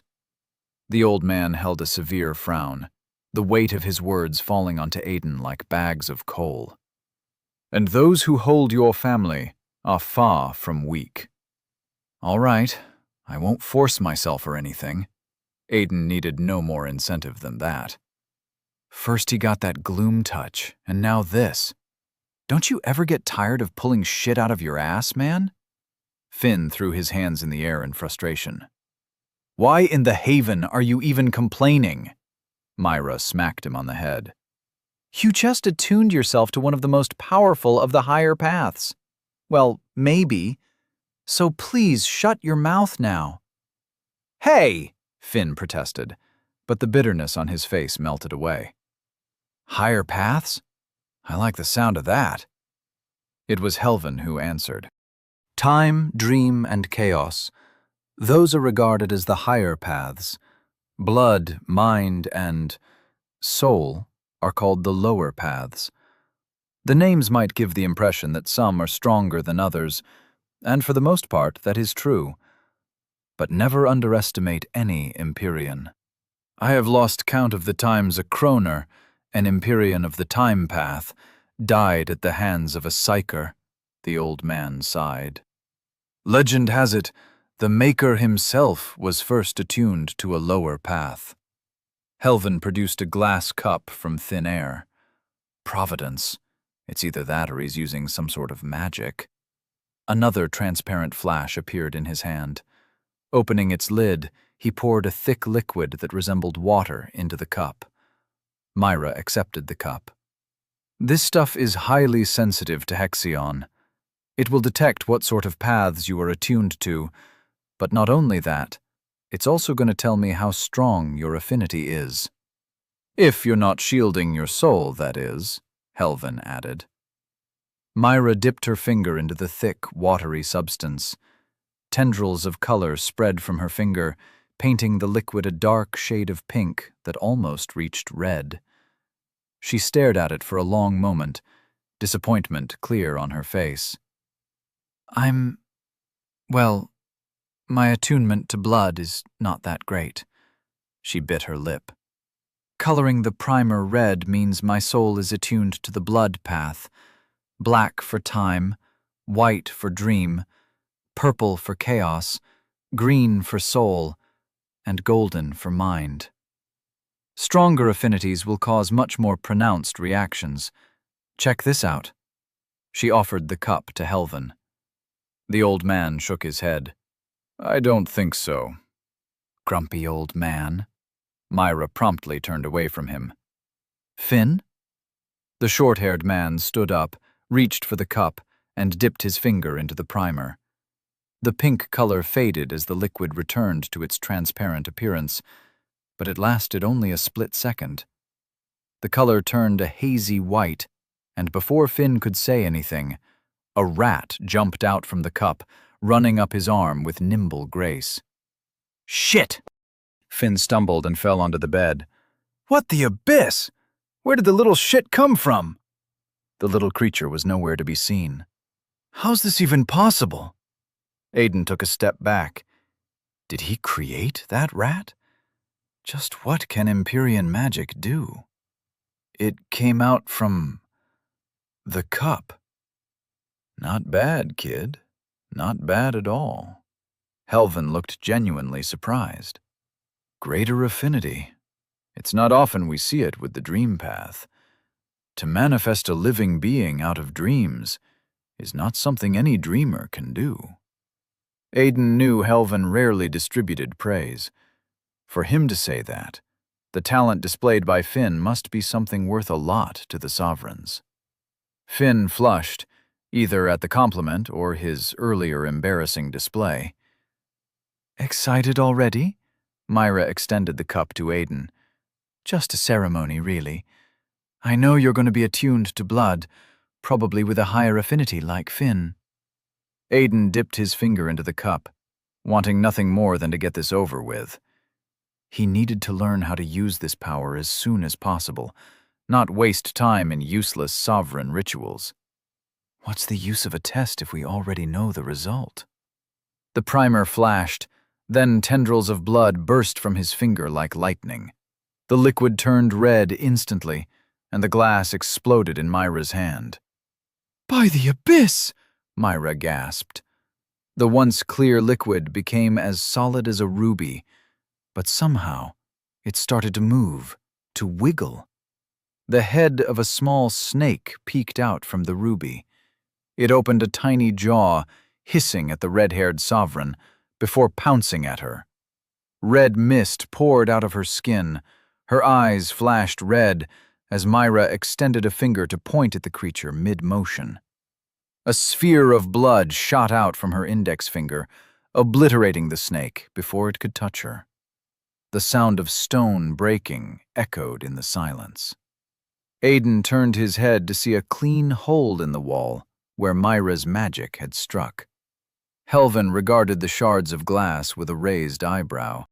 The core of a humomorph seems to have elevated your affinity higher than I had anticipated. A sinister smile split his lips. The affinity of the last fragment molded by the innate potential of a blood beast. Things will get interesting. Last fragment.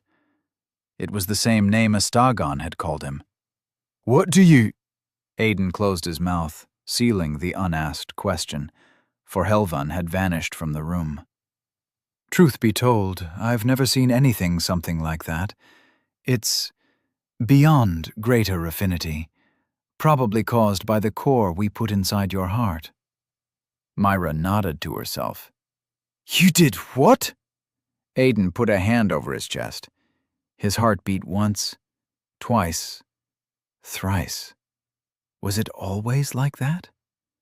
He tried to reassure himself, but no heart ever beat 3 times like that. It was odd, unnatural. Is something wrong? Myra moved closer with a knowing smile. Don't worry about that too much. No, he stammered. Everything is fine. The last thing Aiden wanted was to be on that metal table again. Dark sight, weird heartbeats, just what in the abyss am I? He watched as Myra left the room, but held no illusions about her ignorance. If Trevor and Calandor had heard his heartbeat, then Myra was no different. She knows more than she's letting on. Aiden lay on his bed, eyes closed in pretend sleep. He did not need his sight to see the texts projecting in his mind from the Aztenry circlet, a remnant capable of replicating the miracles achievable by Empyreans. Astagon, the Beyond, the Blood Path. There was nothing he could do about mysteries he did not understand. Helven had recommended he postpone any experiments with his Astra for now, but the Black Ring was different. Aiden was its sole master, and as far as he was concerned, there were no crippling side effects to using it.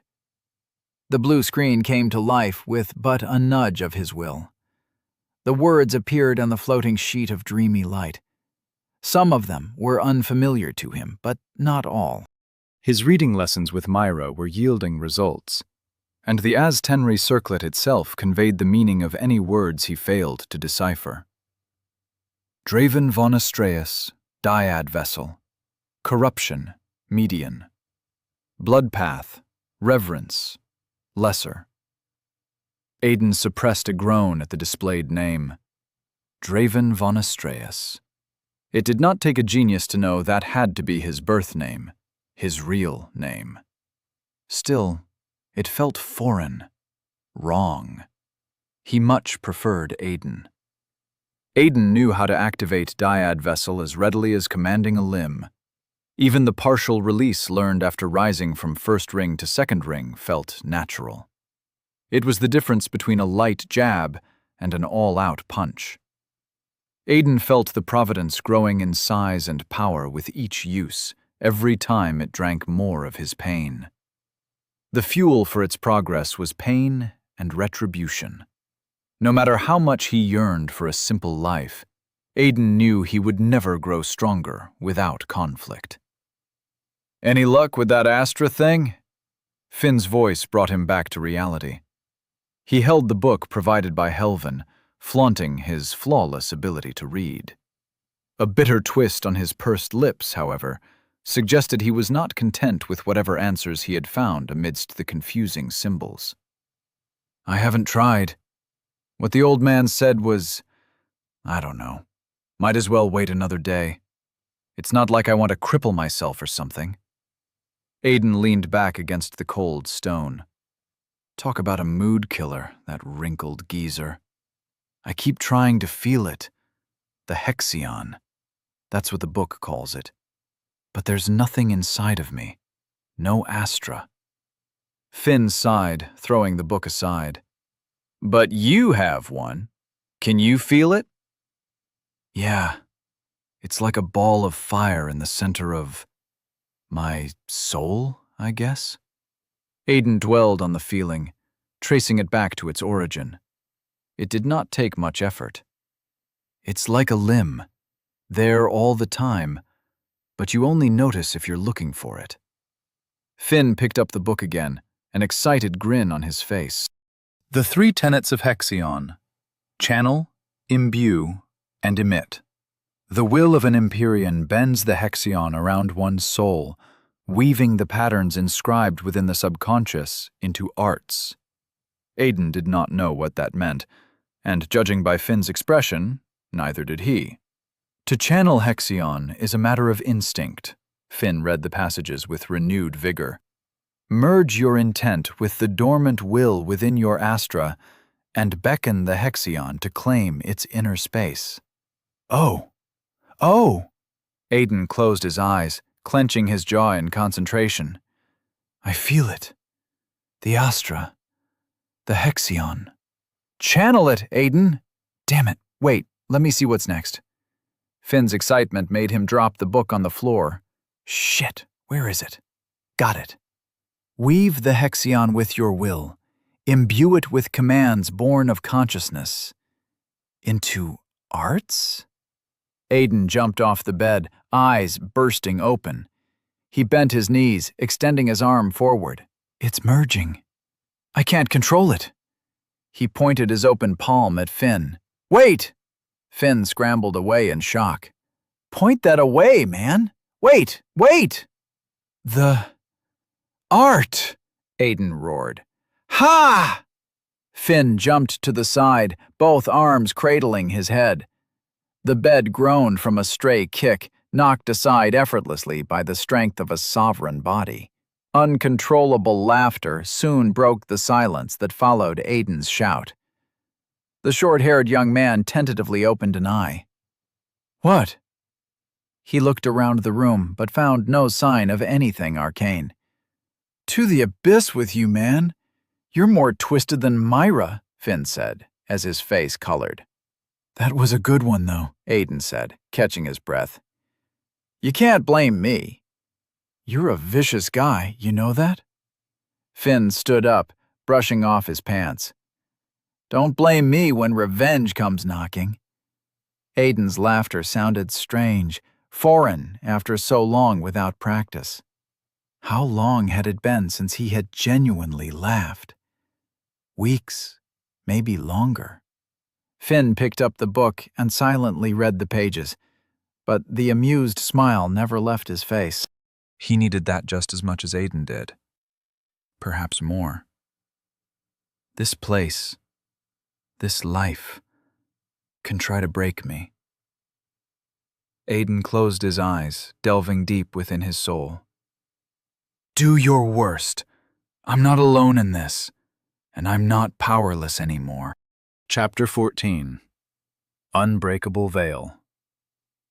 A day passed in restless wait. Helvan's warning had been difficult to heed, but Aiden stayed away from fiddling with the ball of crimson fire that burned within himself. But it should be all right now. Though he tried to convince himself, it was hard to justify experimentation without even a sliver of knowledge of what to do. With a sigh, he picked up the same book Finn read before. Leather-bound, title scripted in golden letters, paper thin and silky. Its appearance alone displayed a luxury only sovereigns bolstered. The 6 Paths was written in its spine. Aiden found a chapter that explained the affinity test after briefly flipping through the pages. The book went out of its way to mix a complicated jumble of unknown words, but slowly and surely, Aiden started to understand the perspective of its author. Affinity does not equal strength, he read the words in his mind. It made sense. Myra had lesser affinity to the blood path, but she was far from weak. It, however, determines the potential for an Empyrean to ascend the ranks. That caught his attention, making him skim through overly drawn-out explanations to find the information he needed. Empyreans were ranked into 4 different tiers of strength and capability. The lowest was reverence, which included both him and Myra, from what he understood, followed by eminence, ascendance, and transcendence. But that was not all.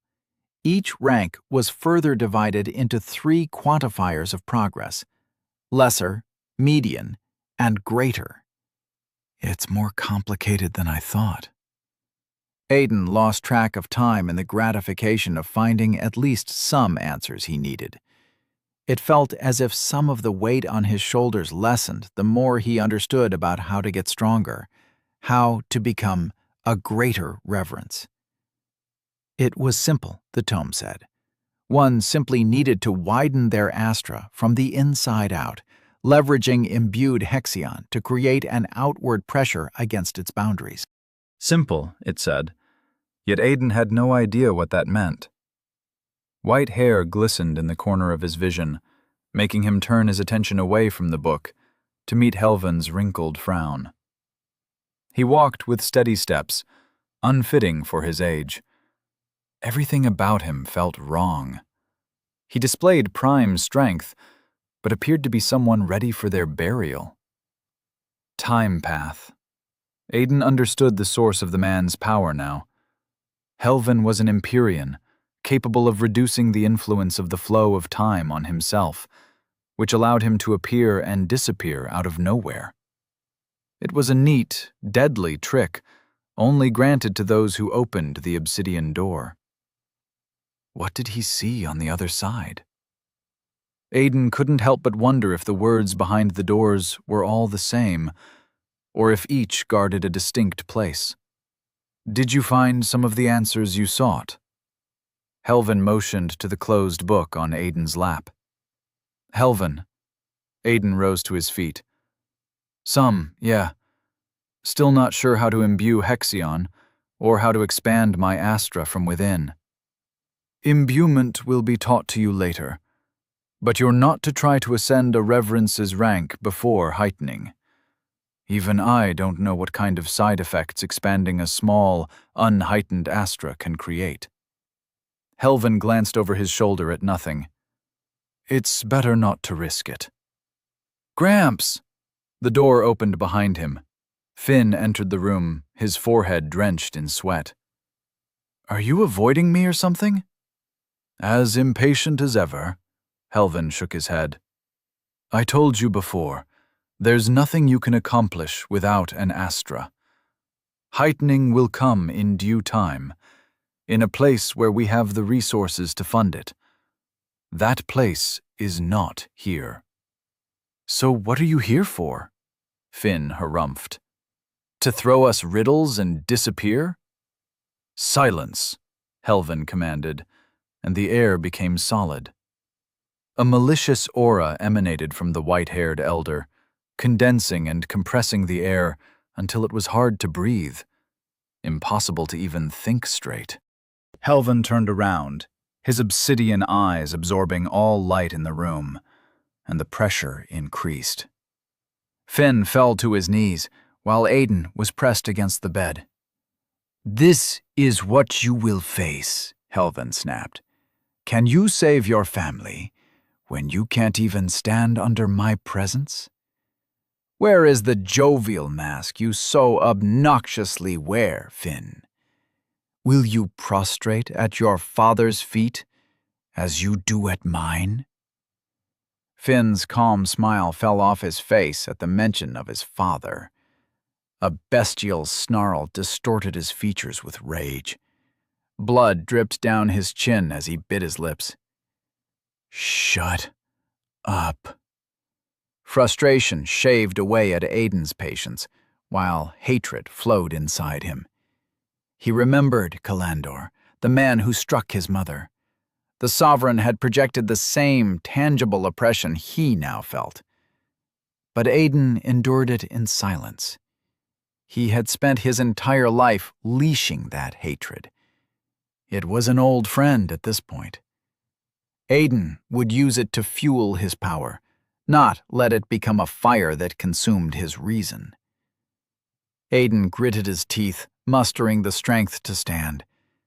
It felt like two giant hands pressed his back against the bed, and his vision had long since become hazy from the lack of breath. Yet his heart still beat. A guttural howl exploded out of Finn's lungs. He thrashed on the ground, punching the stone, gathering rage-filled strength to rise with a bent back. Blood traced crimson trails down his neck.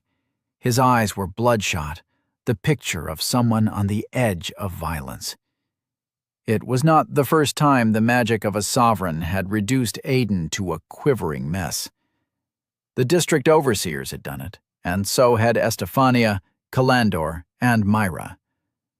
but he remembered fighting off their control, even if only for a moment. He immersed himself in the memory, in that brief victory against sovereign oppression. The darkness that surrounded his Astra quivered in response, on the verge of awakening from a deep slumber. With a roar, Aiden pushed against the bed and rose to his feet. The pressure was still there, but it was manageable somehow. "Good," Helvan said. "You two aren't hopeless after all." The pressure vanished with the elderly sovereign's nod. Aiden crashed back onto the bed, all the stamina in his body gone as the illusory weight disappeared.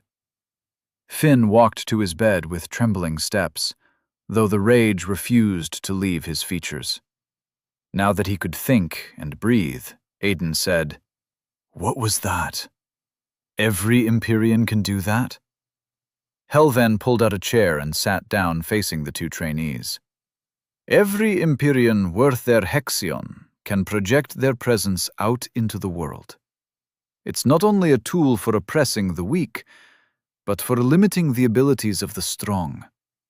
Presence is the outward manifestation of astral power. But that isn't all," he paused. "By unfolding my presence, I can tell what rank you belong to, if your Astra is unshielded." "Isn't that bad? They'll know that we are Empyreans," Aiden asked. Finn remained silent, his gaze distant. Helvan picked up a book, flipped through its pages with uncanny familiarity, and said, "The Empyrean Principles: Soul Dive, Presence, and Shielding. I wish you had started with this one." Finn broke the silence with a scoff. "You guys aren't good instructors, is what I'll say. I gave you the tools. All you had to do was read." Helvan shook his head. "But time waits for no one. In 3 days, we will depart from this place and make our way to Elysium, where we will have both the resources and the security to train you better. Before that, you will only need to grasp the basics of shielding. It will do us no good if you are discovered as an Empyrean disguised as a servant. If the Orin finds you, not even death will end your suffering, for they have an evoker in their midst." Great. Someone who, according to the book, could enslave the soul of the deceased for all eternity. Aiden needed no further encouragement to learn. Quite the opposite. The prospect of building the foundations of his strength was more than another step in the path to save Dan and his mother. It resonated deeply with the injustice and rage that squirmed inside every miner. A way to fight back. "Teach me," Aiden said. At the same moment, Finn uttered, "I'm ready." Helvan rose from the chair, manifesting 2 mats out of thin air and arranging them side by side. "Sit," he motioned. "Legs crossed, palms resting on your knees, eyes closed." "Show off," Finn grumbled. Aiden did his best to copy the straight-back posture to the minute details, while Finn did the same. The elder examined them, rising to his feet and pacing around them. "Aiden, you can relax. We aren't about to fight to the death. This is just a visualization exercise.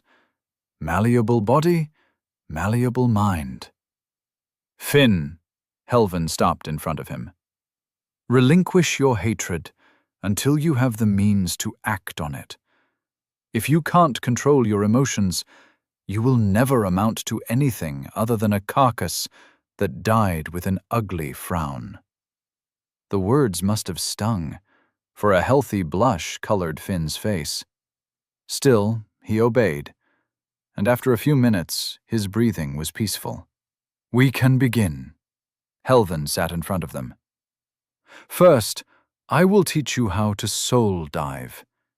If you can't find the pathways to your soul, where your Astra will eventually form, then forget about shielding. You will never be able to perform the 3 tenets of Hexion manipulation." The soul is the root of our being, of our consciousness. Helvin's tone suddenly bordered on hesitation. Of our emotions. Someone without a soul is nothing but a husk driven by duty, but they can still project Hexion into arts just the same.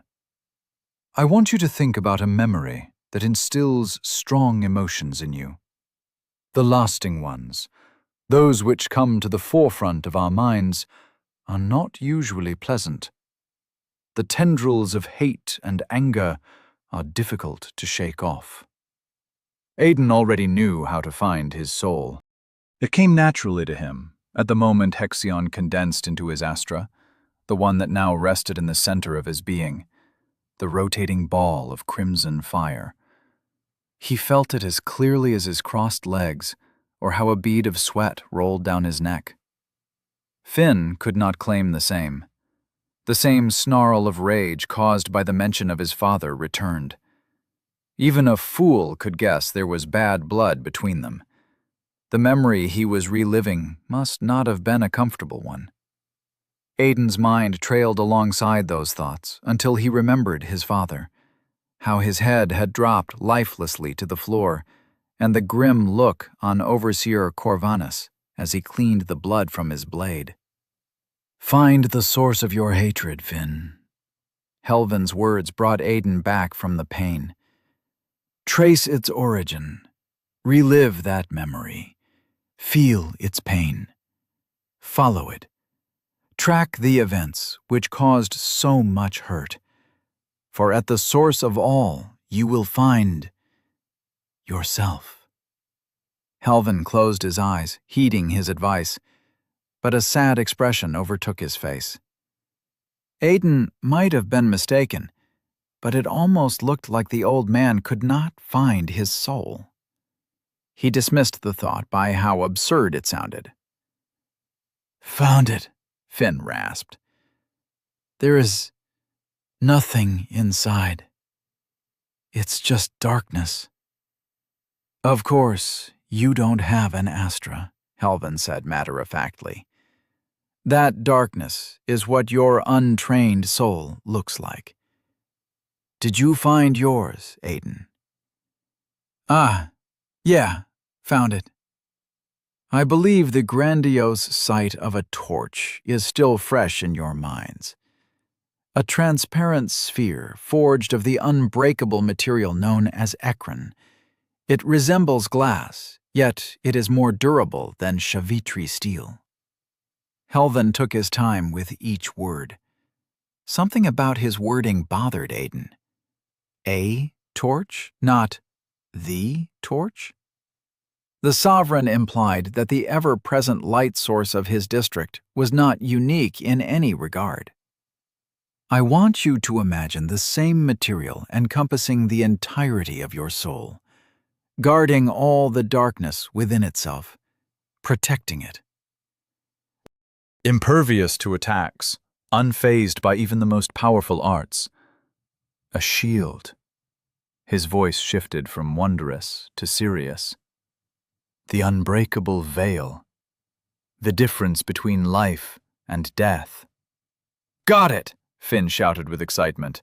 Abyss, take me! It's there! What? Helvin was taken aback.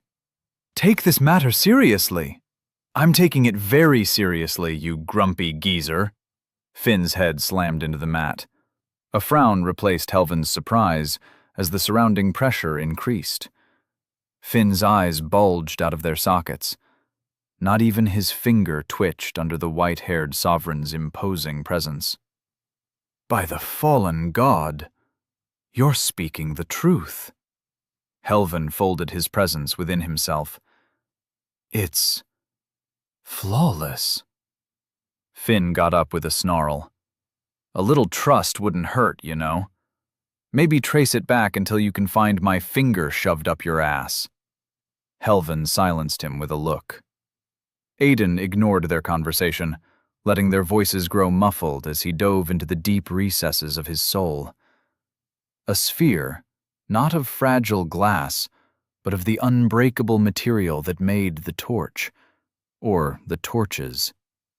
He needed something vast enough to encompass his soul, to endure the overbearing presence of a hostile Empyrean.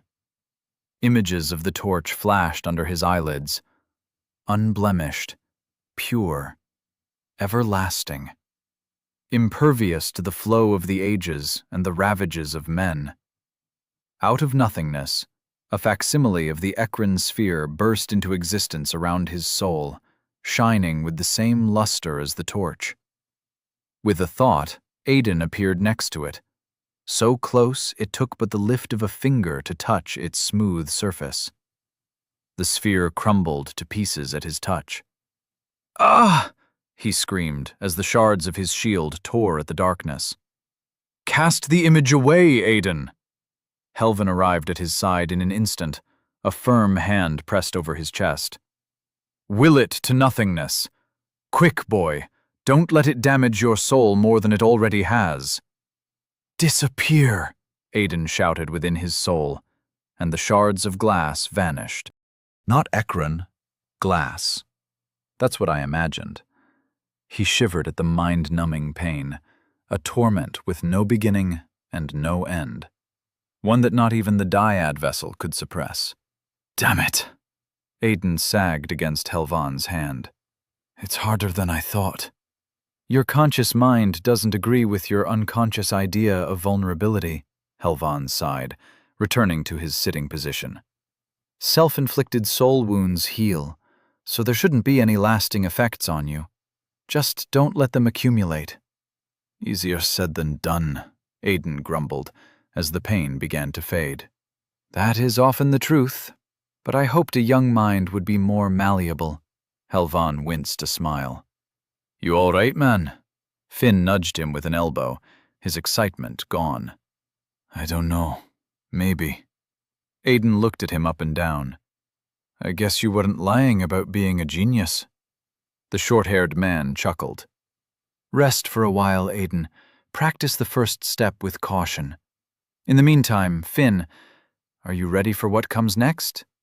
Helvan turned his attention away from Aiden. "Haven't you heard, old man? They all call me a genius." Finn flashed him a cheeky smile. The Sovereign ignored the remark. "Will the shield to absorb the color from the darkness. Let it be something that even the strongest rays of light are unable to pierce. If you succeed, the inside of your shield will become pristine white." Finn closed his eyes momentarily, bursting them open in less than a second. His white teeth shone proudly through his grin. "What's next?" Helvan looked devoid of words. "Well, you can go practice with Myra, I suppose." Aiden shut away the distractions, the noise, watching as his torn soul struggled to mend itself. There were cuts in the darkness, wounds with a deeper shade of black than the living ink. "The technique is known as the unbreakable veil," Helvan spoke. "At least, it should be unbreakable, but it all depends on the limit of one's visualization. Some people have a harder time reining in their imagination. But remember this, Aiden. Inside your soul, you are the ruler." Helvan produced a piece of transparent material, sending it flying at Aiden with a flick of his hand. "Break that." The limits of his body were no longer a mystery to Aiden. He could break steel with his bare hands and crack stone with a half-hearted punch. A piece of glass should have provided him with no challenge, yet as he mustered all his power to break it, the piece remained immutable. "Ekron." Aiden gave up on the fruitless attempt. "Precisely," Helvan nodded with a smile. "Priceless, yet useless, for only the most powerful transmuters can ever hope to shape it. The methods of its creation are a mystery. You can keep it. It might help you with visualizing your goal." It was a priceless remnant, but Aiden did not refuse the offer. Pride would get him nowhere. It did not build a shield around his soul, and neither did it possess the power to save his family. If accepting a gift from a sovereign helped him achieve his goal, Aiden would take it. I will return tomorrow. Some guests wait for me. The white-haired elder stood up with little effort. Make your shield in the image of the shard of Ekron that lies in your hand. Cast aside the incredulity that has shackled your will. Tomorrow, Helvan smiled. Withstand my presence without letting your shield break, and I will give you some answers about that providence of yours. Sounds like a deal. Aiden isolated himself from all distractions, diving deep into the dark recesses of his soul, and honed his will to visualize a sphere of protection around it. Not glass, but a material that not even the power of a sovereign body could break. Ekron. The shield formed around him, brought into existence by sheer force of will. Aiden appeared in front of it, and without hesitation, punched it. It shattered under his strength, a failure that produced nothing but pain. The fragments disappeared before causing much damage to his soul. But Aiden did not flinch. He moved through the hurt, with it, and willed another shield to form.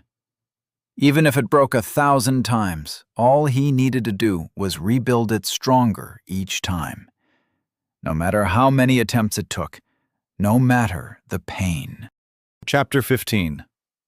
He Who Ventured Beyond. Helvan glanced at the painting in his office, the same one Aiden had so boldly stared at, a depiction of warriors in battle. Runes mingled with imagery in seamless artistry, making it impossible for undiscerning eyes to spot them.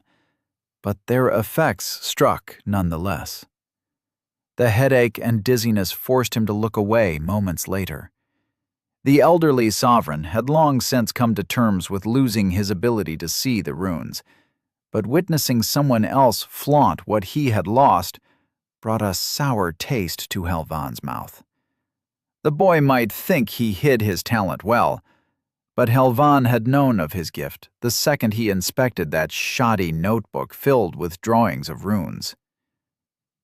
Sighted, the last fragment of eternity. Helvan prayed to the fallen god, sending his wishes into the unliving void, knowing no one would hear them. Let it be enough.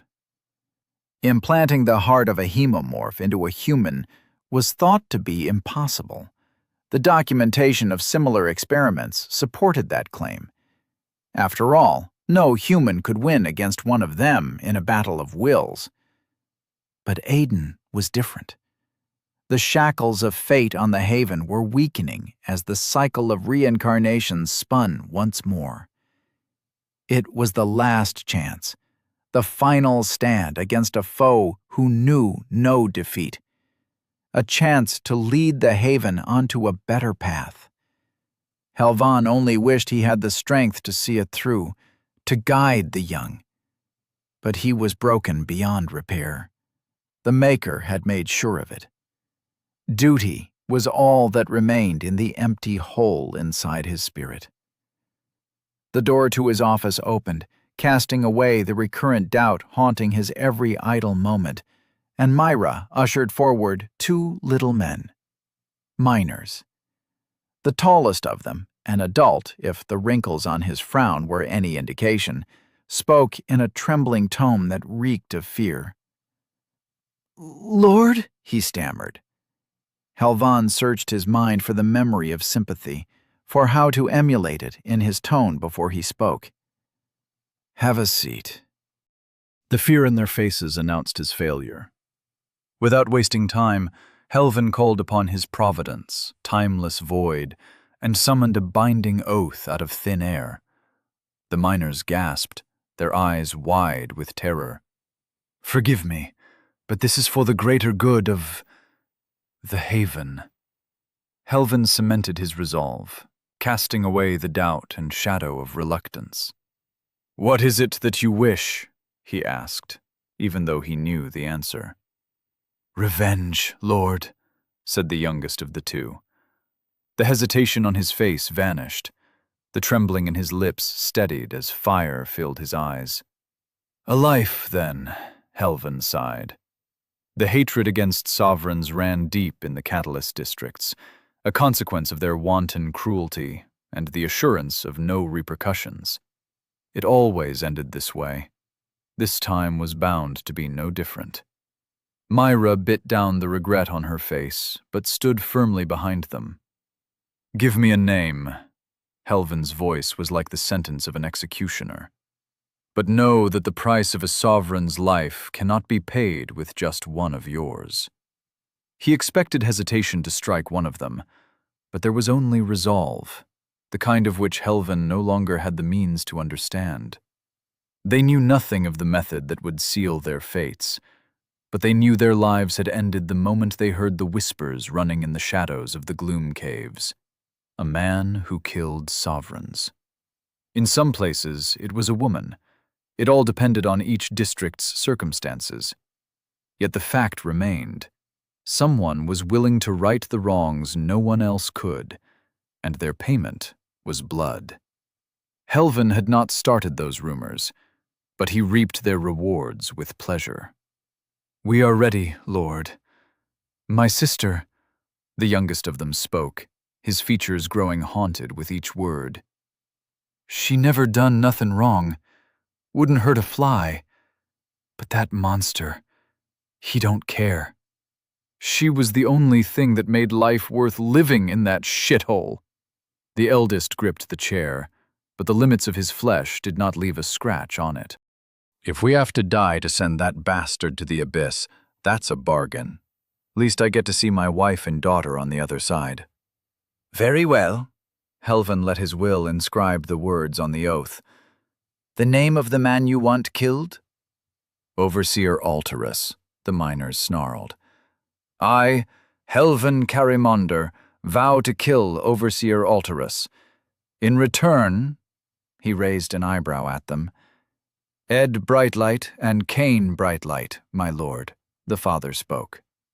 "In return, Ed Brightlight and Cain Brightlight hereby forfeit their lives to the witnesses of the beyond, to be used in aiding the greater good of the haven." The words solidified on the piece of living leather. "Is that acceptable?" "Yes." "Lord," the eldest miner met Helvin's eyes, "make the bastards suffer." They placed their hands on the oath, removing them with familiar surprise as it burst into flames. The ashes of their vow seeped into their souls, binding their lives to Helvin's whim. The same energy of karma fell dead within his hollow, soulless husk. There was no compunction to fulfill the oath, for Helvin had long since lost his soul. But they did not need to know that. A word given is a contract on its own. Timeless void whistled to life, and the head of the man who had caused them such pain appeared on the desk.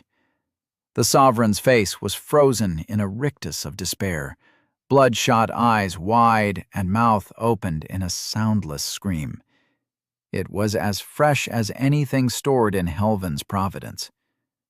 The miners stood up from their chairs as if they had produced spikes. "Lord, is that—" The eldest walked up to the table, raised a fist, and punched the severed head in the nose. It bounced against the ground, fresh blood trailing along Helvin's floor and desk. But he forgave the insolence. The man screamed, his previous composure lost as he trampled the carcass until not even Alterus's mother would recognize him. Energy faded from his body minutes later, leaving him no more than a sobbing mess. "How?" the youngest asked with undisguised suspicion. The witness's eyes and ears spanned the entire haven. The least Helvan could do was put their hearts at ease. "The moment you contacted our people with the resolve to seek vengeance, to seek us, Alterus's fate was sealed." "Did the bastard suffer?" "Yes," Helvan lied. Time was too precious a commodity to engage in needless torture, but the truth was better kept from the two miners pledged to him. Myra, sympathetic to their plight, had done a great job manipulating the deceased sovereign's blood to contort his features in a rictus of suffering. Hope he freezes in the abyss. The young man embraced his father. It's done, Dad. It's done. Helvan walked in silence, alone, taking solace in his thoughts. The darkness in the hallways seeped into the mood of those who had to endure living in hiding, and he was no different. Not much longer now. The missing pieces had just signed their souls to his service. Tomorrow, they would make their way to Elysium, where his two initiates would see the real world for the first time. The experience was bound to either break them or make them stronger. The weak presence of an Empyrean drenched the room ahead with the scent of fresh blood. Only one soul sang its song to Helvan's awareness, not two, just one. Impressive. Finn was a prodigy in every regard, but his visualization was unfettered beyond common sense, molding foreign concepts with the ease a child had when believing a lie. Unbreakable Veil took years to master, yet the boy had done it in a minute. The only other capable of doing so was the man whose name was not safe to utter, even within the boundaries of the mind. A name Helvan had sealed away under mental locks, so wandering thoughts could roam freely without risking a calamity. How my brothers would have fared had they known this technique. Would I have been born at all? Helvan scoffed at the thought. Probably. If that alone was enough to stop the Maker, then their battles would not have spanned the centuries. Helvan opened the door, his insecurities and doubts cast away as Finn's head snapped toward him with a worried frown. "Gramps," Finn said, his usual petulant act nowhere to be seen. A chill ran down Helvan's back as he followed Finn's pointed look. Blood seeped from Aiden's eyes, nose, and ears. Abyss take me, so much blood. It was as if he had just come back from one of Myra's trainings. He stood perfectly still, his unveiled soul and even breathing the only proof of life. Helvan spread his presence through the Hexion in the air, filling the room with a pervasive and unseen touch. The sounds of thunder traveled from Aiden's soul to every raised hair on Helvan's body. Once. Twice. It followed a rhythm of creation and destruction, a song of resilience and will. It was impossible to gaze inside his soul. Only an evoker was capable of such feats, but Helvan knew what the child was doing. He's punching it.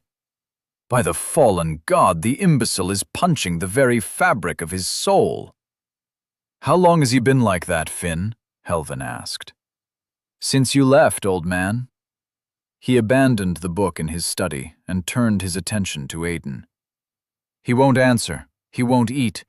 He hasn't moved an inch from there. How is he still alive? 1 day of pummeling holes in his soul? Helvan increased the pressure of his presence like a ferocious, ethereal wind, unleashing the entire authority of his Astra in the room.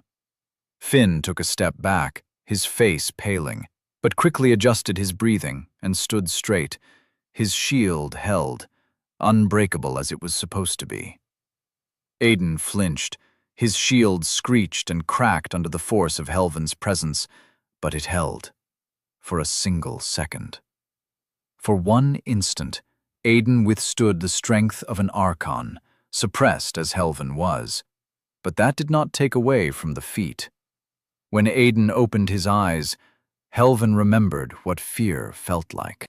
Chapter 16. The Price of Power. Aiden met failure with emotionless composure. The sphere surrounding his Astra could be called many things, but indestructible was not one of them. Another punch sent cracks worming their way through the entire structure until it crumbled to pieces. The fragments of yet another failed attempt, gone in an instant. Another one. He willed a new shield of Ekron to form around his soul, and the crystalline luster of the material graced his sore eyes once more. One punch cracked it like a broken mirror. Another reduced it to pieces. The cycle continued for hours. The pain became mind-numbing, distracting. It pulled at him, whispering sweet, wordless lies in his ears. As time passed, Aiden understood its meaning.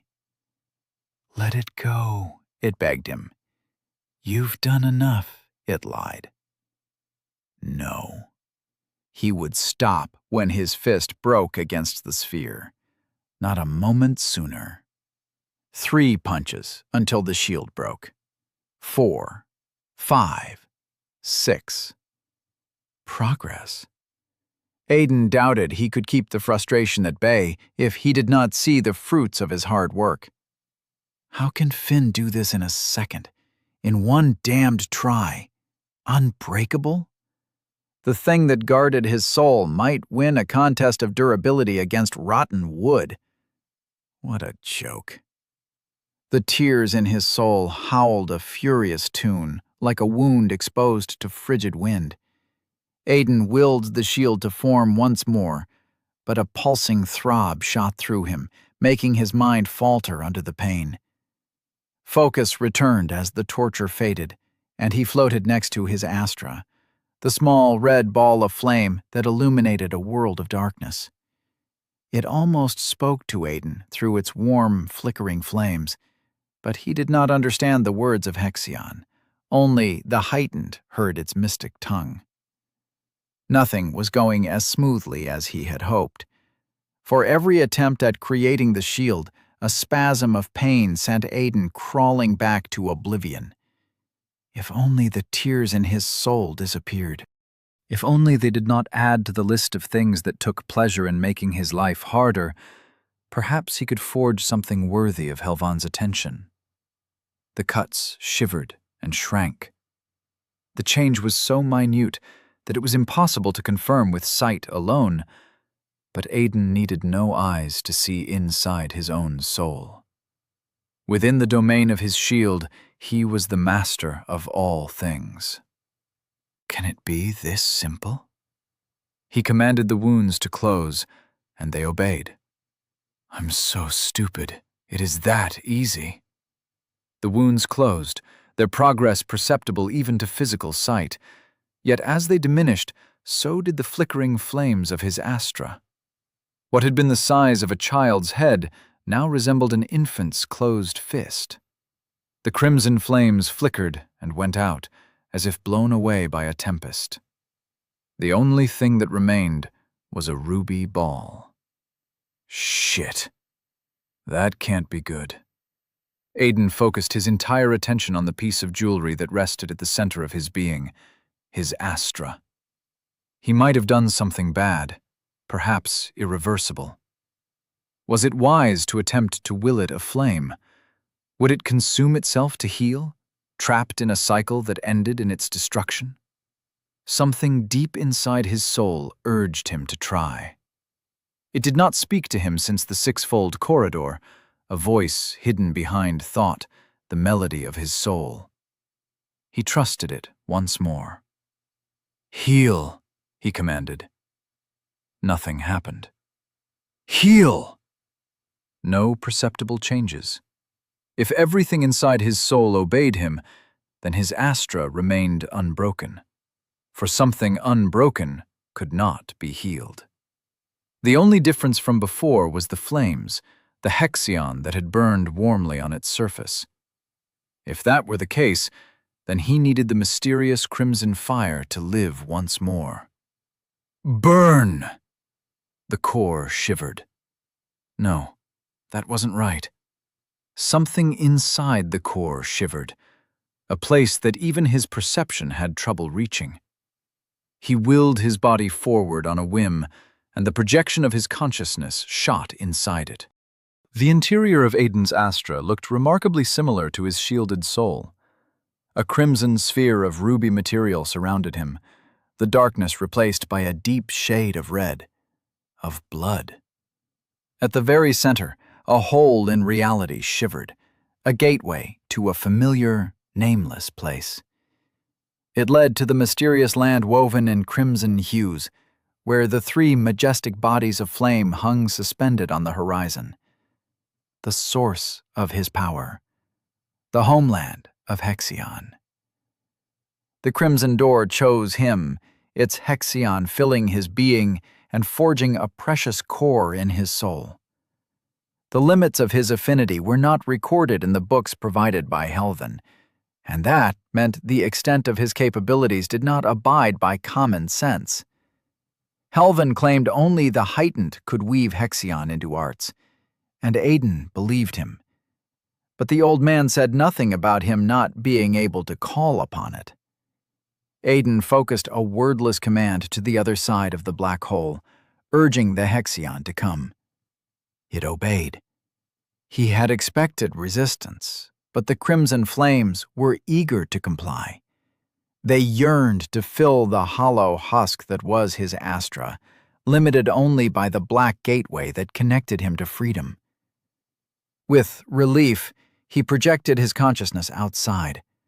The Astra burned like a dead ember, but the little flames continued to grow as more Hexion flooded from the mysterious land beyond the rift. The progress was slow, but if he took enough care, it would be enough to heal his soul from the damage of a failed shield. Back to work. Another shield surrounded his soul, and Aiden got back to punching. Aiden dismissed the crumbling shield with a flicker of his will, opening his eyes to face Helvin as he sensed the Sovereign's foreign presence crashing down on him. Damned old man. He had been so close to improving the technique just a little more, but it all went to pieces as Helvin's pressure weighed on his soul. "We head to Elysium tomorrow," Helvin said, making his way back to the door, his message delivered. "Wait! You promised me some answers." Aiden stood up, his joints grinding painfully from the uncomfortable position. "I believe I said that I would consider it, but it all depended on your progress." Helvin regarded Aiden with a raised eyebrow. "Shield yourself. It is time for your assessment." Aiden grasped the shard of Ekron in a white-knuckled grip and scrunched his eyebrows together to form the image within his soul, a visualization of a concept he still thought impossible. That was the problem. Deep down, he believed nothing was unbreakable. Imaginary chains, that's all it is. If only he knew how to break them. Finn did not have those, so why should he? It was so simple. Just will it to be indestructible, and his soul would obey. That, however, was as far as the theory reached. If his mind refused to follow, then his soul had no reason to comply. Mustering all the pain of hours of incessant repetition, Aiden willed a shield around his soul. Unbreakable, like the torch. Can't break it with a punch. Can't break it. Helvin's presence bombarded him like the weight of an insurmountable boulder crashing on top of his head. The transparent boundary whined, cracks spreading throughout its spherical creation, little pieces falling and willed to oblivion in an instant.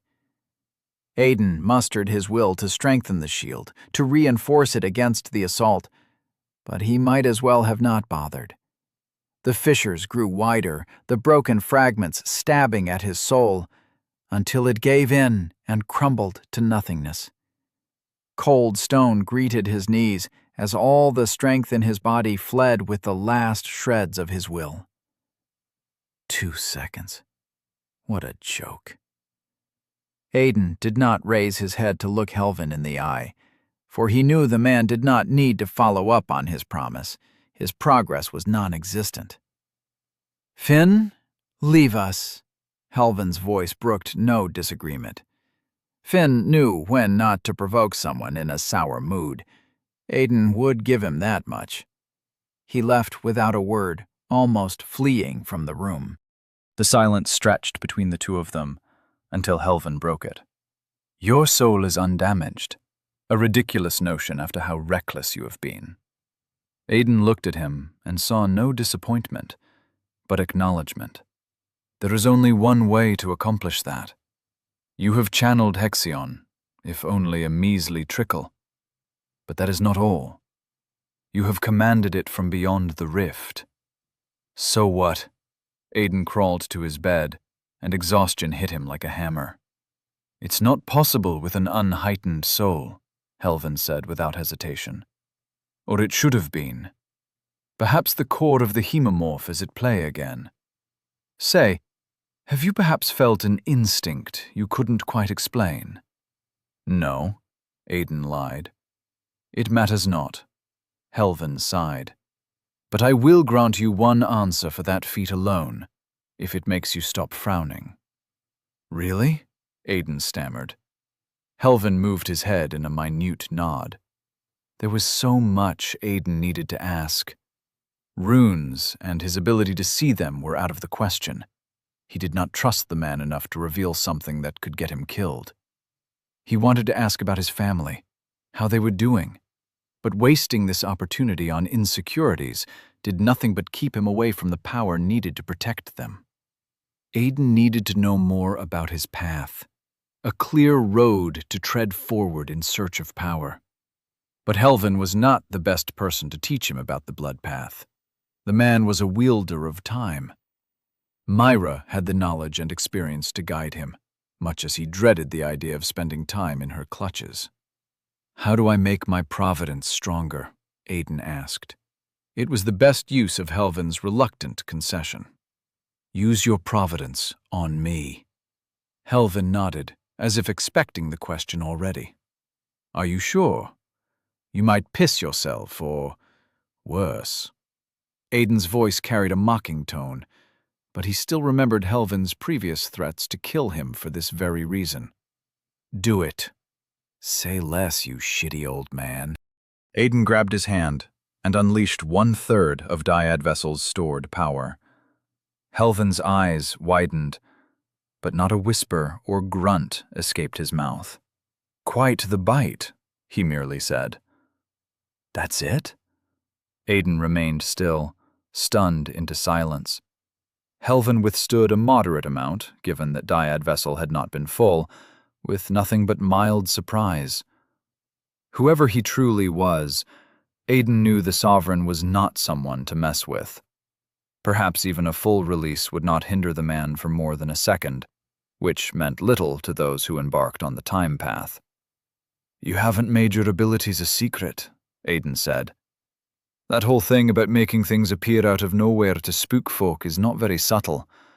Unless you're wielding time to run around and bring things from a safe, then what you have is a providence. That's what your broad knowledge of the Empyrean arts tells you? Helvin turned from Aiden and ran his hand over the opened books on the table.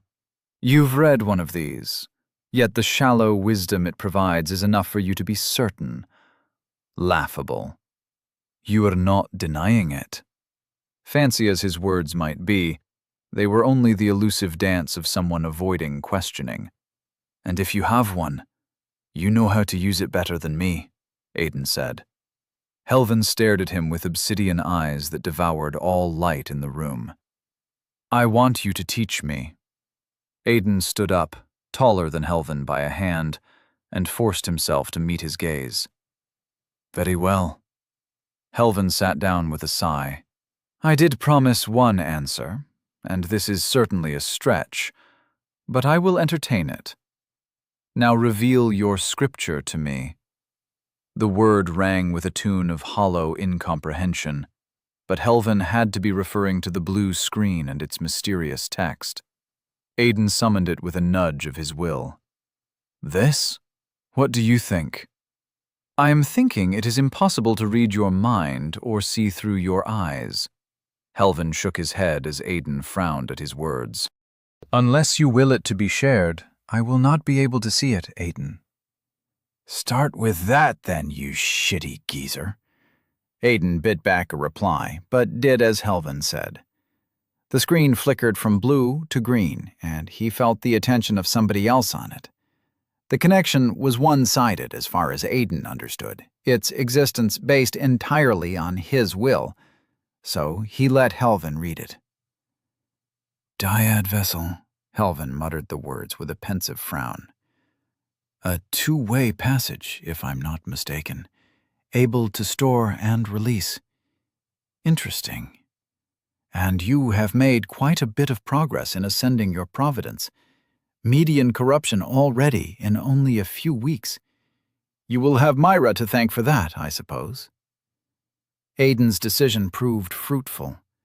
With only a few meaningless words woven into the ethereal light, Helvin could dissect all the known information about Aiden's providence. It also confirmed Aiden's theory of Helvin possessing a similar remnant of his own. There are realms of power, Aiden, each one providing a qualitative increase in the capabilities of your providence. The first one, as you might have noticed, is the corruption realm, followed by refinement and purity. Each realm has 3 stages, lesser, median, and greater, which provide a quantitative increase in the providence's capabilities. You will not learn new abilities, but you might understand how to use it in a better, less intuitive way. Helvin paused for a moment, letting the words sink in. If you want to get stronger, advance through the stages and break through to the next realm. That's a whole lot easier said than done, Aiden chuckled, at undergoing an abyss worth of pain to make the providence stronger. It did not sound appealing. Sure, just call some guys to beat me up. Oh, and make sure to bind them with oaths so they can't run when I use the providence on them. Why would I do that? You have the perfect, most interested candidate at your disposal, Helvin smiled. Who's that? Aiden blinked in confusion. Yourself. Helvin nodded, as if the suggestion was entirely mundane. It will be more efficient, as you can reabsorb a portion of each release back into the providence. Probably, you will not know until you try it. What? I believe you heard me. Helvin cut through Aiden's voice with determined callousness. Unleash your providence on yourself. Reabsorb it. Repeat. But that's painful? Insane? Helvin chuckled. The road to power is trod in blood and pain, Aiden. If you're not willing to do it, others will. And when you face those whose resolve trumped yours, you will die. Simple as that. A gaping hole carved itself in the bottom of Aiden's stomach. The idea sounded plausible, as Helvin explained, but it meant experiencing the same excruciating pain more than once. It was possible, yet insane. What kind of person willingly underwent such torture? The regimen would shave away all that was left of him. Once it was over, would anything remain? Aiden did not know, but that did not stop him. Remember, Aiden, those who flinch at every hardship usually die without even noticing. Helvin departed, his words echoing in the empty chamber. Aiden sat on the mat, killing his hesitation by bringing the image of his family to the forefront of his mind.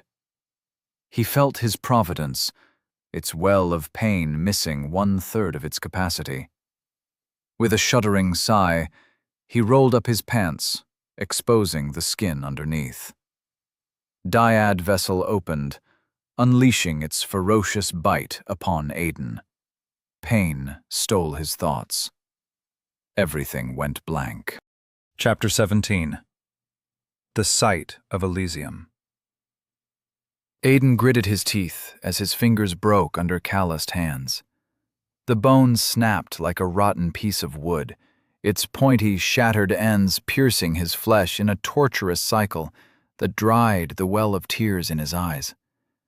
The Providence whispered its tune of flesh-piercing stabs as another partial release racked his body in a dozen different spots. But its song was not real. No one else heard it but him. There was no proof of its existence after the short-lived throbs that stole the wind from his lungs. No sign of wound. He opened his eyes with a gasp and looked at his fingers for the third time. Unbroken. Normal as far as the eye could see, but the mind was harder to convince. The trickle of pain flowed back to Dyad Vessel, half of the pain returning to the Providence, half lost forever in the nightmares Aiden was sure to have.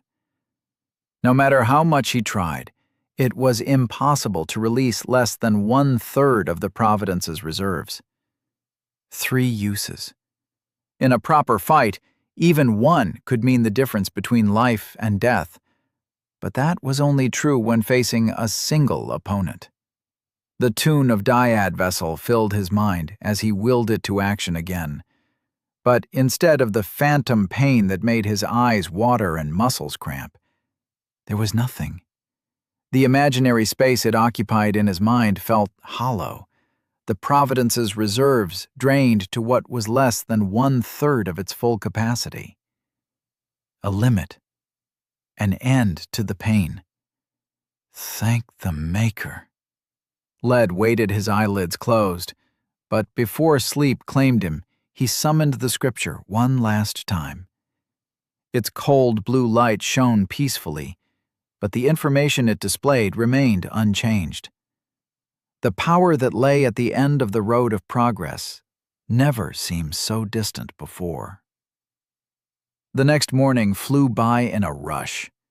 Myra, who remained unnaturally aloof despite Aiden's and Finn's attempts at conversation, summoned the two, Aiden and Finn.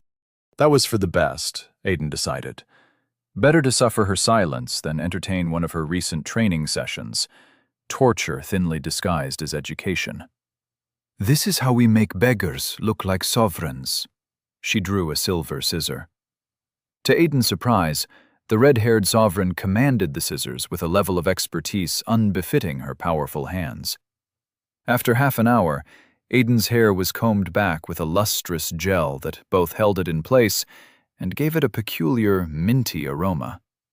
A pristine white suit hung tight on his skin, but it did not hinder movement.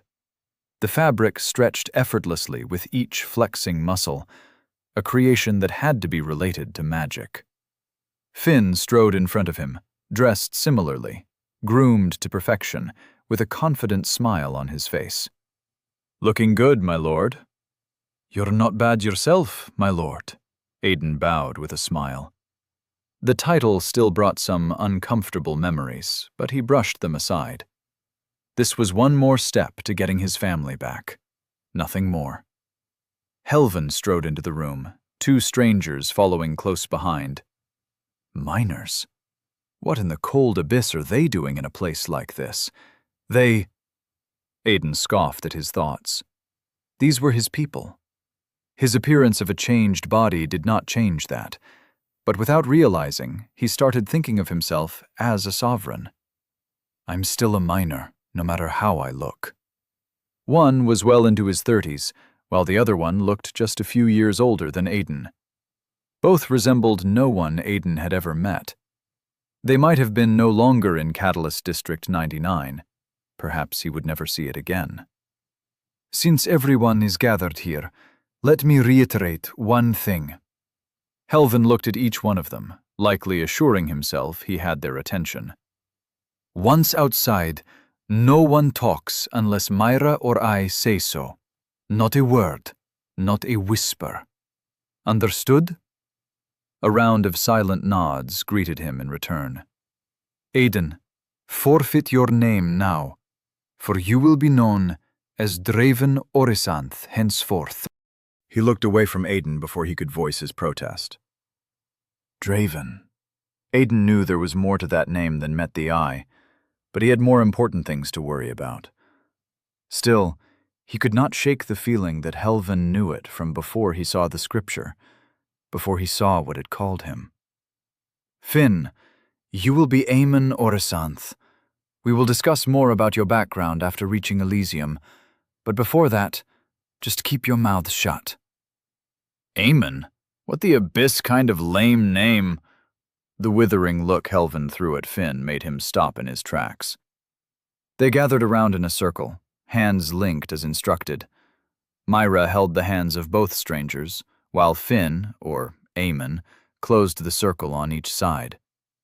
Helvin stood at the center, eyes closed, the perpetual frown making a home of his wrinkled forehead. "Close your eyes," he said. "It is done." Aiden opened his eyes to see familiar ruins stretching to all sides, an ominous grave tune resonating in his bones. The gate stood behind him in all its dreaded glory, the blue light of shining runes whispering its dangerous tune. He looked away before anyone questioned his resistance, adding a dizzy stumble to avoid undue attention. "Shit!" Eamon gasped and wiped the tears from his eyes. "What kind of thing is that? Is that a door?" "Silence!" Helvin snarled. Catalyst District 99, or what used to be Aiden's home. It felt hollow with no one waiting at the shoddy house he once lived in, an empty husk that brought nothing but painful memories to mind. They made their way deeper into the district, in silence and nerve-wracking tension. Instead of heading to the center of the district and the platform that stood under the torch, they headed to the opposite side of the gate, the Overseer Tower. Aiden did not know which one was more dangerous, the gate and its forbidden nature, or the place the Overseers called home. But he was about to find out. The streets became empty, as word of their arrival spread unseen from one miner to the next. The Overseer Tower, a piece of solid stone magnificently sprouted from the earth, rose from the ground and connected to the ceiling in a seamless proof of Empyrean craftsmanship. It had no windows on the lower floor, only a gray metal door. No guards patrolled the outside, for there was no need to stay vigilant against the so-called ratlings. If they threw their bodies mindlessly at the door, the only result would be the unpleasant sound of bones breaking, nothing but an inconvenience. Helvin stood at the front, the two miners behind him, Myra at the back, Eamon and Aiden flanking both sides. A peculiar formation that resembled prisoners being escorted, and perhaps that was the intent.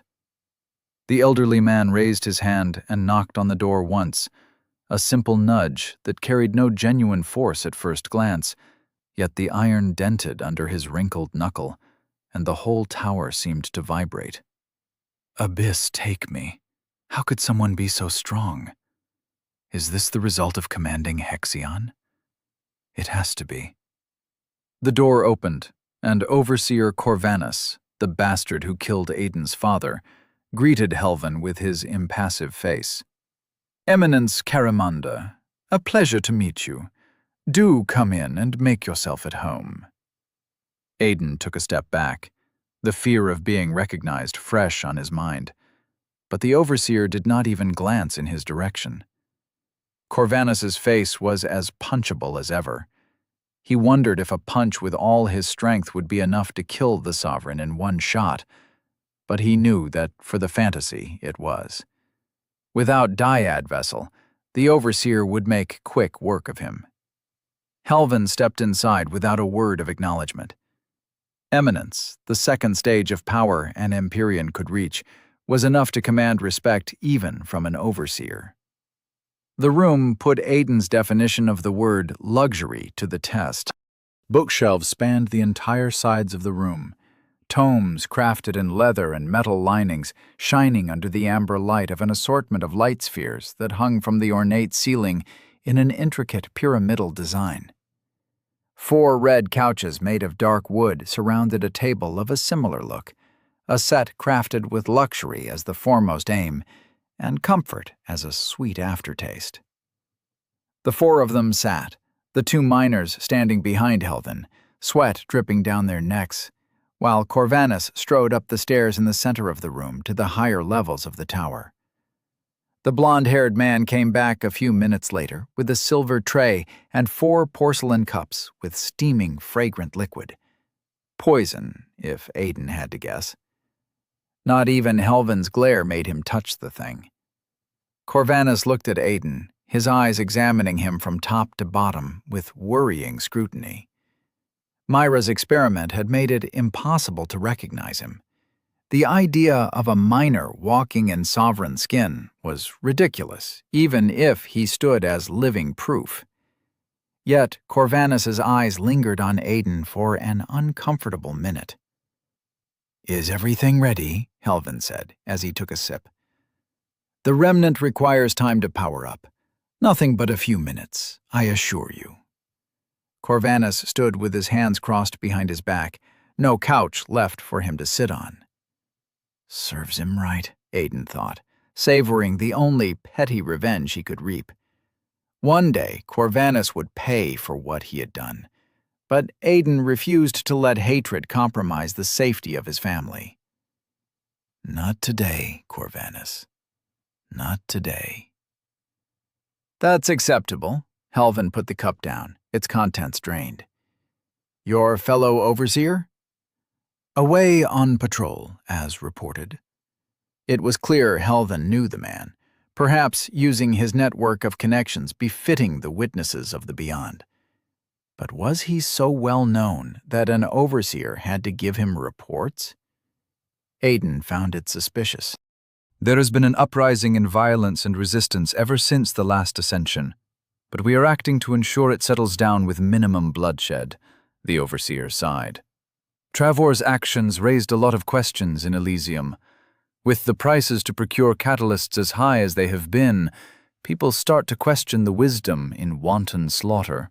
Helvan raised an eyebrow at the blonde-haired man, who winced and looked away. Corvanus nodded before saying, "The man is competent beyond measure, but his bloodlust tends to get the better of him." A single knock shook the tower again. Rather than the force of the blow being enough to make it tremble, it felt as if the building thrummed by itself like a living thing. The door opened before anyone could say a word, and Overseer Travor entered the room with an exhilarating grin. "You found the ratling, Corvanus." Travor strode inside with energetic steps, but surprise took hold of his face as he saw their gathering. "Am I missing something?" "The ratling? No." Corvanus shook his head and motioned to Helvan. "This is Eminence Caramonder. You will do well to show him some respect." "Of course. It is a pleasure to meet a master of the art such as yourself," Travor said with a bow, before turning to Corvanus. "What do you mean? Whatever was blocking my tray stopped just a few hours ago. I would not have noticed if I did not channel Hexion into it every day." He unbuttoned his white uniform, retrieving a necklace that ended with a glass vial filled with blood. Helvan sighed, picked up Aiden's untouched cup, and took a sip. Myra's face soured as if she took personal offense at the man's presence. "Pardon me, Eminence. This is a matter I must attend to." Corvanus touched Travor's shoulder and tried to escort the man away, but the Sovereign did not budge. "He's close, Corvanus. That damned ratling. He will regret the day he fled my blade." Travor's eyes glowed with red light. Myra extended an alarmed hand to Aiden, who frowned in confusion before passing Finn's untouched cup to her. She snarled and sat back with an angry scowl. "Madwoman, they know I'm close and you want tea? Knock yourself out then." "He is here," Travor shouted, surprise and confusion overcoming the urgency on his features. The vial shone like a red light sphere. Something tugged at Aiden's heart, and the bottom of his stomach fell from the couch as he understood the implications of Travor's actions. The trace led to him. Myra did not want tea. She had tried to hide his presence from the trace. Travor ignored Corvanus's protests and walked up to Helvan. "Eminence, please step aside, for a wretched criminal has infiltrated your crop." He looked at the two miners behind Helvan, and slowly a look of confusion settled on his face. "I do not recognize them." He grasped his pendant, and it shone brighter. With a stuttering motion, he turned his face to Aiden. "It's pointing to you?" Corvanus's face darkened, and he moved closer, his steps the echoes of impending doom. "That can't be possible. You're a sovereign." He paled further, and blood seeped from his wrist until it formed a saber. "Eminence, what did you say your path was again?" "I did not." Helvan sipped the tea, uninterested. Overseer Trevor drew his blade and pointed it at Helvan. "By the power invested upon me by the Maker, I demand you answer." Helvan laid back in the seat, refusing to answer. "Corvanus, assist me. He is the one who aided the Ratling's escape." Crimson veins stood under Trevor's skin, and his muscles bulged with sheer strength. A veil of power spread out from him as he unfolded his presence. Shit. Aiden brought Dyad Vessel to the forefront of his mind, but it was of no use. The Providence was all but empty after his training. Corvanus's blue eyes turned into amethysts. "You truly are competent, Trevor." Light shone from under his uniform as he raised his right arm, fabric tearing under his changing flesh. His skin turned a deathly shade of white, tensing until it strengthened beyond cured leather and iron. Black lines ran along his fingers and on the back of his forearm. Sharp obsidian claws sprouted from his fingernails, as if born from the marks. A nasty spike pierced out of his flesh, adorning his elbow with another weapon. "Save the compliments for later." Trevor took a step back. "Release your presence already. We can't let him use Kronos' domain. This traitor is dangerous." Blood splashed on Aiden's face. He tensed, ready to engage, but the sight in front of him made him hesitate. Overseer Corvanus's clawed hand impaled Trevor in the center of his chest, a beating heart clenched in his grip. "What?" Trevor looked down at his heart. "Corvanus, why?" "To fulfill my duty." The heart exploded under Corvanus's strength. He pulled his arm out from the man's chest, the metamorphosis fading with flashes of purple light. "As always." "Traitor!" Trevor collapsed in a puddle of his blood. "You will need to come with us now, Corvanus." Helvan stood up, walking beside the body of Overseer Trevor, and with one glance, his head exploded in a shower of gore. Though Aiden saw no motion, one of the old man's boots was now soaked with fresh blood. Helvan continued to talk to the remaining overseer as if they knew each other. They are working together. It was easy to deduce, but the implications of that revelation shook Aiden to the core. Did Helvan know that man's hands were drenched with his father's blood? Did he even care? Aiden knew he could trust no one, especially not Helvan, but seeing proof still hurt. Like it or not, he had started to see the old man as an ally. Anger boiled inside of Aiden. I had hoped it would not come to this. With my position compromised, the Golden Flame Inquisition will send evokers, perhaps even dreamers, Helvan. Corvanus wiped his arm with a cloth, knelt, and retrieved the pendant from Trevor's corpse. "You knew him." Aiden directed his words to no one, standing up with a boiling rage that scorched his soul. "He killed my father, Helvan." Helvan did not turn. "Your father's fate was never Corvanus's to decide, Draven." "He almost killed me." "Damn it, Helvan! The man killed my father and got me whipped half to death!" Aiden shouted at the elderly man, destroying the couch with a backhanded blow. The miners stepped away with horror on their faces. They were scared not of Helvan or the others, but of Aiden. The realization broke his heart. "I dealt no sentence to you. That sin died with the last breath of Overseer Trevor's passion for violence." Corvanus pointed at him, his impassive facade crumbling to frustration. "I gave you a way out, you cretin. An apology was all it would have taken for me to fake your death. yet you chose to run your tongue. You fucking dare! Shut your mouth! The overseer's face was red with anger. Your impudence cost the lives of good people. Melissa and Tom. They were innocent, rendered to nothing but corpses because of your childish outburst. Or did you forget that? A blank void overcame Aiden's mind. The Sovereign, Overseer Corvanus, the man who killed his father, the man who did nothing as both Mel and Tom died, screamed with an anger he had no right to feel. The emotion that flooded his voice was real. He took their death as a personal failure. You tied my hands, made me watch like a powerless bystander as those people were slaughtered. Enough, Corvanus. Helvan patted him on the shoulder. So much for staying silent. Eamon winced. Myra is the quiet one now. Is it just me, or is that weird? Shut up, Eamon, the red-haired woman snarled. Of course, Master. My apologies. Corvanus, will you please lead us to the remnant?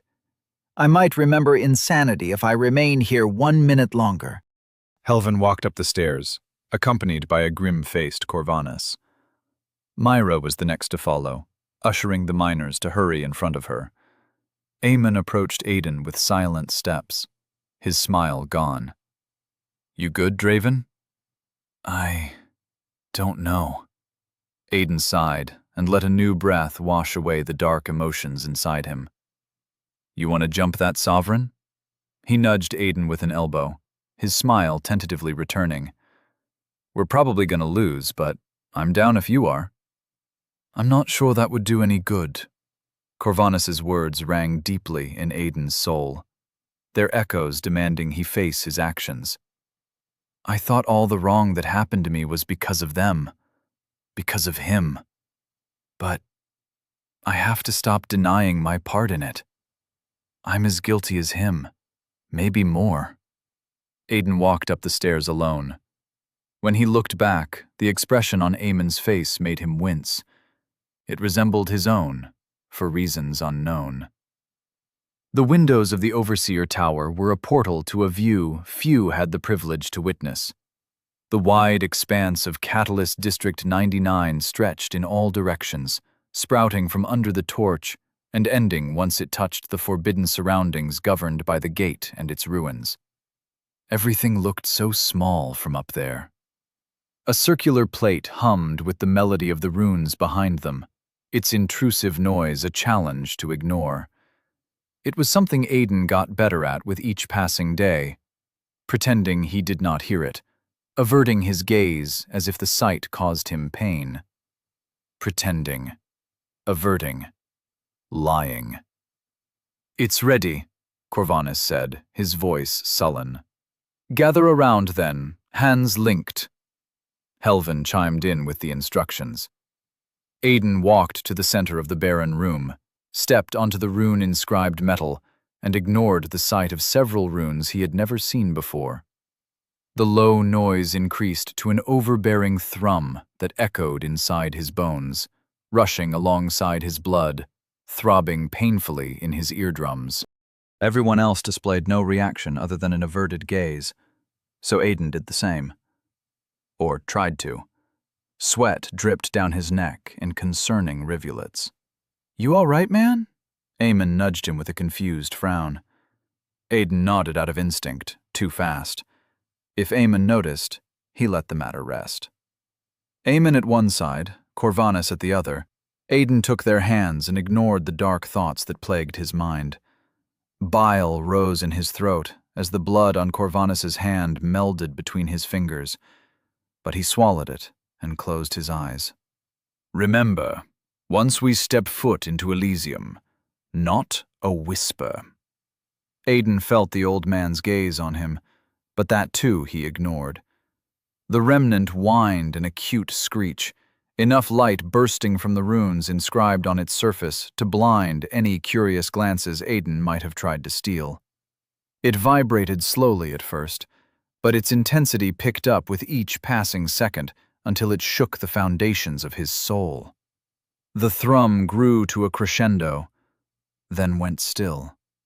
Aiden opened his eyes with tentative curiosity and wariness, but the sight that lay outside the windows stole the wind out of his lungs.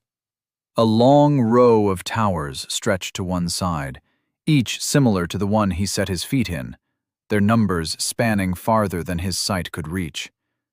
99, he knew with no need to count, all connecting to places similar to the cave he grew up in. But that was not what drew his attention. Beyond the row of towers, beyond the hint of the wall that gave origin to them, lay an endless expanse of green.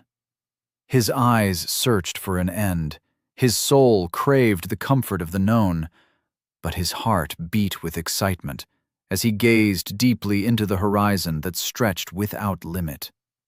The ceiling lay in the distance, the light of countless torches decorating it like precious gems floating in vibrant blue water. Helvin walked beside him and placed his hand against the window. Shoulders sagged like he carried an unsurmountable weight. After a silent, deep breath, he turned around, his obsidian eyes showing not a hint of joy or wonder. Welcome to Elysium. Chapter 18. Shared Scars. The novelty of vast unknown horizons and chirping birds was lost somewhere along the trails carved in the emerald hills surrounding the 99 Overseer Towers. The amazement at discovering where wood came from stilled to a somber silence as Helvin's rigid frown ushered them forward with uncaring practicality. "Look at that one," Eamon whispered, his eyes filled with the same excitement Draven tried to hide. "These tree things are not just green. That one has some pink parts on it." "With so much wood, we'd never need to sleep in the cold again," Draven said without thinking. "Damn it, man," Eamon sighed. "Do you need to be this gloomy all the time?" After one day of walking in the wilderness, laughter came easier. Corvanus's words might have faded to echoes in Draven's memory, but the dull throb of their stab was still present, the accusation in his eyes even more so. The fresh air in his lungs, the melody of flying birds and flitting little animals drowned his assuaged thoughts. Though he refused to forget them, dwelling on his mistakes would only prevent him from overcoming them. "How's the unbreakable veil going?" Eamon stared at the green surroundings. "And you ask why I am gloomy?" A sigh escaped Draven's lips. Shattering and remaking the veil each time improved its integrity, but the process was slow and mind-numbing. But to drain the darkness, to weave it into the making of the shield that protected his soul, was a different task altogether. The inky black refused to heed his commands, as if it possessed a will of its own. Perhaps it did. Draven's inner voice was not something that originated entirely from himself, after all. Helvin insisted he could not visualize, but the issue ran deeper than that. The thought was far-fetched, a little insane when he ran his mind over it, but it resonated with the silent voice of his soul. He was incomplete, broken. Something was missing. A portion of himself he never knew he lacked, but its absence was undeniably there. Bringing the matter to the white-haired sovereign was out of the question, so Draven resorted to reading the many books that weighed like feathers in his leather backpack. "How did you do it so fast?" Draven's attention wandered to Eamon, who walked beside him, his white uniform now stained with brown dirt near the boots. "You did it in seconds." "Huh?" "The veil," Draven said. "Who knows?" Eamon shrugged carelessly, ignoring Draven's frustration. "I might remember if you tell me how you manage that gloom touch of yours." Myra and Helvin walked in the front, their silent glances from side to side carving a worrying hole in Draven's stomach. The two miners, Ed and Kane, walked a few paces behind the two sovereigns, with a quiet exchange of excited whispers. None listened to their conversation, but Draven did not trust appearances. After what happened in the Overseer Tower, he was certain he could trust none of them. Not here. The Providence was not a secret at this point. Both Myra and Helvin knew about it. Among all of them, Draven trusted Aemon the most, but not enough to disclose the limitations of Dyad Vessel. Some things were better kept unspoken. Come on. Dyad Vessel, Draven said, shaking his head at the surprise in his friend's face. Drop that gloom touch or whatever. Dyad Vessel, Aemon repeated the words, as if trying to memorize them. Gloom touch sounds cooler, but you're not ready for that. No, it doesn't. It sounds like I'm passing some kind of disease to somebody. Draven lowered his voice, suppressing the defensiveness in his tone. It's gross. Buddy. Aemon's hand fell on Draven's shoulder, mock pity on his face. I'd say that's a pretty good name for what that thing does to people. It gives me shudders just thinking about it. He retracted his hand, looked at it for a second, then sneakily wiped it on his pants. It's not that bad. Draven remembered the eyes of the masked instructors, pushed down the memory of their deaths, and swallowed his words. A deal is a deal, though. But you'll probably be disappointed. Aemon hummed, a frown overtaking his features in a whispering tune of consideration. I mean, it just sort of happened, you know? I did as Gramps said, and everything followed suit. It can't be that simple. Draven shook his head and pressed him. You just will the changes to take place, right? I'm doing that, but the blasted darkness barely moves. I've been trying to drain it for a day now, and the shield, which can barely be called that, as that thing breaks with the mildest breeze, is only a little foggy. I don't know what to tell you, man. Aemon shrugged, but the hint of a smile annoyingly crept its way into his mouth. But it does feel good to know I am better than you at something. It's almost like the feeling you get when you fill your belly. Get what I'm saying? He slapped Draven on the back and laughed, a contagious sort of merriment that sneaked its way into the dark mood both felt deep down and made it lighter. The day before faded with the dimming brilliance of the countless torches in the ceiling, some even obscured by floating masses of white helvan called clouds. The night welcomed them, bringing them together as the warm campfire chased away the tiredness of a day spent walking. The miners had the worst of it, their short legs and small stature making the trek a challenge to be met with utmost focus, even when the rest of the group actively slowed their pace to accommodate the two short men. Draven sipped a hot drink and watched the flames dance in front of his eyes. Images formed in the silhouettes of the ever-changing ethereal orange of the fire, gone as soon as they appeared. He tried to fix their image into his mind, to visualize them in clear shape, but his thoughts were a mess of chaotic black. Aemon claimed to recall images in his head as clearly as he saw them in reality, but the feat seemed unreachable, no matter how many times Draven tried. He did not know if Empyrean art or personal talent aided the man's ability to instantly dive into the land of dreams. Not there, Aemon muttered in his sleep, something that was becoming more and more frequent ever since he walked the six-fold corridor. He moved them. Draven contemplated waking him up, but let the matter rest. If Aemon was so eager to sleep, then the dreams he must experience might also be at least somewhat enjoyable. It's sooner, Draven. Chills ran down Draven's back at the mention of his name. The dream seemed to fizzle out as he looked at Aemon's sleeping form. Sweat drenched the man's forehead, even though the climate was comfortable. To the abyss with this. He said my name. Draven stood up, walking closer to his friend, intending to wake him up and inquiring about what he saw.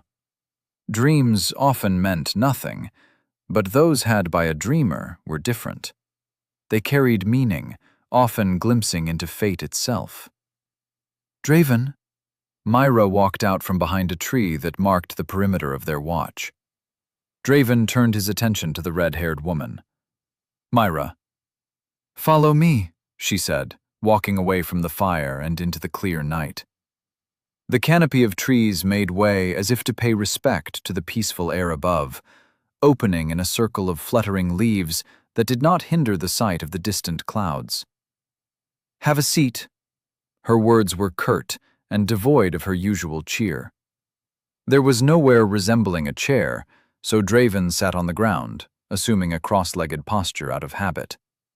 The Sovereign kept looking at him in silence, her eyes scanning him from top to bottom, her presence brushing against his shield and undoubtedly seeing through the poorly implemented technique. It's true. Your Astra has grown a bit. The glint in her eyes became filled with accusation, the dry rasp in her voice bordering on anger. You can channel Hexion. So? He said.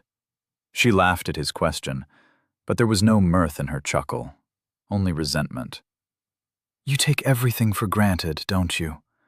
Even what should be impossible. Irritation stewed under his skin. I take everything for granted? Draven gritted his teeth at her expression, at her words, at her demeanor. Fuck off, Myra. Who do you think you are? He stood up, not sparing her another glance.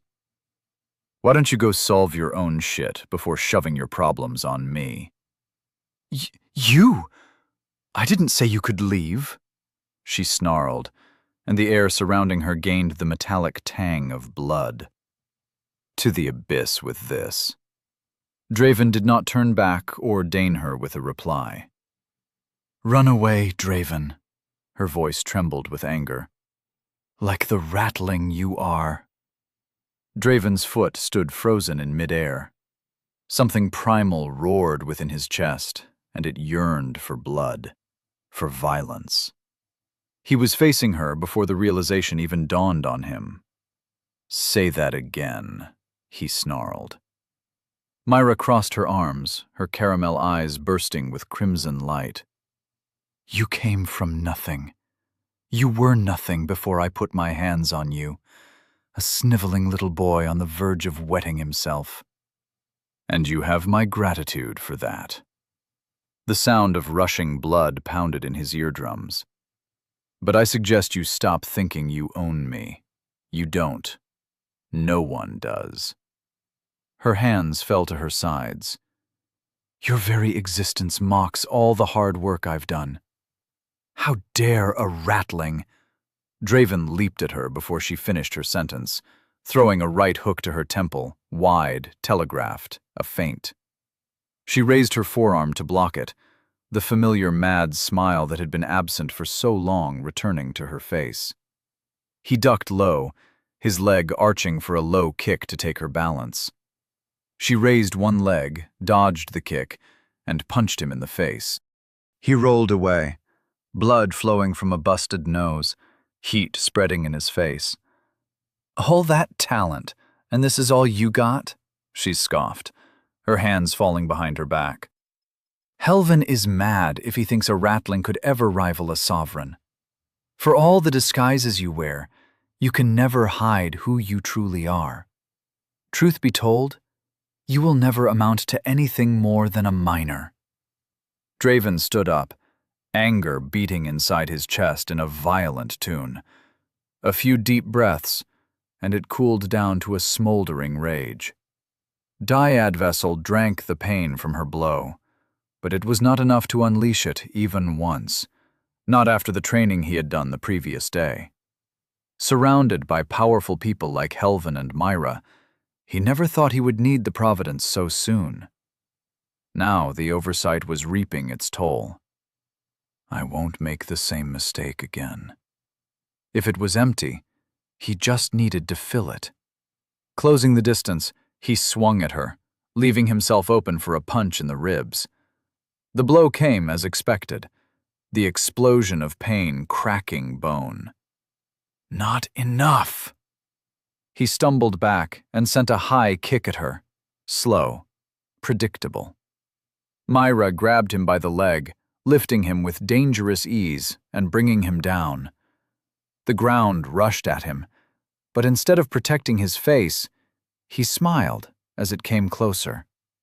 He opened his hand wide and let his fingers spread. It took all his will not to flinch as 3 of them broke under the impact. That's all you amount to. You can shove all the talent in the world inside a rat, but it will never make for the fundamental difference between it and a superior species. Why can't you understand that? She released Draven's leg, a parting kick aimed at his ribs. He grunted in pain, in annoyance. It's not enough. More! He bit his tongue until his mouth filled with blood. Then, supporting himself on his forearm, he slammed it down. The bone broke with a resounding crack and a muffled chuckle. Dyad vessel tinkled in his mind. Are you mad? He grabbed her leg with his unbroken hand and let all the hurt inside his providence flood into her. All the misery, all the resentment he had been bottling down after her teachings, during her torture. He let it all out until Dyad vessel was empty. Ugh! She trembled under his grasp, stumbling back. Taste it, you fucking mad woman. That stings! She pulled her leg effortlessly out of his grip. Did you have to break your arm? Are you stupid? You are stupid, she sighed. This is why I didn't want to do this. I'm just not cut out for it. Makes me feel bad. Huh? Draven pulled himself up, confusion killing his will to fight. Cold abyss, Myra. Can't you do your job properly? Helvin appeared in front of them out of nowhere. I told you the importance of your role in this. I know, but I can't. I just can't be all, you ratling. You are beneath me, puny ratling. She knelt next to Draven, the anger in her eyes gone, as if nothing had happened. Are you okay? What's going on? If he had ever doubted, now he was certain. Myra was mad. Someone not doing their job as they were supposed to. The old man shot an accusatory glance at Myra. I was hoping the stress and insults would be enough to trigger an advancement to your providence. It was a mistake. Helvin vanished. Yep, not cut out for this at all. Myra helped Draven to his feet.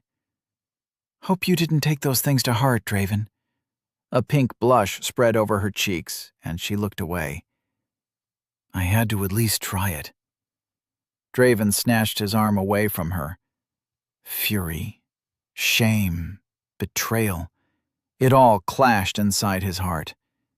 Disdain, hate, oppression, those emotions he could handle. It was all familiar where he grew up. But playing with people's feelings like this was cruel. Give me the cold treatment, call me in the night for a talk, and beat me up? I mean, you started it. Just saying. She winced. Just leave me alone. Draven picked himself up. He was done involving himself with sovereigns. He tried to stumble away, the few broken bones steadily filling Dyad vessel, but Myra held him back. Cool Hexion flowed from her fingers into his flesh for the first time since he walked the six-fold corridor. It was soothing, full of life, warm. I didn't mean the things I said, Myra pleaded. Most of it, anyway. I was annoyed after seeing the level of affinity you had with blood. It made me look like a joke. But I was also thrilled. That was before Helves came to me with his plan, though. Draven refused to look at her, It's cruel, Myra. He gave up trying to convey why. She was a sovereign, someone who would never understand what it meant to be raised in a catalyst district. Forget it. You wouldn't get it. I know. The grip on his arm tightened. Believe me, I understand. How could you? Draven turned to look at her, and her sad face only filled him with fury. Your people will never get what it means to be lesser, to have your life decided as an afterthought, to be worth less than dirt. She met his eyes with a steady gaze. Where do you think Helves found me, Draven? Draven's eyes widened. He was living proof appearances could deceive, but the idea was still hard to grasp. Before him, his father had undergone a similar process, if Helven's words were to be believed. I'm a half-miner, too, she whispered in a broken tone. But, the words abandoned him alongside his anger. I owe Helves a lot. He rescued me from a life. Well, let's just say your district is one of the fortunate ones. So if he asks something, even if I don't like it, I'll at least give it a try. She took a deep breath and blinked away the memories. You and Eamon are like me, but you guys haven't seen the world. I tried to prepare you for what's ahead, but I failed. Myra took Draven's arm again, channeling the Hexion to mend his bones and wounds. You gave me the body to fight, and taught me the skills to use it. But I'd be lying if I said I don't resent you for that. It was hard to meet her gaze, to utter aloud the words she undoubtedly already knew. But it was necessary. Draven had enough of bottling things up. I know, she smiled sadly. Put me beside the people I once hated, and the past me could not tell the difference. Draven wondered how the boy who once sneaked out to see the gate would react if he saw him now. Resent her as he might, her smile resonated within him, for he knew her pain all too well. I can't help you with your providence. Her eyes wandered from side to side, as if looking for an elderly man in the shadows. But I can teach you what I know about the path of blood. The light drifting from the torches far in the distance illuminated her hesitant face.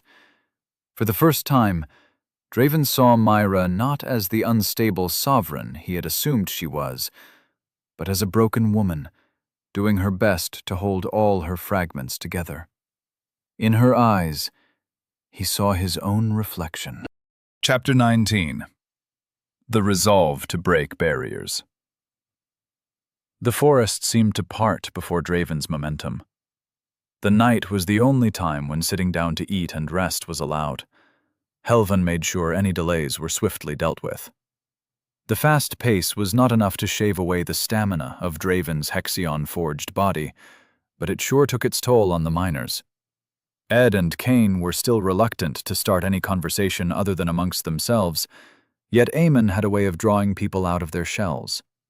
The exhaustion probably aided in overpowering their fear. Cain, are you good? I already told carrying you for a bit is no big deal. Eamon slowed his pace to check on them. No, Lord, that's not... Cain, their youngest, stammered between breathless gasps. Drop the Lord thing, man. Eamon shook his head, frustration at repeating himself apparent on his face. Eamon is enough. Yes, Lord Lord Eamon. The youngster shook his head again. I meant Eamon. Eamon frowned, whispering complaints about his name to himself, but kept on walking. Cain and Ed looked at his back, and even a fool could see the wariness in their features. How rare it must have been for a sovereign to treat them like people. How outlandish for one of them to offer help. If Draven were in their shoes, he would have seen the action as nothing other than a trap. The same thought must have been crossing their minds. Red hair floated in the wind on Myra's wake, free and vivid as living fire. She strode forward, her steps ready, devoid of hesitation, and filled with a grace only those who mastered the art of combat could achieve. She turned her head, as if sensing Draven's gaze, and smiled. Draven looked away faster than a child pulling his hands away from a hot piece of coal. What's her deal? The conversation they had the previous night was still clear in his mind, but he struggled to make sense of her words, or the offer she made. Was it a trap? He laughed as soon as the thought came to mind. Of course not. But maybe she had another motive, a hidden goal or a mission that Helvin ordered her to follow. A plan within a plan. Even so, a chance to learn about the Empyrean arts, to use Hexion in ways other than to heal the damage he consistently dealt to his soul, was tempting enough to make the possibility of refusal a fool's choice. I wouldn't recommend it, man. Eamon winced and shook his head as if trying to shake some fleas loose from his hair. Huh? Draven said, drawn out of his musings. She's pretty. Nobody can deny that, but come on. Eamon came close enough to make his whisper secretive. She is not right in the head, my guy. And not in a cute sort of way. More like I'm gonna kill you in your sleep sort of crazy. It's not like that. Draven's voice came out louder than he intended. Myra and Helvin looked back. A ripe blush spread through Draven's cheeks. Can't fix crazy, Draven. Eamon patted him on the shoulder. Why is it that only you got the cool name? He whispered to himself again, his face souring. The wind blew gently against Draven's back as the trail into Elysium deepened amidst the cover of trees and life. Mountains speared the air in the distance, small silhouettes of flying animals casting shadows on those who walked below. Yet only one thought occupied Draven's thoughts, a single-minded aim that he could not afford to forget. Get stronger. Dan and his mother depended on him. Helvin's vow was not enough to inspire confidence in their safety. Their well-being, their very life and future, lay in his hands, and Draven knew his strength was lacking. He could not save himself, much less other people. It was time to change that, even if that meant abandoning the warning that blared in his mind. He did not need common sense. It was power that he needed. Myra, Draven forged ahead, ignoring Eamon's misguided whisper of encouragement. Draven? The name is still a bit weird, not gonna lie. It's not too bad, though. Almost sounds like driven. Or craven. Oh, forget that last one. She motioned to her side, her figure falling behind Helvin. So? That thing you said last night? I'll take it. Draven met her eyes and forced himself not to look away. Please teach me about the path of blood. Took you long enough. Her pure, sincere laughter did not fit the twisted smile on her face. The first thing you gotta know— I'm not done, Draven interrupted. I need your help with something else. Offer a hand and you take the whole arm, The smile fell from her face as she examined him closer. Why do you look so pale? Overseer Trevor did something to me before. The memory of that still sent waves of phantom pain crawling beneath Draven's flesh. It was like something chewed my body from the inside. I don't know how to explain it. She whistled and looked away. Yeah, I got the gist of it. Sovereign's hard at work. Can't say I'm not familiar with the concept. They slowly drifted apart from the group, and her voice fell into the comfort of secretiveness. But there shouldn't be any damage left after your heart procedure. I've checked. I feel fine, and that's the problem. With a sigh, Draven braced himself and took a step toward a path of no return. I want you to do the same to me. Worse, if you can. No. Her voice was clear. Her answer brooked no disagreement. The refusal caught Draven off guard. It did not fit the image of the red-haired sovereign he had in his mind. Myra, as he knew her, would have delighted in causing others pain. But the twisted smile he had grown familiar with was nowhere in sight. Instead, she looked like she was about to vomit. "I won't do this sort of stuff." When she looked back at him, there was fury in her caramel eyes. "What kind of person do you take me for?" It's not like that."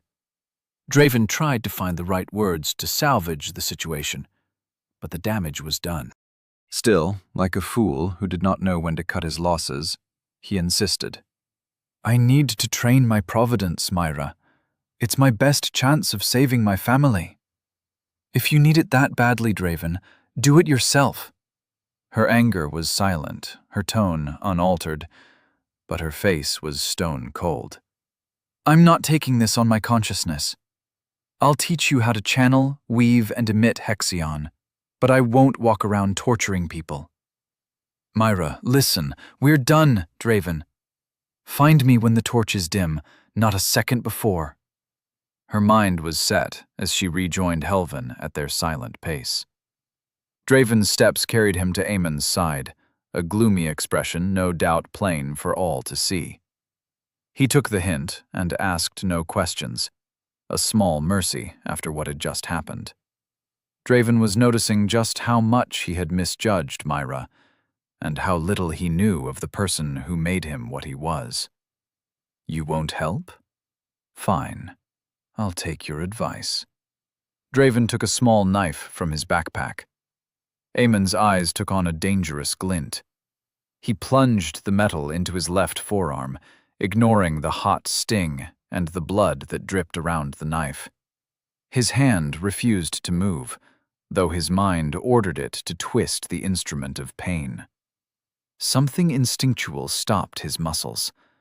The primal need for survival, the fear of pain, kept his hands frozen as he walked. With a grunt, he tore down the restraints. Tears stung his eyes as the knife slowly twisted, carved, stung, and bore down into his flesh.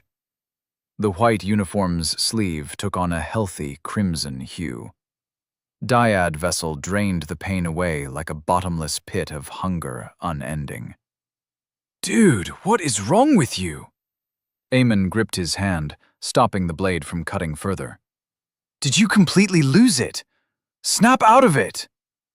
"I'm fine, Finn." Draven looked at him and blinked away the tears. "I'll do what I have to do." Aemon's eyes widened, his grip on the knife's handle loosening. Draven took the handle once again and began methodically inflicting agony on his arm. Pain was not torment. It was the shackles the strong used to imprison the weak in eternal servitude. Draven refused to remain a prisoner of himself. Pain was the stone that would pave a way to the power he needed, and he would forge each brick in blood. Bandages wrought his arms in blood-stained patches. The terrified glances of the miners dissuaded any notion he had of making conversation with them, but the looks from Myra and Helvan regarded him with no hint of surprise or disgust. Aemon had fallen silent for once. It had become a habit to unleash the dyad vessel in short bursts against himself. Even as he walked, it took only a nudge of his will to make the providence comply. It had become an instinct deeply engraved in his body and mind, something akin to the movement of a limb. His steps faltered with each release, but Draven got better at handling the pain. Draven von Astreus dyad vessel. Corruption, greater. Blood path, reverence, lesser. The reward for Draven's efforts, another stride in the path to power. Greater corruption. Helvan had said advancing past greater was a threshold hard to break through, for it required something other than routine and diligence to be surpassed. Yet there was only one way to know for sure. He felt dyad vessel within himself. It was nearing full capacity after an entire day of cold knives carving against his arms. 2 uses. So long as he had one of them ready in case of an emergency, he could continue to cultivate the providence without fear. Pain coursed through his body, the sensation of steel cutting flesh, burning bright lines of torment in both his arms. He clenched his hands and steadied his step to prevent a stumble, and not even a grunt escaped through his teeth. Draven inspected the Providence with his mind. It was like feeling something with eyes closed. Ethereal hands traced the outlines of his power and observed any noticeable changes. It remained the same. The geezer was telling the truth. What he faced resembled a bottleneck, a barrier that prevented progress, a tier of power that required something else to cause growth, something Draven had not experienced before. Pain. Different pain. The answer came easily, though it was nothing but speculation at the moment. The Providence had fed on broken bones, wounds caused by blunt bruises and cuts. But there was so much more when it came to getting hurt. Fire, needles, poison. They all approached the body with a distinct touch, and he had to become familiar with all of them. The thought was enough to make him shiver, but not to falter his resolve. Draven rummaged through the contents of his backpack and retrieved a needle. Its original purpose was to sew, but the stiff piece of metal would know a new role today. "Abyss take me, man," Eamon whispered at his side.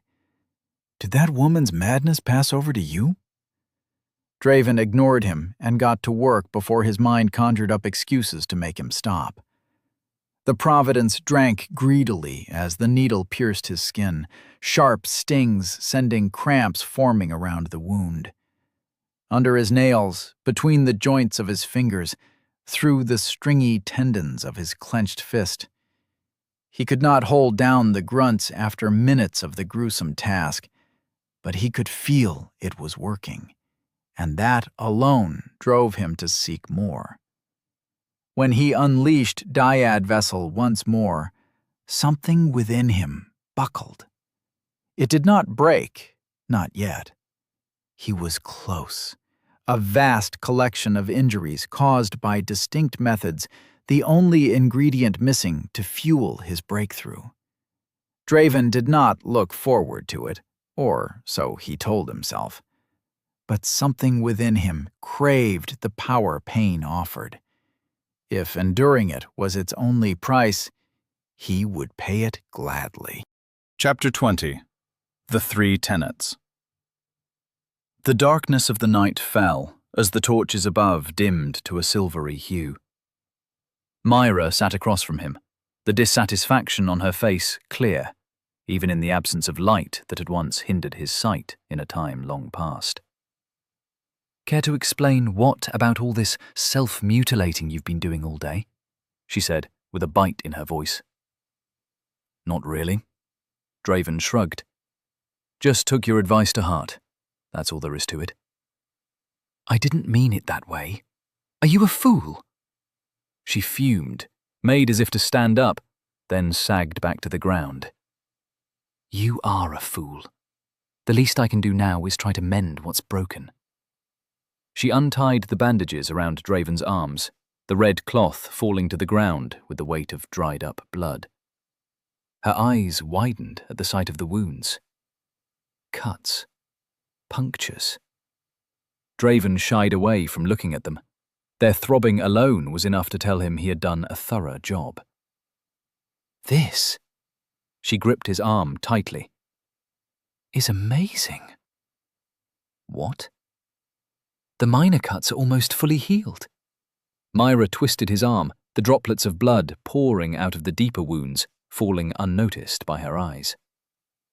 "Only the major wounds are yet to close. You didn't learn overnight how to weave Hexion, did you?" Her eyes fell on him with the intensity of a child gazing at their new toy, full of curiosity and dangerous ideas begging to be tested. "No?" If Draven had done something of the sort, it was not intentional. Myra breathed out, a relieved yet disappointed sigh that echoed with conflicting emotions. Good to know even someone with as much affinity as you can't go around breaking common sense. I guess we just gotta add quick healing to night vision. Perks of having a core inside your heart. So, you know. Draven looked down with a sigh. I'm not a genius or anything. There's plenty I can't do, no matter what Eamon goes on spouting. The unbreakable veil around his soul was one of them, for it was only indestructible in name. All his attempts, all the damage and healing to his soul, and the shield had only gotten a little more durable than stone. As for absorbing the darkness into it, he would have a better chance at plucking out a torch from the ceiling. About the night vision? Of course! The revelation seemed to fill her with enthusiasm. You just gotta learn how to cover your weaknesses, that's all. Speaking of which, what do you say about learning how to become a true Empyrean? A smile took over Draven's face by instinct. Sounds good. Let's cut to the chase then. Her face became serious, her voice beckoning his attention. Every Empyrean worth their Hexion must learn the 3 tenets: channel, imbue, and emit. Sounds simple enough. To channel is to will the Hexion to heed your call, wrenching it away from one of the 6 realms through your astra and into your soul. The strength of your will and the structure of your astra will determine how well you perform it. Think I got that one down. The description of it sounded familiar. It was what he had been doing every time he needed Hexion to heal the tears in his soul. I'm not surprised. She shook her head with a smile. Your will is strong. You even shook off my hold once, given that I had been distracted and drained, truth be told. It's quite something, though. The more hardship one lives through, the stronger their will becomes. Hard to beat a miner when it comes to living a rough life, she whispered. The 2nd tenet, imbue, is as straightforward as its name. Spread your will over the Hexion, slowly claiming it as your own. She paused with a frown, the tip of her finger tapping against her lips in search of better words. Like a drop of blood staining water, your will must meld with the Hexion and create something new, something that belongs to you. And what is yours will obey you alone. Inside his soul, Draven was the indisputable ruler. Imagination became reality at the mere manifestation of his will.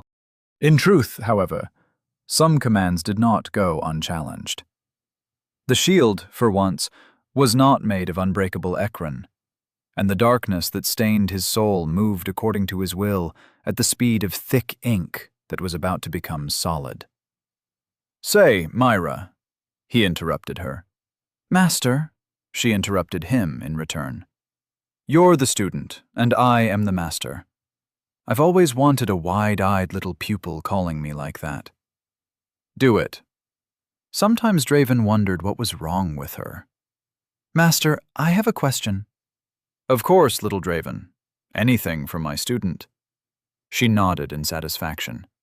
Be quick about it, though. Master dislikes interruptions. Whatever. Draven coughed to mask the slip of the tongue as he saw the frown on her face.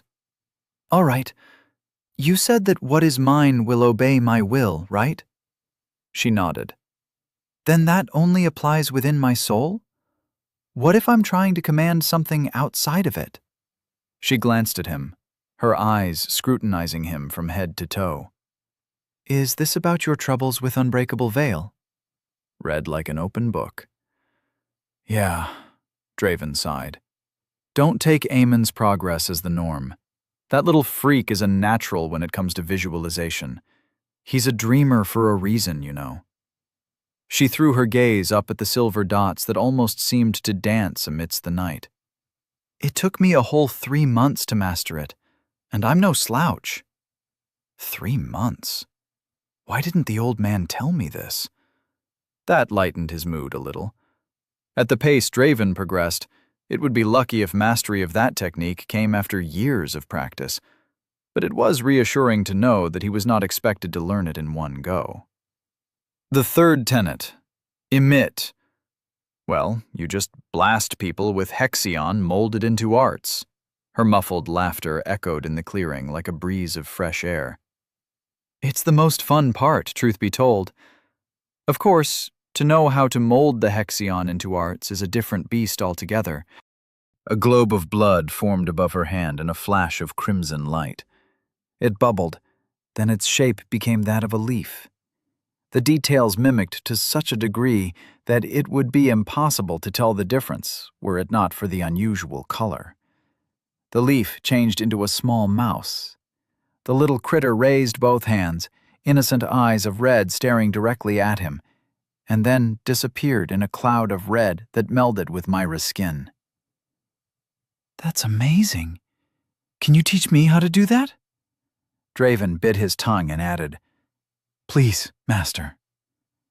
I'm afraid that is beyond my pupil's comprehension. She whipped her hair back, and her shoulders rose high with pride.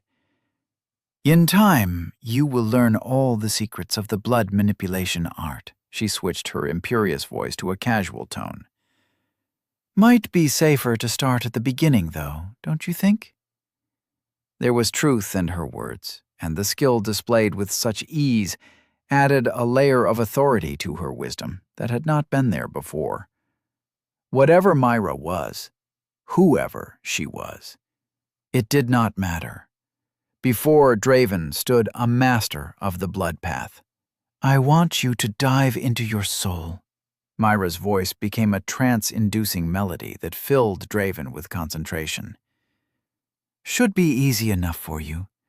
Don't think I haven't noticed you doing it while you walk. Draven appeared in front of his core effortlessly. You commanded Hexion before, so you've been using your will by instinct, which is pretty good. Her voice reached him even though his eyes were closed, his awareness focused within. But grasping the full extent of your will is a different matter, and you'll need to do that if you ever want to go beyond the second tenet. Myra's presence surrounded him. Draven's shield cracked, the crooked lines of fractures spreading through its entirety until not a single spot remained untouched. It shattered into countless pieces after 4 seconds of enduring the ethereal weight. How is this possible? Draven willed the Hexion to heal the wounds in his soul before they stole his focus away. Even Helvin's presence wasn't this strong. That made little sense. How could Myra be stronger than him? The look of respect in her eyes whenever Helvin came along was clear as day. She looked up to him like a kid admiring a hero. The old man was holding back. The realization put a bitter smile on his face. The unseen pressure wrapped around the sphere that was his soul and squeezed. Suddenly, it became hard to breathe, impossible to even move. This was the difference between those who mastered the unbreakable veil and those who did not. It decided who lived and who died. In the gasps of pain, he understood how lucky he had been, how shelter had softened him. If Draven faced an Empyrean in battle, Dyad Vessel would be of no use. Nothing short of a shield would help him. If his opponent could suppress him like this, then his life was theirs for the taking. Like the abyss it is. He refused to have his life at the mercy of others. With a roar, Draven let go of thought and pushed back. The entirety of his being condensed in front of him, and a cloud of ethereal red solidified in the recesses of his soul, his will. It poured out from the projection of his awareness like water leaking out of a broken bucket, but the flow did not lessen or weaken. It only grew stronger. With a roar, Draven directed the cloud at the pressure that strangled the breath from his lungs, and he willed it to get lost. Ah! Myra's muffled grunt brought him back to reality. Rage fled him, and the cloud of red disappeared without a trace. But he did not despair, for Draven knew where to find it. It lay sleeping inside his being, eager to hear the whispers of his thoughts, ready to burst into action. It was a piece of him. Cold abyss. Draven, are you even a kid? The red-haired Empyrean looked at him with surprise written all over her slack jaw. Of course not, I'm 16.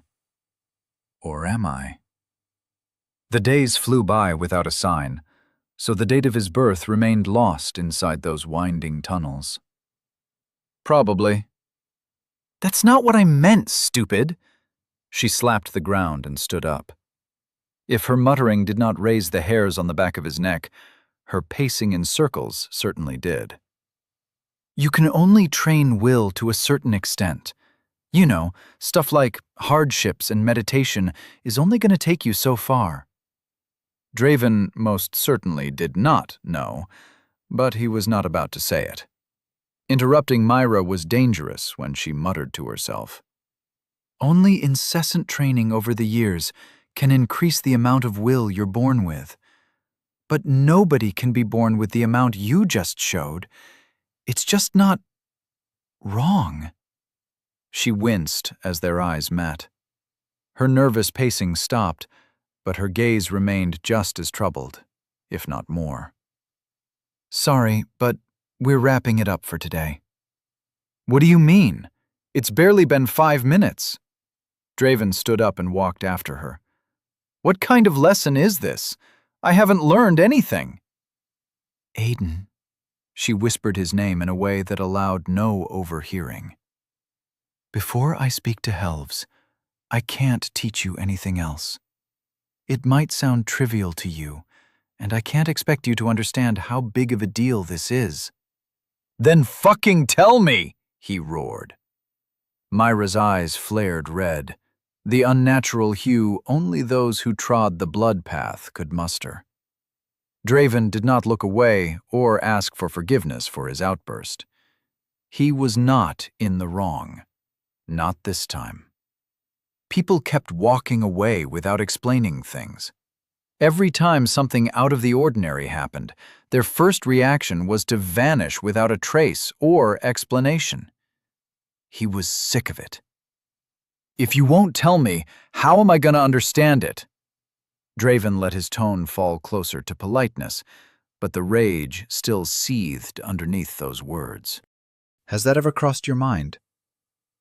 Silence spread in the empty clearing, as the icy wind of a silvery night carried the frustration in his voice like a visible fog.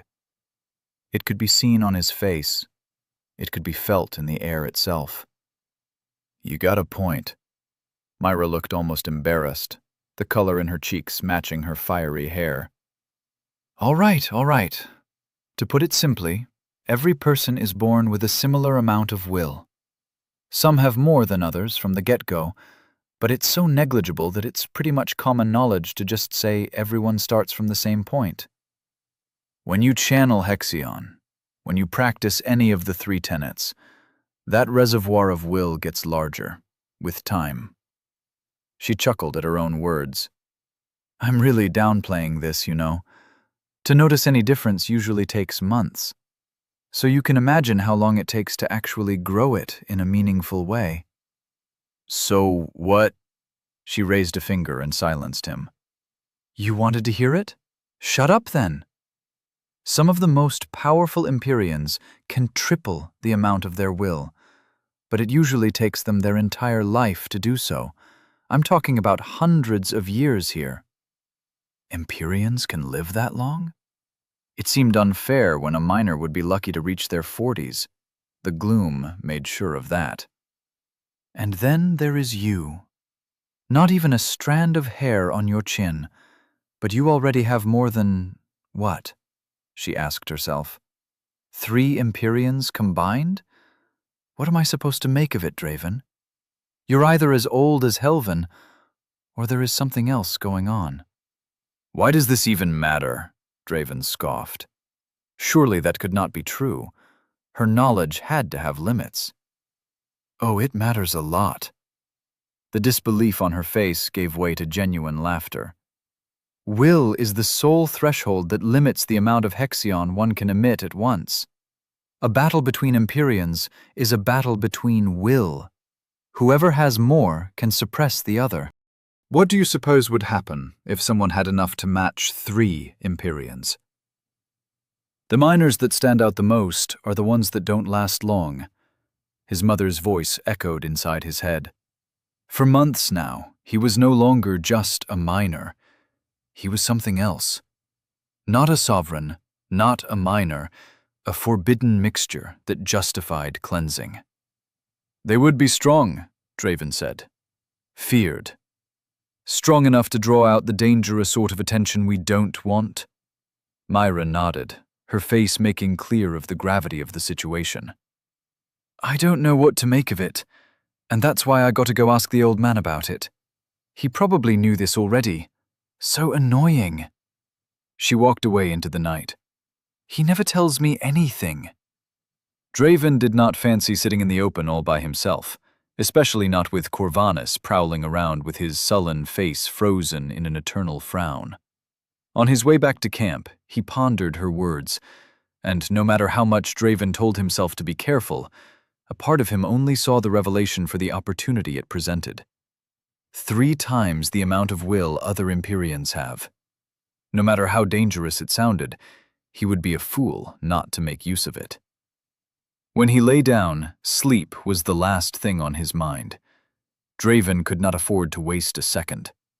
His core lay in front of him, a miniature red sun in appearance, its red flames burning warmly to the touch. He summoned the cloud of will with a flicker of thought, manifesting it around his projection.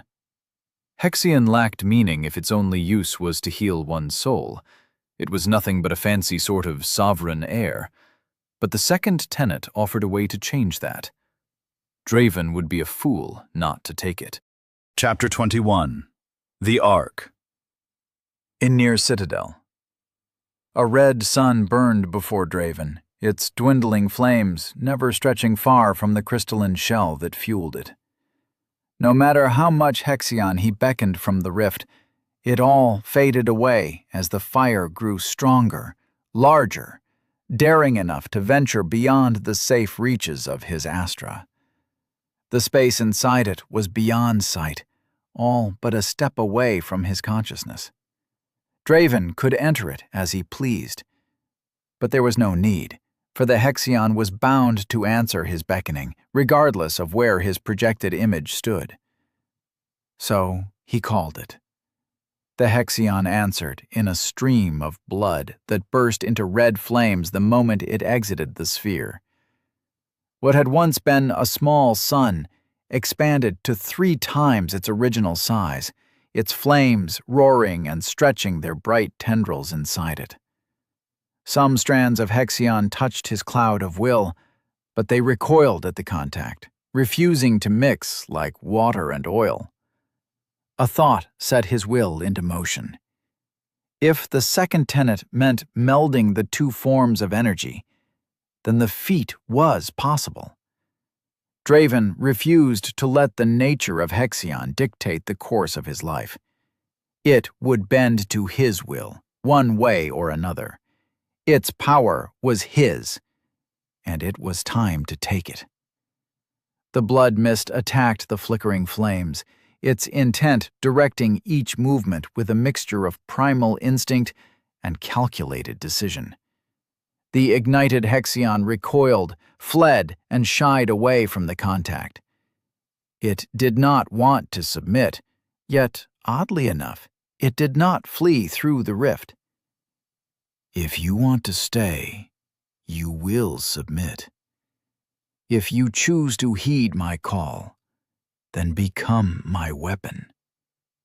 The Hexion whistled a tune that resonated with his soul, a melody that conveyed more than mere words ever could. Draven smiled as his will surrounded the burning sun until not a speck of light escaped through its thick veil. He closed his grip around his Astra, and his will clashed with the Hexion's flames from all sides. This time, it did not recoil. It did not reject his intent. The crimson fire of the small sun consumed his will, used it as fuel to burn brighter, to condense. The flames diminished, though their hue only grew stronger. A burst of irrational fear made Draven question if he screwed up, but the answer lay just in front of him. He did not need eyes to see, for he felt it with his soul. What had once been scarce and transient became abundant and everlasting. The roaring flames of his astra melted into a deep crimson liquid that was neither Hexion nor will. Perhaps it was both. Its glow revealed the true might that lay hidden inside every Empyrean soul, the strength that the Sovereign used to reign unquestioned. The liquid revolved around Draven's astra, as if exploring every corner of the perfect sphere, its new home. Satisfied, it pierced the crystalline red shell without difficulty and entered the astra, where it lay dormant, like a puddle of shining blood. This is just the beginning,